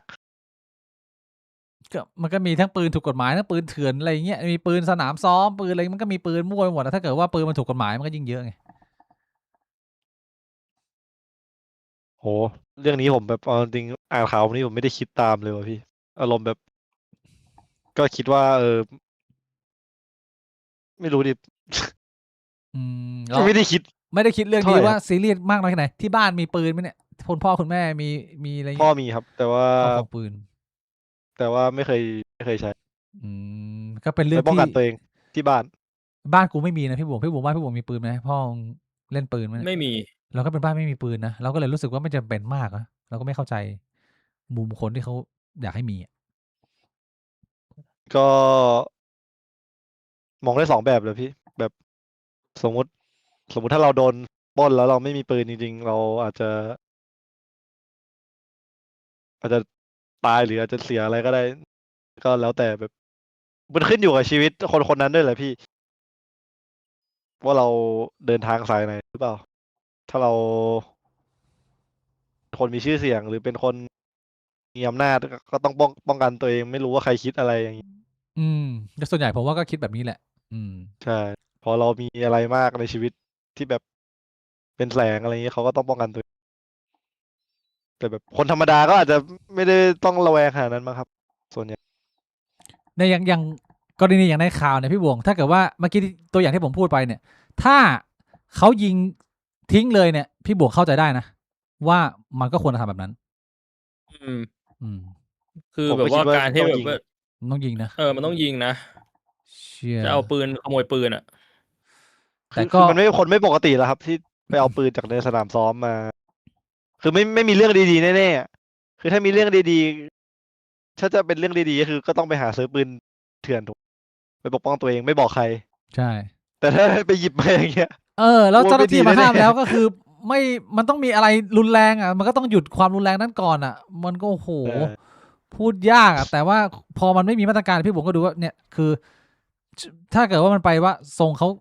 ไปของเขาเองมันก็ไม่ได้สร้างความเสียหายในวงกว้างไงแต่ถ้าเกิดมันออกมาเป็นอีกภาพหนึ่งอะถ้าเกิดว่าที่หลุดออกมามันไม่ได้ไปยิงตัวเองอะไรเงี้ยมันก็เชี่ยเรื่องใหญ่อีกไอ้สัตว์แต่ละเรื่องมันใกล้ตัวเข้าไปเรื่อยๆแล้วนะอันนี้อีกข่าวหนึ่งอีกข่าวสองข่าวสุดท้ายก็มีเรื่องของการเมืองเล็กๆน้อยๆในอาทิตย์นี้ที่สสพรรคส้มคุณไอติมออกมาเปิดขบวนการหัวสวเอาคลิปออกมา เปิดแบบถึงลูกถึงคนเสียงชัดแจ๋วว่ามีสวหลายคนทำเพื่อข้างบนนะฮะเขาก็พูดกันในคลิปอย่างนี้ แล้วพอไปสอบถามเพิ่มเติมเขาก็บอกว่าไอ้ข้างบนที่หมายถึงหมายถึงกกตไอ้นั่นคือซึ่งก็เฮี้ยอยู่ดี ไม่ว่าจะแปลออกมายังไง มันก็คือแย่หมดนั่นแหละผมไม่รู้ว่าเขาจะหมายถึงอะไรอ่ะอันนี้ก็น่าจะเป็นอีกเรื่องหนึ่งที่เป็นข่าวใหญ่แล้วก็เป็นเรื่องฟ้องร้องกันแล้ว ตอนนี้รู้สึกว่าจะมีการฟ้องมั้งว่าพยายามจะพาดพิงเบื้องสูง112คุณไอซ์โดนอีกก็เละเทะพี่โบมีพูดประเด็นนี้เรื่องข่าวนี้ไปไหม อันนี้ผมไม่เห็นเลยฮะ ไม่เห็นข่าวนี้นะขบวนการหัวสวนะที่เขาเอามาเปิดตอนนี้ว่าแบบ มันไม่มีอะไรชัดไปกว่านี้ว่ามันมีเรื่องราวอะไรเกิดขึ้นบ้างเขาก็เอาหลักฐานมาเปิดประมาณนี้พี่บงนี่พี่บงไม่เห็นข่าวสุดท้ายที่เป็นอีกข่าวใหญ่ ข่าวเล่าตาเล่าตาราชายาเสพติดคนเขาคนเผ่าลีซอร์พี่บงเป็นคนแบบเป็นเหมือนมงมูเซอร์ลีซอร์ประมาณเนี้ยเคยถูกจับไปเมื่อปี 2562 เป็นหนึ่งในพ่อค้ายาเสพติดตัวเป้งในสามเหลี่ยมเมอร์บิลดาของเรานะฮะแล้วล่าสุดเนี่ยได้รับพระราชทานอภัยโทษพ้นโทษออกมาจากเรือนจำกลางบางขวาง14 สิงหาเนี่ยติดคุกจริงทั้งหมด9 ปี 10 เดือน การลดโทษระหว่างถูกคุมขังที่เรือนจำกลางบางขวางเล่าตามีความประพฤติดีได้เลื่อนขั้นเป็นนักโทษชั้นเยี่ยม และได้รับการพระราชทานโทษรวม6ครั้งต่อเนื่อง แล้วก็ประกอบกับเกณฑ์ผู้ต้องขังอายุ70ปีพี่บ่วงทำให้เขาเนี่ยลดโทษได้ลงเหลือ8ปีเศษกับการที่เขาเป็นมาเฟียพ่อค้ายาเสพติดรายใหญ่แล้วพอออกมาเนี่ยก็เกิดเสียงวิพากษ์วิจารณ์ว่าความเหมาะสมของโทษแล้วกันระดับนี้เลเวลนี้ติดคุกจริงแบบนี้ปัญหามีไหมเรื่องเดิมเรื่องของระบบการลดหย่อนผ่อนโทษที่กรมราชทัณฑ์มีสิทธิ์มันมีคลิปหนึ่งคนเขาออกมาพูดเลยว่าที่ผ่านมาเมืองไทยเนี่ยเราอาจจะไปโฟกัสเรื่องของตำรวจเรื่องของศาลมากขึ้นไหมเขาบอกว่าอีกหน่วยงานหนึ่งที่เราลืมมองเลยก็คือหน่วยงานของกรมราชทัณฑ์เพราะว่าทั้งหมดทั้งมวลเนี่ยเส้นของกระบวนการยุติธรรมที่มาทำให้มนุษย์เรามันอยู่ร่วมสังคมกันได้มันคือเริ่มจากมีตำรวจมีทนายมีศาลใช่ไหมแล้วก็มีกรมราชทัณฑ์ที่จะลงโทษหรือว่ากำหนดโทษกรอบสังคมแต่ว่าเหตุการณ์นี้เนี่ยที่เขาเปิดกันขึ้นมานักวิชาการออกมาพูดเนี่ยก็คือมึงไปโฟกัสความเละข้างหน้าแต่มึงลืมไปว่าไม่ว่าจะยังไงก็ตามถ้ามึงสามารถมี power ในตัวหลังสุดได้ไม่ว่ามึงจะทำผิดอะไรก็ตามมึงก็สามารถหาทางพลิกแพลงได้แล้วโทษมันก็จะไม่ได้รับตามสิ่งที่มึงตกลงกันไว้ในสังคมเพราะว่ากรณีนี้ก็โดนตัดสินจากศาลว่าจำคุกตลอดชีวิตใช่แต่วันนี้คือไม่ถึง10ปีก็ออกมาเดินแกว่งกระโปรงละ8ปีเศษเท่านั้นแล้วนี่ไม่ได้เป็นอาเฮียอาเจกอะไรเงี้ยหรือว่าเป็นคุณพี่คุณน้องที่วิ่งส่งยาอยู่ข้างๆบ้านพี่บวงนะอันนี้คือไอ้เชี่ยตัวที่นั่งเป็นก้อนอะพี่บวงที่แบบว่ามีฐานทัพอะแล้วคำถามคือ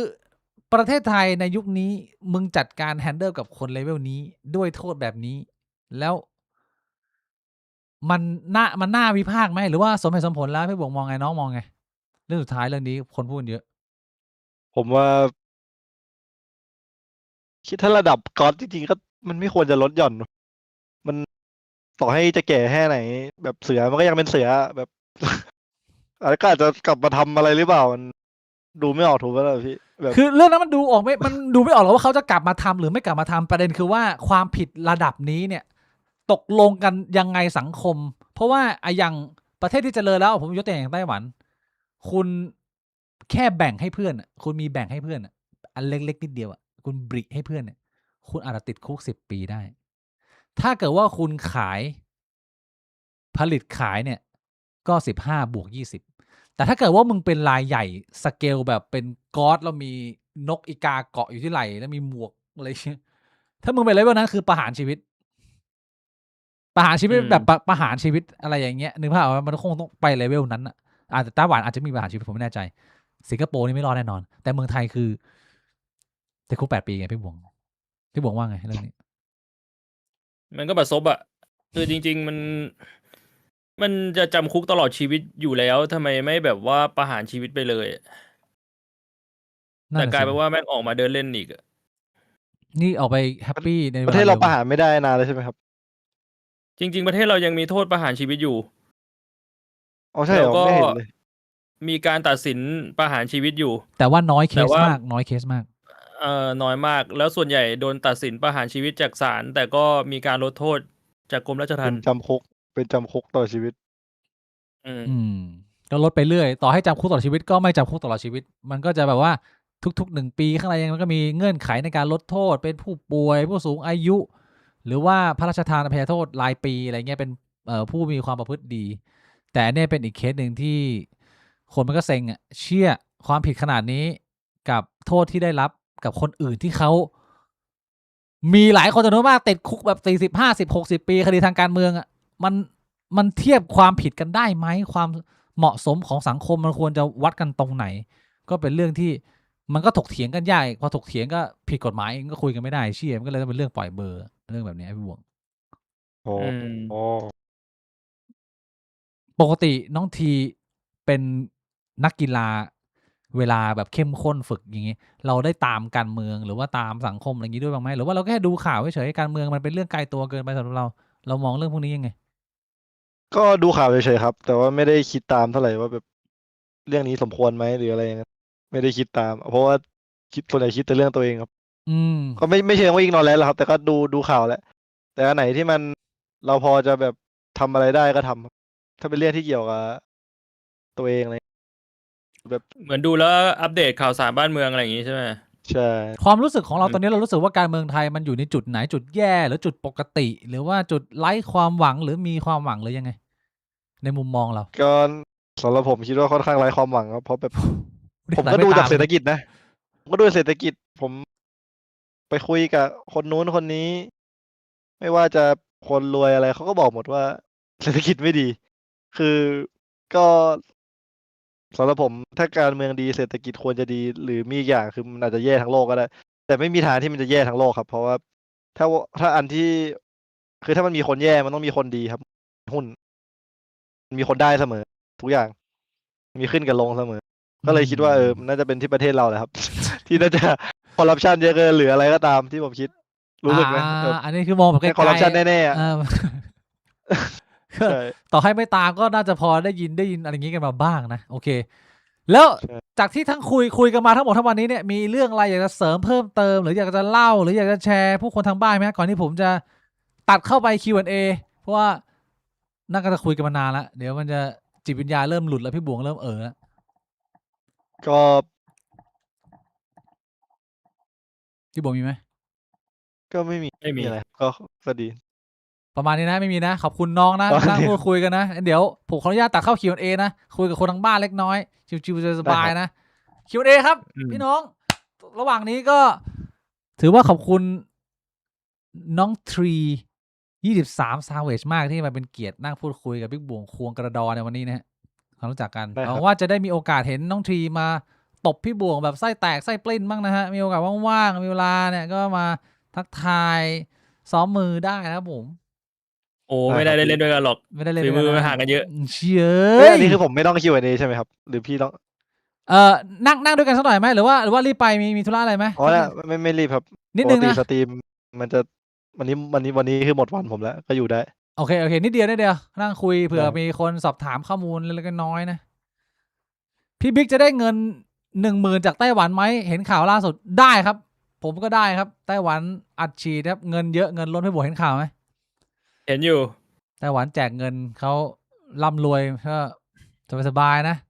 ได้ฮะ คือแจกทุกคนเลยใครก็ได้ไปลงทะเบียนแบบเนี้ย ใช่แจกทุกคนอย่างเท่าเทียมไม่ต้องมีเงื่อนไขอะไรให้วุ่นวาย ไม่ต้องมีระยะทางในการใช้แอปไหนได้ไม่ได้ อายุมึงถึงไหมพิสูจน์ความจนหรือเปล่านบ 10,000 บาททุกคนที่มีชีวิตที่มีหัวใจมีสิทธิ์ในการไปเอาเท่ากันทุกคนนะฮะ ไอ้แบบนี้มันนับเป็นนโยบายประชานิยมไหมแบบกึ่งซื้อเสียงไหม อันนี้นับเป็นกึ่งนโยบายประชานิยม แต่ว่าจะพูดว่าซื้อเสียงมันก็อยู่ที่การตีความและความซีเรียสกับสถานการณ์นั้นๆ ที่ต้องใช้เงิน ก็อยู่ที่การพูด ก็เป็นที่ถกเถียงอยู่พอสมควรพี่บ่วงโดนด่าก็เยอะ อืม ที่เห็นด้วยก็มี เพราะว่าเขาก็ไม่ได้มองว่าเขาอยู่ในโพสิชันที่ต้องแจกเงินขนาดนั้นอะไรเงี้ยเอามาแจกทำไมไอ้เชี่ยก็ อืม เศรษฐกิจก็ดีนี่ทำไมไม่เอาเงินไป อืม ไปซัพพอร์ตเรื่องอื่นหรือว่าไปเติมเรื่องของสวัสดิการอะไรอย่างเงี้ยก็มีเถียงกันเล็กน้อย ครับ Q&A ครับ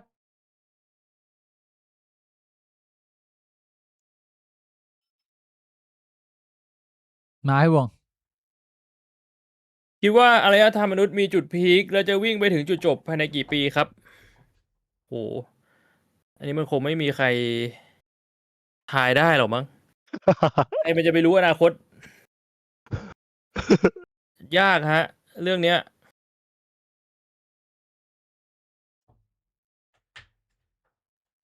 Q&A ออกจากอาคอนยังไง เฮ้ย อันนี้น้องทีน่าจะตอบได้ ผมไม่รู้เลยครับคนถามเยอะมากช่วยไม่ได้ มันยากเกิน โอ้มันยากเหรอ ออกจากอาคอนมันยากกว่าแบบว่า MMR ขึ้นแบบว่า16,000เหรอ คือคือมันสอนให้คนเก่งยากกว่าครับ สอนให้คนที่ อ๋อ เล่นไม่โหดให้โหดอะยาก อืม เพราะว่าแต่ถ้าแค่ออกจากอาคอนคงง่ายนะครับ ไปแรงก็ต่อไปแอนเชียนปะง่าย แต่ถ้าไปแบบเลเจนด์คือถ้าขึ้นไปแบบระดับสูงก็ยากครับ เอางี้มีสักตัวไหมที่แพทนี้ ตัวอ่อย หน้า คำ สแป ง่าย ม มีไหมตัวที่หน้าสแปมแพทนี้ ๆ SF โลนดรูดถ้าเล่นกลางก็เล่นสปิริตครับ easy อืม Q&A ครับ คิดว่าการติดเกมเป็นผลเสียในการเติบโตเป็นผู้ใหญ่ไหม แล้วผลดีกับผลเสียต่างกันยังไงครับ คุณทรีและคุณบ่วงควงกระโปก อาทิตย์ตอบก่อนเลย ก็ถ้าเป็นติดเกมแบบทั่วไปก็คงเสียแหละครับ แล้วมันอยู่ที่ว่าเราแบ่งเวลายังไงครับว่าแบบเราติดในตอนที่เราต้องไปทำหน้าที่อะไรนี้มันก็ไม่ดี แต่ถ้าเราติดในวันหยุดอะไรนี้มันก็ไม่เดือดร้อนใคร ถ้ามันติดอยู่ในว่าแบบไม่เดือดร้อนใครก็โอเคครับ ส่วนข้อดีก็แค่แบบเป็นโปรเพลเยอร์ได้ แล้วก็มีงานอดิเรกที่แบบไม่ต้องไปข้างนอกประหยัดเงิน จริงๆการเล่นเกมนี่ประหยัดเงินสุดนะ เราซื้อยกเว้นถ้าเราเติมเยอะนะแบบซื้อแบ็คนาล็อกหรืออะไรอย่างนั้นนะแต่ถ้าเราซื้อเล่นเกมมาสมมติเราแค่เราเล่นดอทกับเซสไม่ได้แบบ ใช้ตังค์อะ ใช้เงินนะครับ ใช้ในเวลาอย่างเดียว ถือว่าประหยัดถ้าเทียบกับกิจกรรมอื่น พี่บวง ในมุมพี่บวงฮะ ผมว่ามันก็เหมือนกิจกรรมอื่นๆแหละ คือถ้าเราติดเราชอบใน เรียกว่าปริมาณเวลาที่ใช้ไปมันไม่ได้เยอะถึงขนาดกระทบกับส่วนอื่น มันก็เป็นเหมือนกิจกรรมอื่นไหมก็ไม่ได้มีผลกระทบกับการเติบโตอะไรเท่าไหร่นะ แต่ว่าถ้าติดแบบว่าเป็นบ้าเป็นหลังเลยอะไรเงี้ยเล่นทั้งวันทุกวันไม่ทำอะไรเลย อันนั้นมันไม่ต้องติดเกมหรอกมันติดอะไรมันก็มีผลหมดอะ ที่อย่างพี่บวงนี่ถือว่าติดไหม ก็ถือว่าติดนะ ถือว่าเสพ เล่น ติ เย ด อะ อยู่ นะ เออ อืมตอนนี้อยากเล่นมิดกับมิโคโตะหรือท็อปสัน อยากเจอใครครับ ท็อปสันครับเขาโตไปแล้ว เชี่ยเดี๋ยว อืม คุณระดับแบบว่าดวลกับท็อปสันเลยเหรอ อ๋อหมายถึงอยากอยู่ทีมเดียวกันนะครับ อ๋ออยู่ทีมเดียวกัน อยาก นะ อยู่ทีมนะแต่เคย เรียกว่า แข่งก็เคยเจอบ่อยแล้วครับ อืม เชี่ยมัน ตอน คอสจังวะโอ้ my god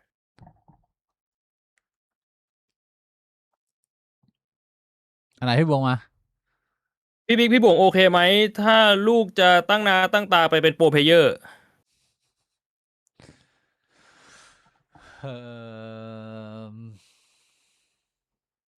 กูคิดว่ามันก็คงจะคำตอบเดียวกับที่ทรีบอก ก็คือมันต้องดูแวว เราก็คงต้องใช้กลืนทั้งหมดที่เรามีอะในการดูส่องแววว่า แววมึงมาไหม ถ้ามึงจะเป็นโปรเพลเยอร์ แววมึงต้องแรงเลยนะ คือกูต้องได้กลิ่นเลยว่ามึงไม่ปกติ ถ้าแบบว่า กูรู้สึกว่าฟีลประมาณกูอะกูก็จะพยายามแบบว่าชวนแม่งออกจากบ้านไปวิ่งอะไรอย่างเงี้ยคือแบบมันต้องดูมันใช่ไหมมันต้องมีหรือคำตอบมันมีคำตอบที่ดีกว่านี้ไหมพี่บวงมันยังไงนะเรื่องนี้ กูก็คิดแบบเดียวกันนะ อ่ะ ก็คือมันถ้าสมมุติว่าดูแล้วแบบมึงไม่เห็นแววเลยอะแบบว่ากูรู้สึกว่าถ้าสมมุติว่ามันอยากไปเป็นโปรเพลเยอร์กูจะดูเลยว่ามันเล่นเกมอะไรแล้วกูจะเล่นเกมเดียวกับแม่งเลย ถ้ากูเล่นกับมันแล้วกูตบมันได้ก็บอกมึงไม่ต้องไปเป็นโปรเพลเยอร์หรอกมึงไปตั้งใจเรียนเถอะ เชี่ยพี่บวงแต่ว่าน้องเด็กมันยังเด็กอยู่มันโอ้โหเอาประสบการณ์ไปวัดกับเด็กไม่ได้ทำที่อะไรไม่ได้แล้วเด็กอะ คือถ้าสมมุติว่าเด็กมันเล่นมาสักพักแล้วกูไม่เคยเล่นเกมนั้นเลยอ่ะแล้วพอกูรู้ว่ามันเล่นเกมอะไรกูก็ลองไปเล่นบ้างอ่ะแล้วกูเล่นแป๊บเดียวกูตบมันได้แล้วอ่ะกูก็จะรู้สึกว่าแบบมันไม่ใช่ว่ะอ่ะ สุดท้าย มึง ลูก ไปเล่ พี่ น บวง เกมอื่น กูว่าขาดความมั่นใจนั่งชักเบ้าอยู่บ้านทั้งวันอะไม่ทำเหี้ยอะไรเพราะว่าพ่อมึงก็เล่นเกมเก่งเหลือเกินแล้วมึงเอาตัวเองเป็นใครทีเรี กู ย ไม่ใช่คนเล่นเกมเก่งขนาดนั้นกูก็แบบ มีประสบการณ์เยอะเฉยๆเล่นเกมอะไรกูก็ต้องเรียนรู้อยู่ดีอ่ะ โอ้ยเกิดลูกพี่บวงโคตรเหนื่อยกูบอกเลย กูต้องถามมันอ่ะบอกว่าแบบมึงเล่นมาตั้งโอ้โหครึ่งปีแล้วกูเพิ่งเล่นเองอ่ะมึงโดนกูตบเป็นลูกเลยอ่ะ มึงยังไงต่อเนี่ยมึงจะไปอยู่ทีมไหนอ่ะ ขอบคุณ ไม่ คุณ ต้องรอดูระยะเวลาพัฒนาด้วยพี่หลังจากนั้นเดือนหนึ่งมาดูว่ามัน ใช่ ดูแววแล้วก็ต้องดูว่า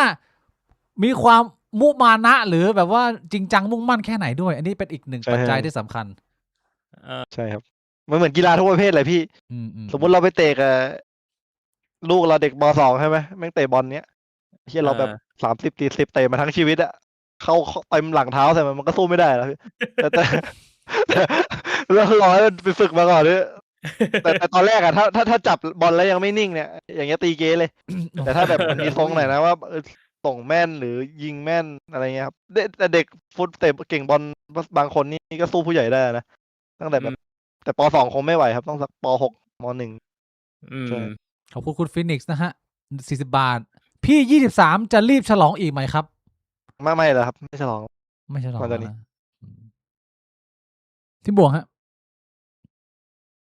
เอ่อมีเงินเดือนที่สูงที่สุดที่เราเคยได้ไหมจากสังกัดที่เราเคยไปอยู่ เคยมีเกือบ4ประมาณ4 ต่อเดือน 4อะไรก็ได้ครับ เออ สีอะไรก็ได้ต่อเดือนให้เดาเอง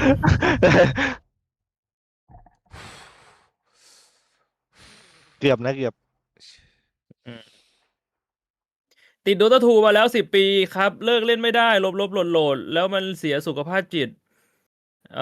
ไม่เล่นก็เบื่อเล่นเกมอื่นก็ไม่สนุก ไม่มีเพื่อนเล่นก็กดคนเดียว พี่มีคำแนะนำไหมครับ ผมคิดว่ามันเข้าเส้นเกินไป รู้เลยว่า ก็ ก็ ต้อง ดีแล้วปะ เออ ทำอะไรที่เรามีความสุขก็ดีแล้ว แต่มันเสียสุขภาพจิตไง ทางนั้นก็ต้องเลิกครับ ถ้าเสียสุขภาพจิต แล้วถ้าน้องถาม ก็ ว่า ต้องหักดิบ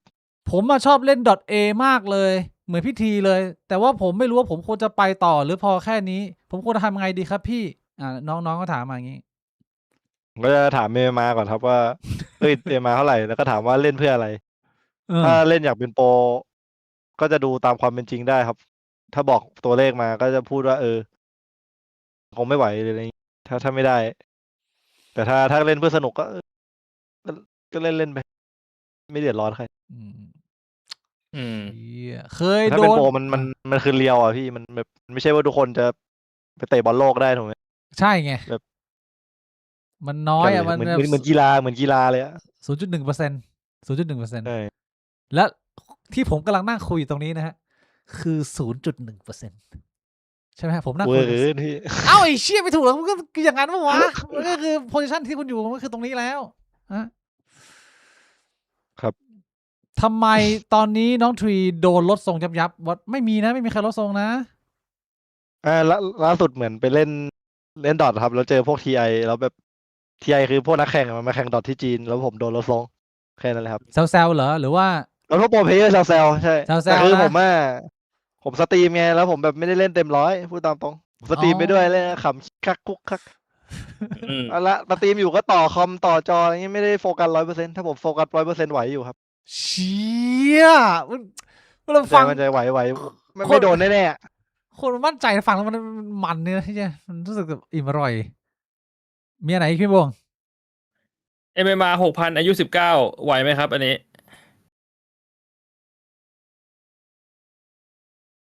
ได้อยู่ โอ้ ได้อยู่แต่ถ้าจะให้ดีมันต้องสักแบบ16แบบมันก็ได้อยู่แต่แบบคือ มันอาจ 19 จะ เนี่ย ช้าไปแล้ว ช้าไปแล้วเพราะว่าแบบคือถ้า19จริงแล้ว 6,000 แสดงว่าน่าจะเรียนมหาลัยอยู่ อืม ผมเดานะ เพราะว่าที่เห็นมาอย่างพี่แจ๊บแบบผมก็ส่วนใหญ่จะขึ้นไปสูงๆตั้งแต่15-16แล้วพอเราเรียนมหาลัยอยู่แล้วมันน่าจะจัดการยากครับไปดรอปกลางปี1ปี2อะไรเงี้ยไม่แนะนำเดียวครับ ก็เล่นเอาสนุกไป เราพูดได้เต็มปากไหมว่าน้องทรีคือแครี่ที่เก่งที่สุดในเมืองไทย ถ้าในไทยใช่โอ้ยผมลืมบอกตอนผมอายุ16ผมอันดับ1แล้วเอ้ย อันดับ 1 ได้ 16แล้ว ไม่กล้าอันดับ1 9K ตอน16แต่ว่าอันดับ1ตอน17 9K คือแบบ 9,000 ตอนนั้นกี่คน อืม คือตอนผมอายุ16-17ผมก็แบบสูงสุดแล้วครับในแรงค์ อืม เชี่ย ใช่ ก่อนใคร ตอน ไป 17 ชมงานน้องได้ไม่เคยเห็นนะ ตอ ฮะ น17มั้งจำไม่ได้ My God bro เชี่ย เลยแบบมันต้องเร็วตั้งแต่เด็กอะครับ อย่างไอ้เด็กตอนนี้ที่เก่งที่สุดมันก็อันดับ1ตั้งแต่อายุ15-16เร็วกว่าผมอีกคนที่เก่งที่สุดตอนเนี้ย อืม ใช่เด็กรัสเซีย ที่เขาชื่อเซตนิกปะ ใช่สตานิกเก่ง เป็นคนที่ เร็ว เราแบบว่ายอมรับเลยว่าคนนี้โหดกว่าเรายอมอย่างนี้เลยเหรอ ใช่ยอม ไอ้ มี เชี่ย มีอยู่4-5 คนนะที่ผมยอมรับบ นโลกใบนี้มีใครบ้างครับ ที่น้องทรีบอกว่าอันนี้อยู่เหนือผม ก็ยาโทโรสตานิกสกิตเตอร์มิเก้ มิกกี้เคยเห็น แล้วก็เมื่อก่อนอามิแต่ที่เหลือมีแค่4 คนนี้แต่อามิตอนนี้มันกากอายุเยอะแล้วครับกากลง ถ้าทัวร์ล่าสุดเล่นไม่ดี ไอ้พวกนี้เขาจำกัดอายุไหมต้องอายุใกล้ๆกันไหมพวกโลกตรงเนี้ยขอเป็นความรู้นิดนึงว่าเรื่องอายุเนี่ยเขามีจำกัดเรื่องว่า40-50ถ้าเกิดว่าฝีมือถึงก็ได้หรือมันไม่ใช่มันเป็นเรื่องมัน performance มัน ด้วย เทาๆอะครับ แบบบางตำแหน่งก็แก่ได้ แล้วจะโหดอย่างซัพพอร์ตออฟเลนซับ4อายุเยอะได้ แต่แครี่กับมิดอะส่วนใหญ่ประมาณ90%คือต้อง ต้อง ไม่เกิน28 ทำไมอ่ะเพราะอะไรเลือดมันสูบฉีดหรือยังไงมันเพราะว่าอะไรวะมันเป็นยังไงวะพี่บวง มันอาศัย มัน ค เป็น วาม ตำแห เร็ น่ง ว ที่ เย มัน อะครับ มันต้องเล่นให้เร็วใช่ไหมมันเล่น ใช่ ต้องมีรีเฟก กดปุ่มเร็วอะ แล้วการที่ผู้ชายอายุ29หรือ30เนี่ยรีเฟกมันไม่เร็วโหวะหรือมันสู้น้อง มันไม่เท่าอะครับ ไม่เท่า 16 เชี่ย มันลดลงน้อยกว่าคนที่มันแบบฟิตแค่ประมาณสัก5%มันก็สู้ไม่ได้แล้วนะเว้ย เฮ้ยจริงปะเนี่ยมันวัดกันอย่างนั้นเลยเหรอ ไม่มึงแข่งในระดับโลกอ่ะมึงช้ากว่าเขาแค่แบบ2% 3%มันก็แทบจะสู้ไม่ได้แล้ว โอ้ my god คุณทรี23ออกจากอีโก้ตัวเองยังไงครับ จาก The Imperial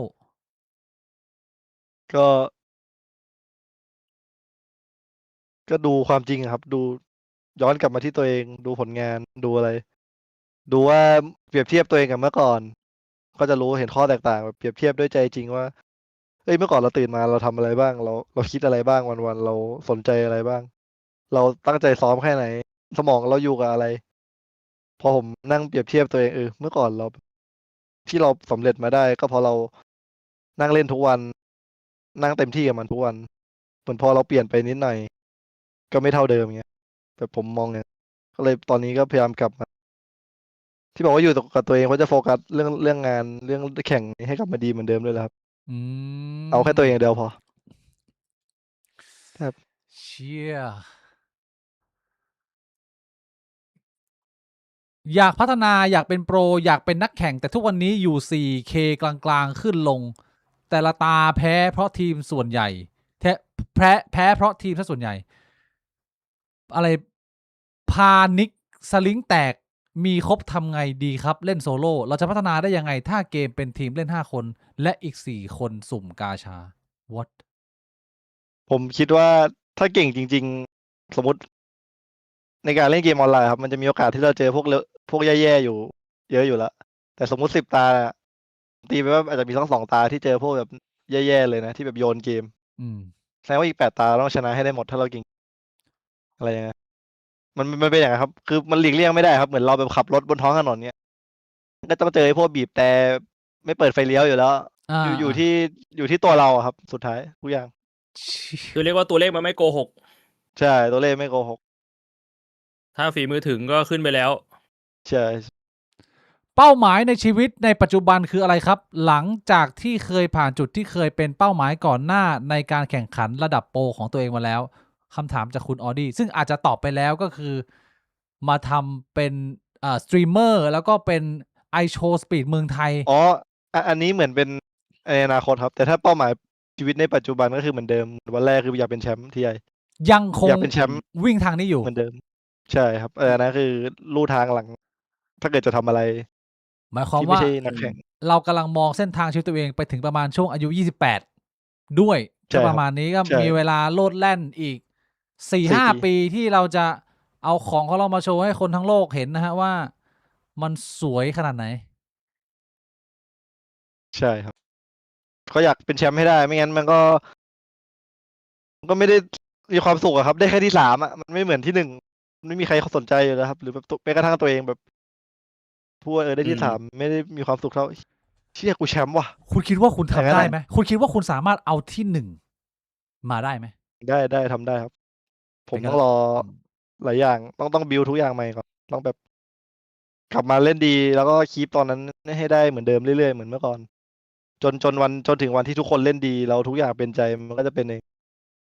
แล้วเรื่องการ มัน แบ ต้อบ งพึ่งหลายอย่าง มันต้องพึ่งหลายอย่าง ไอสูตรชักก่อนแข่งอะไรอย่างนี้ ยังต้องเอามาปรับใช้อยู่ไหมฮะ หรือว่า ต้องโลครับต้องโลสุดนั้นโลเลย ต้องโละทิ้ง เลิกอะใช้ไม่ได้ ใช้ไม่ เวิร์ก ได้ เป็น พัก หลัง เลยครับ เป็นหลังแข่งแทนเราหรือยังไง หลังก่อนนอ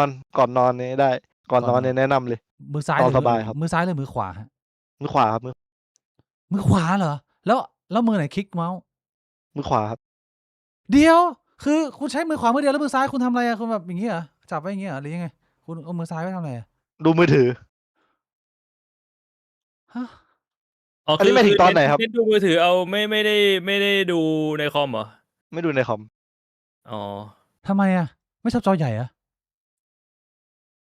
มันจะนอนไงครับ แล้วสมมติแบบเราอยู่ตรงหน้าคอมกว่ามันจะลุกไปนอนอันนี้เป็นปึ๊บ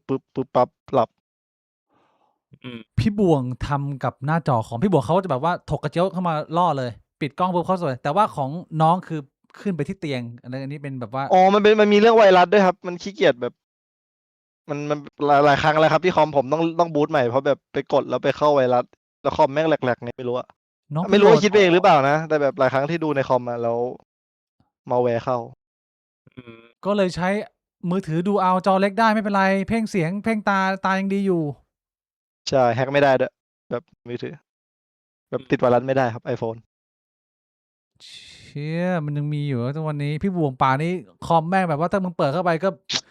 มึงนึกภาพว่าแบบเหมือนรังมดอะแต่ไวรัสแม่งอยู่กันแบบเบียดแบบโอ้ยเชิญมึงทำอะไร มันก็ใช้คอมกูก็ใช้ได้ปกติไม่มีปัญหานะ ล่ะ ก็เปิดเร็วรันเกมไว ผมว่าอีกสักประมาณสัก2-3คำถามเนี่ย น่าจะแยกย้ายกันไปนอนแล้วล่ะนะเดี๋ยวให้เลือกกันคนละคำถาม น้องทรีเลือกมาคำถามหนึ่งพี่บวงเลือกมาคำถามหนึ่งแล้วเดี๋ยวผมเลือกมาคำถามหนึ่งให้น้องทรีเริ่มก่อนนะ ได้รอดูกัน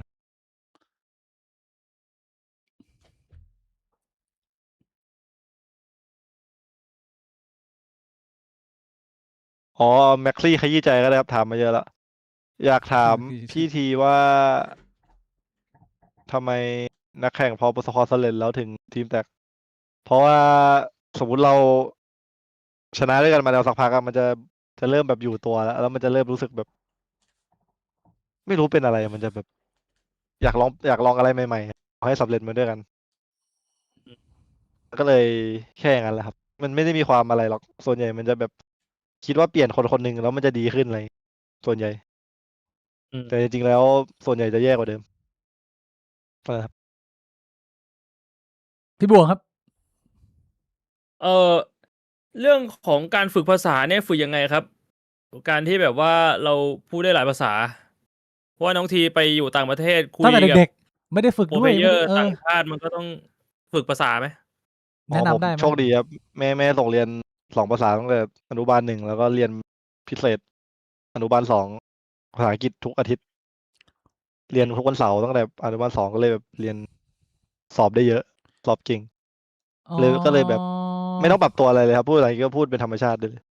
โชคดีที่คุณแม่วางแผนชีวิตให้ดีต้องกราบขอบพระคุณคุณแม่นะอันนี้ ใช่ ใช่เขาปลูกฝัง ให้ มา เน้ เรา นภา ก็ ษาอังกฤษ มีสกิลขึ้นมาเลยนะผมพี่บวงไปแล้วนะฮะ อืม ของผมเลดกระเจียวปิดท้าย มันต้องมีอะไรบ้างครับเลด เลดกระเจียวเหรอ ครับ ก็ มันต้องพูดถึงเรื่องอะไรบ้าง เราพูดถึงความสวยงามฮะน้องที ไม่พูดถึงขนาด เดี๋ยวนี้ เพราะว่า เรียกว่ามันเป็นเรื่องของความปัจเจกแล้ว มันเรื่องของศิลปะเรื่องของความสวยงามเนี่ย การ เรามองว่าหำของเราเนี่ยมันมีรูปทรงที่มันเป็นเชิงศิลป์เนี่ยมันสวยไหม คือหลายคนเนี่ยเขาไม่อยากให้พูดถึงเรื่องขนาด เพราะมันเป็นโลกท็อกซิกของชายแท้ที่ชอบเอากระเจี๊ยบมาวัดขนาดกันชอบอวดเรื่องจูนะบางคนเขาคอมเมนต์เรื่องนี้นะ แต่ที่เรากำลังพูดถึงคือเราพูดถึง artistry เข้าใจไหมศิลปะแห่งความสมบูรณ์แบบกระดอที่มีเสน่ห์กระดอที่งดงาม the beauty คุณเข้าใจไหม ครับ เต็ม คิดก่อน 10คือเห็นแล้วเหงื่อตก แม้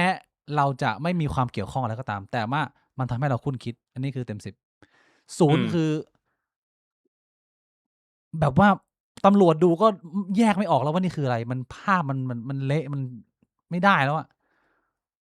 น้องทรี ครับ 23 Savage เนี่ย คะแนนรวมจากสีโทนความสะอาด กลิ่นอายมุมเรโชเนี่ย ของเราน่าจะได้คะแนนเท่าไหร่ สัก7-8แล้วกันครับแบบ ต้องตัวเลขเดียวคุณอย่าลังเลฮะ คุณเอามาชัดเจนคุณ มีจุดได้มีจุดทศนิยมได้ 7.5แต่ว่าอย่ามา 7.5ครับ7.5ทำไมอ่ะ 7.5 นะ ทำไม 7.5 มันเสียคะแนนตรงไหนอ่ะ ก็ไม่เคยคิดเรื่องนี้เลยพี่ก็เลยแบบให้ตัวเองกลางๆเพราะผมไม่เคยนั่งคิดว่าจูของตัวเองสวยแค่ไหน เวลาคุณดู ก็เลยแบบ คุณดูหนังผู้ใหญ่ไหมฮะ ปกติ ดูครับดู แล้วเวลาดูนี่ดูเลือกแท็กเนี่ยคุณเสิร์ชอะไรคุณกดอะไร ดู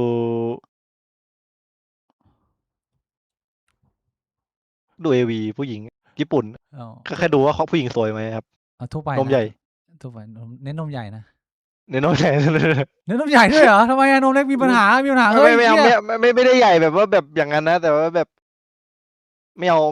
ชอบคนนมแบน ทำไมอ่ะมีปัญหาเฮ้ยโอ้โหเลือกแบบนี้พระเจ้าเลือกไม่ได้นะ คนเราตัดสินไปที่ภายนอกเหรอ แต่ผมเราเลือกได้ไงว่าแบบผมจะไม่ค่อยผมมีอารมณ์กับนั่นมากกว่า ไอ้เชี่ยก็จริงนะ มันเลือกเกิดไม่ได้อ่ะ เราเลือกแบบว่าเกิดมาพร้อมนมเล็กนมใหญ่ไม่ได้ แต่ว่า เราก็เลือกได้ไง ผู้ ว่า ชาย เรา ก็เลือกได้ไง เราก็เลือกได้ว่าเราจะสเวิร์ฟเกิร์ฟกับแบบไหน ใช่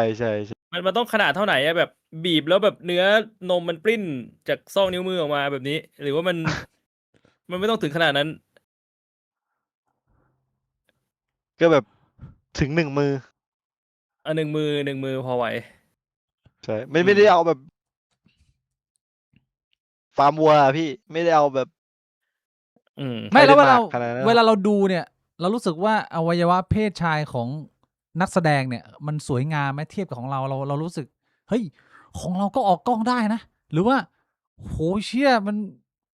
อย่าออกกล้องเลยน้องอยู่เนี้ยดีแล้วอะไรเงี้ยมันตรงเนี้ยผมว่ามันวัดได้แล้วว่า 7.5 คุณมันเที่ยงธรรมไหมมันยังไง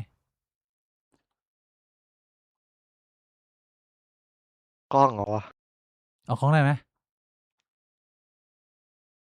พร้อมโชว์นะพร้อม ก็ โช อ ว์ อก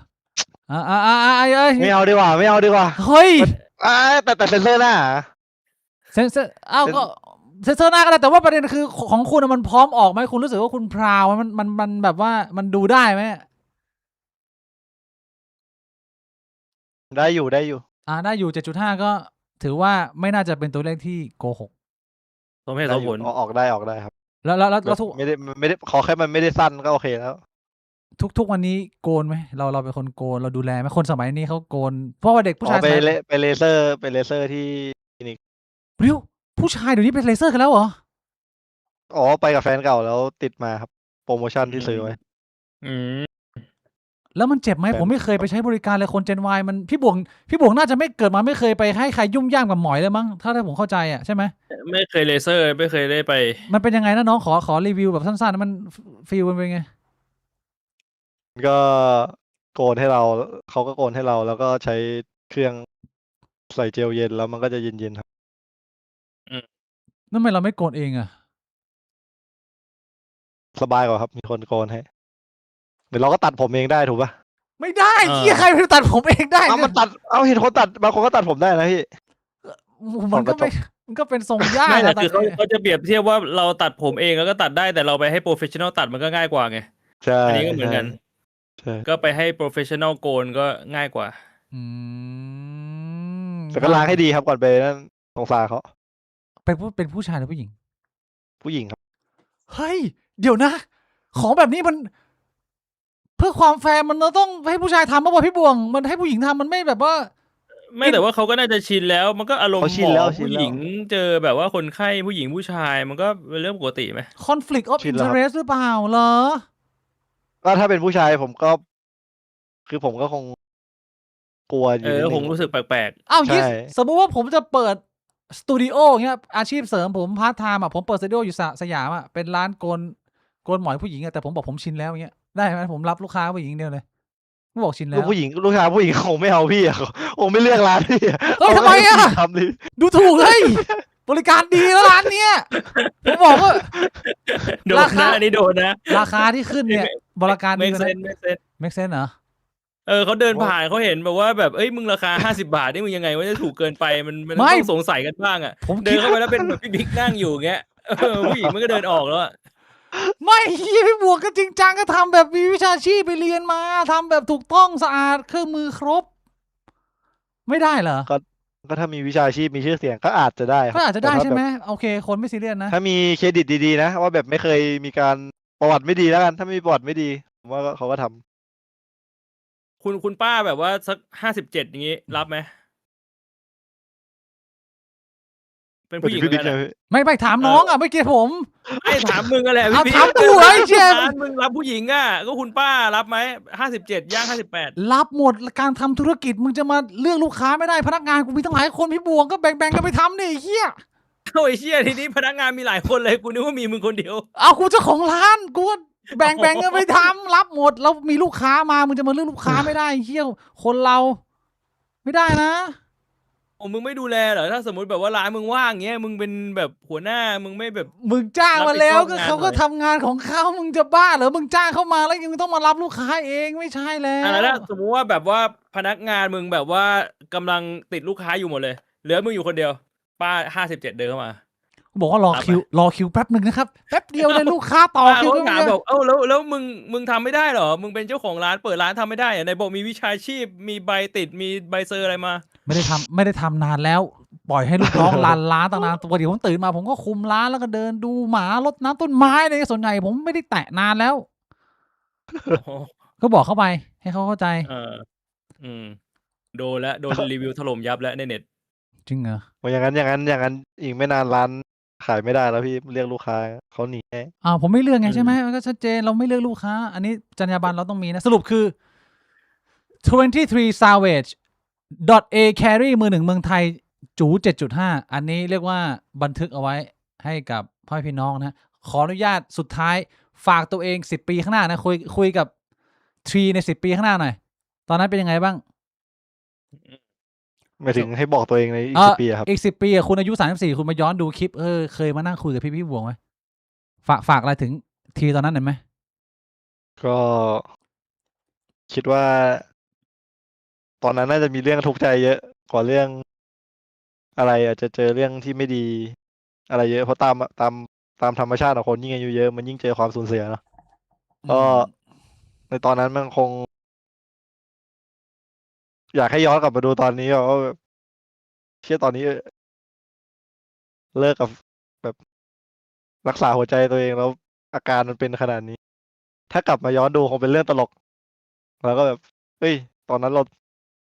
เพ้อขนาดนั้นเลยเหรอวะ อืม เราขนาดนั้นเลยเหรอ แล้วก็ตอนนั้นคงไม่ได้แข่งแล้วแหละ คงแบบ อย่าลืมโม้ให้ลูกหลานตัวเองฟังแล้วกันว่าตอนเด็กๆพ่อแม่งเป็นโปรเพลเยอร์ เชี่ อะไร ย เงี้ย โมได้นะ แบบ นี่โมได้อันนี้ถือว่า เห็น ลูก สาวมาทั่วโลกบอกตัวเอง เชี่ แต่ ย เห็นด้วยว่าแบบเห็นผู้หญิงอเมริกาเนี่ยก็อ้วนไม่ได้ว่านะครับ แต่แบบ เออ แบบค่อนข้างตอนแรกก่อนผมไปอเมริกาใช่ไหมผมก็คิดว่าแบบ อืม เชี่ยแต่สกาเลตโจฮันสันแต่แบบ อืม สวยๆอะในฮอลลีวูด แอน พอ นา ผ โท มไปอเม เว ริกาผมก็คิดค่อนข้างชอบบี้ก็เลยแบบอย่าลืมประสบการณ์ที่ตัวเองเคยไปตอนอดีต อืม แล้วก็อย่าลืม ถ้าวันนั้นรวยมากๆก็ทำตัวเหมือนเดิมแล้วกัน ทน อืม เกียรทนเหมือนเดิมมารยาทต่อทุกคน แต่ถ้าจนมากๆก็เมื่อก่อนมึงรายได้ดี อยู่ คนละมี กว่า ขึ้ คน น ก็มี อื่น ลงมีขึ้นก็มีลงนะอะไรประมาณ ใช่ นี้ ใช่ใช่ อ่า อืม ก็อย่าลืมคนที่ทำให้เรามีวันนี้ แล้วก็ อย่าลืมตัวเองที่ทำให้ตัวเองมีวัน อืม กราบขอบพระคุณน้องทรีครับพี่บวงกราบขอบพระคุณพี่บวงกราบขอบพระคุณทุกท่านที่นั่งรับฟังรับชมมาเอนจอยมากหวังว่าจะได้มีโอกาสเจอกันมากกว่านี้ พี่บวงลาน้องทรีหน่อยฮะ ก็ ครับพี่บวง เจอกันครับน้องทีเจอกันพี่บิ๊กเจอกันนะครับทุกคนสวัสดีครับ ไว้กลับมากินข้าวกันได้พี่ชิวๆเหมือนรอบก่อน ได้ เดี๋ยวเจอกันอีกน้องทีครับ ครับ ขอบคุณทุกท่านมากครับเดี๋ยววันนี้ขออนุญาตลาไปก่อนเจอกันใหม่พุธหน้าสำหรับวันนี้ สวัสดีครับ ขอบคุณมากครับ สวัสดีครับ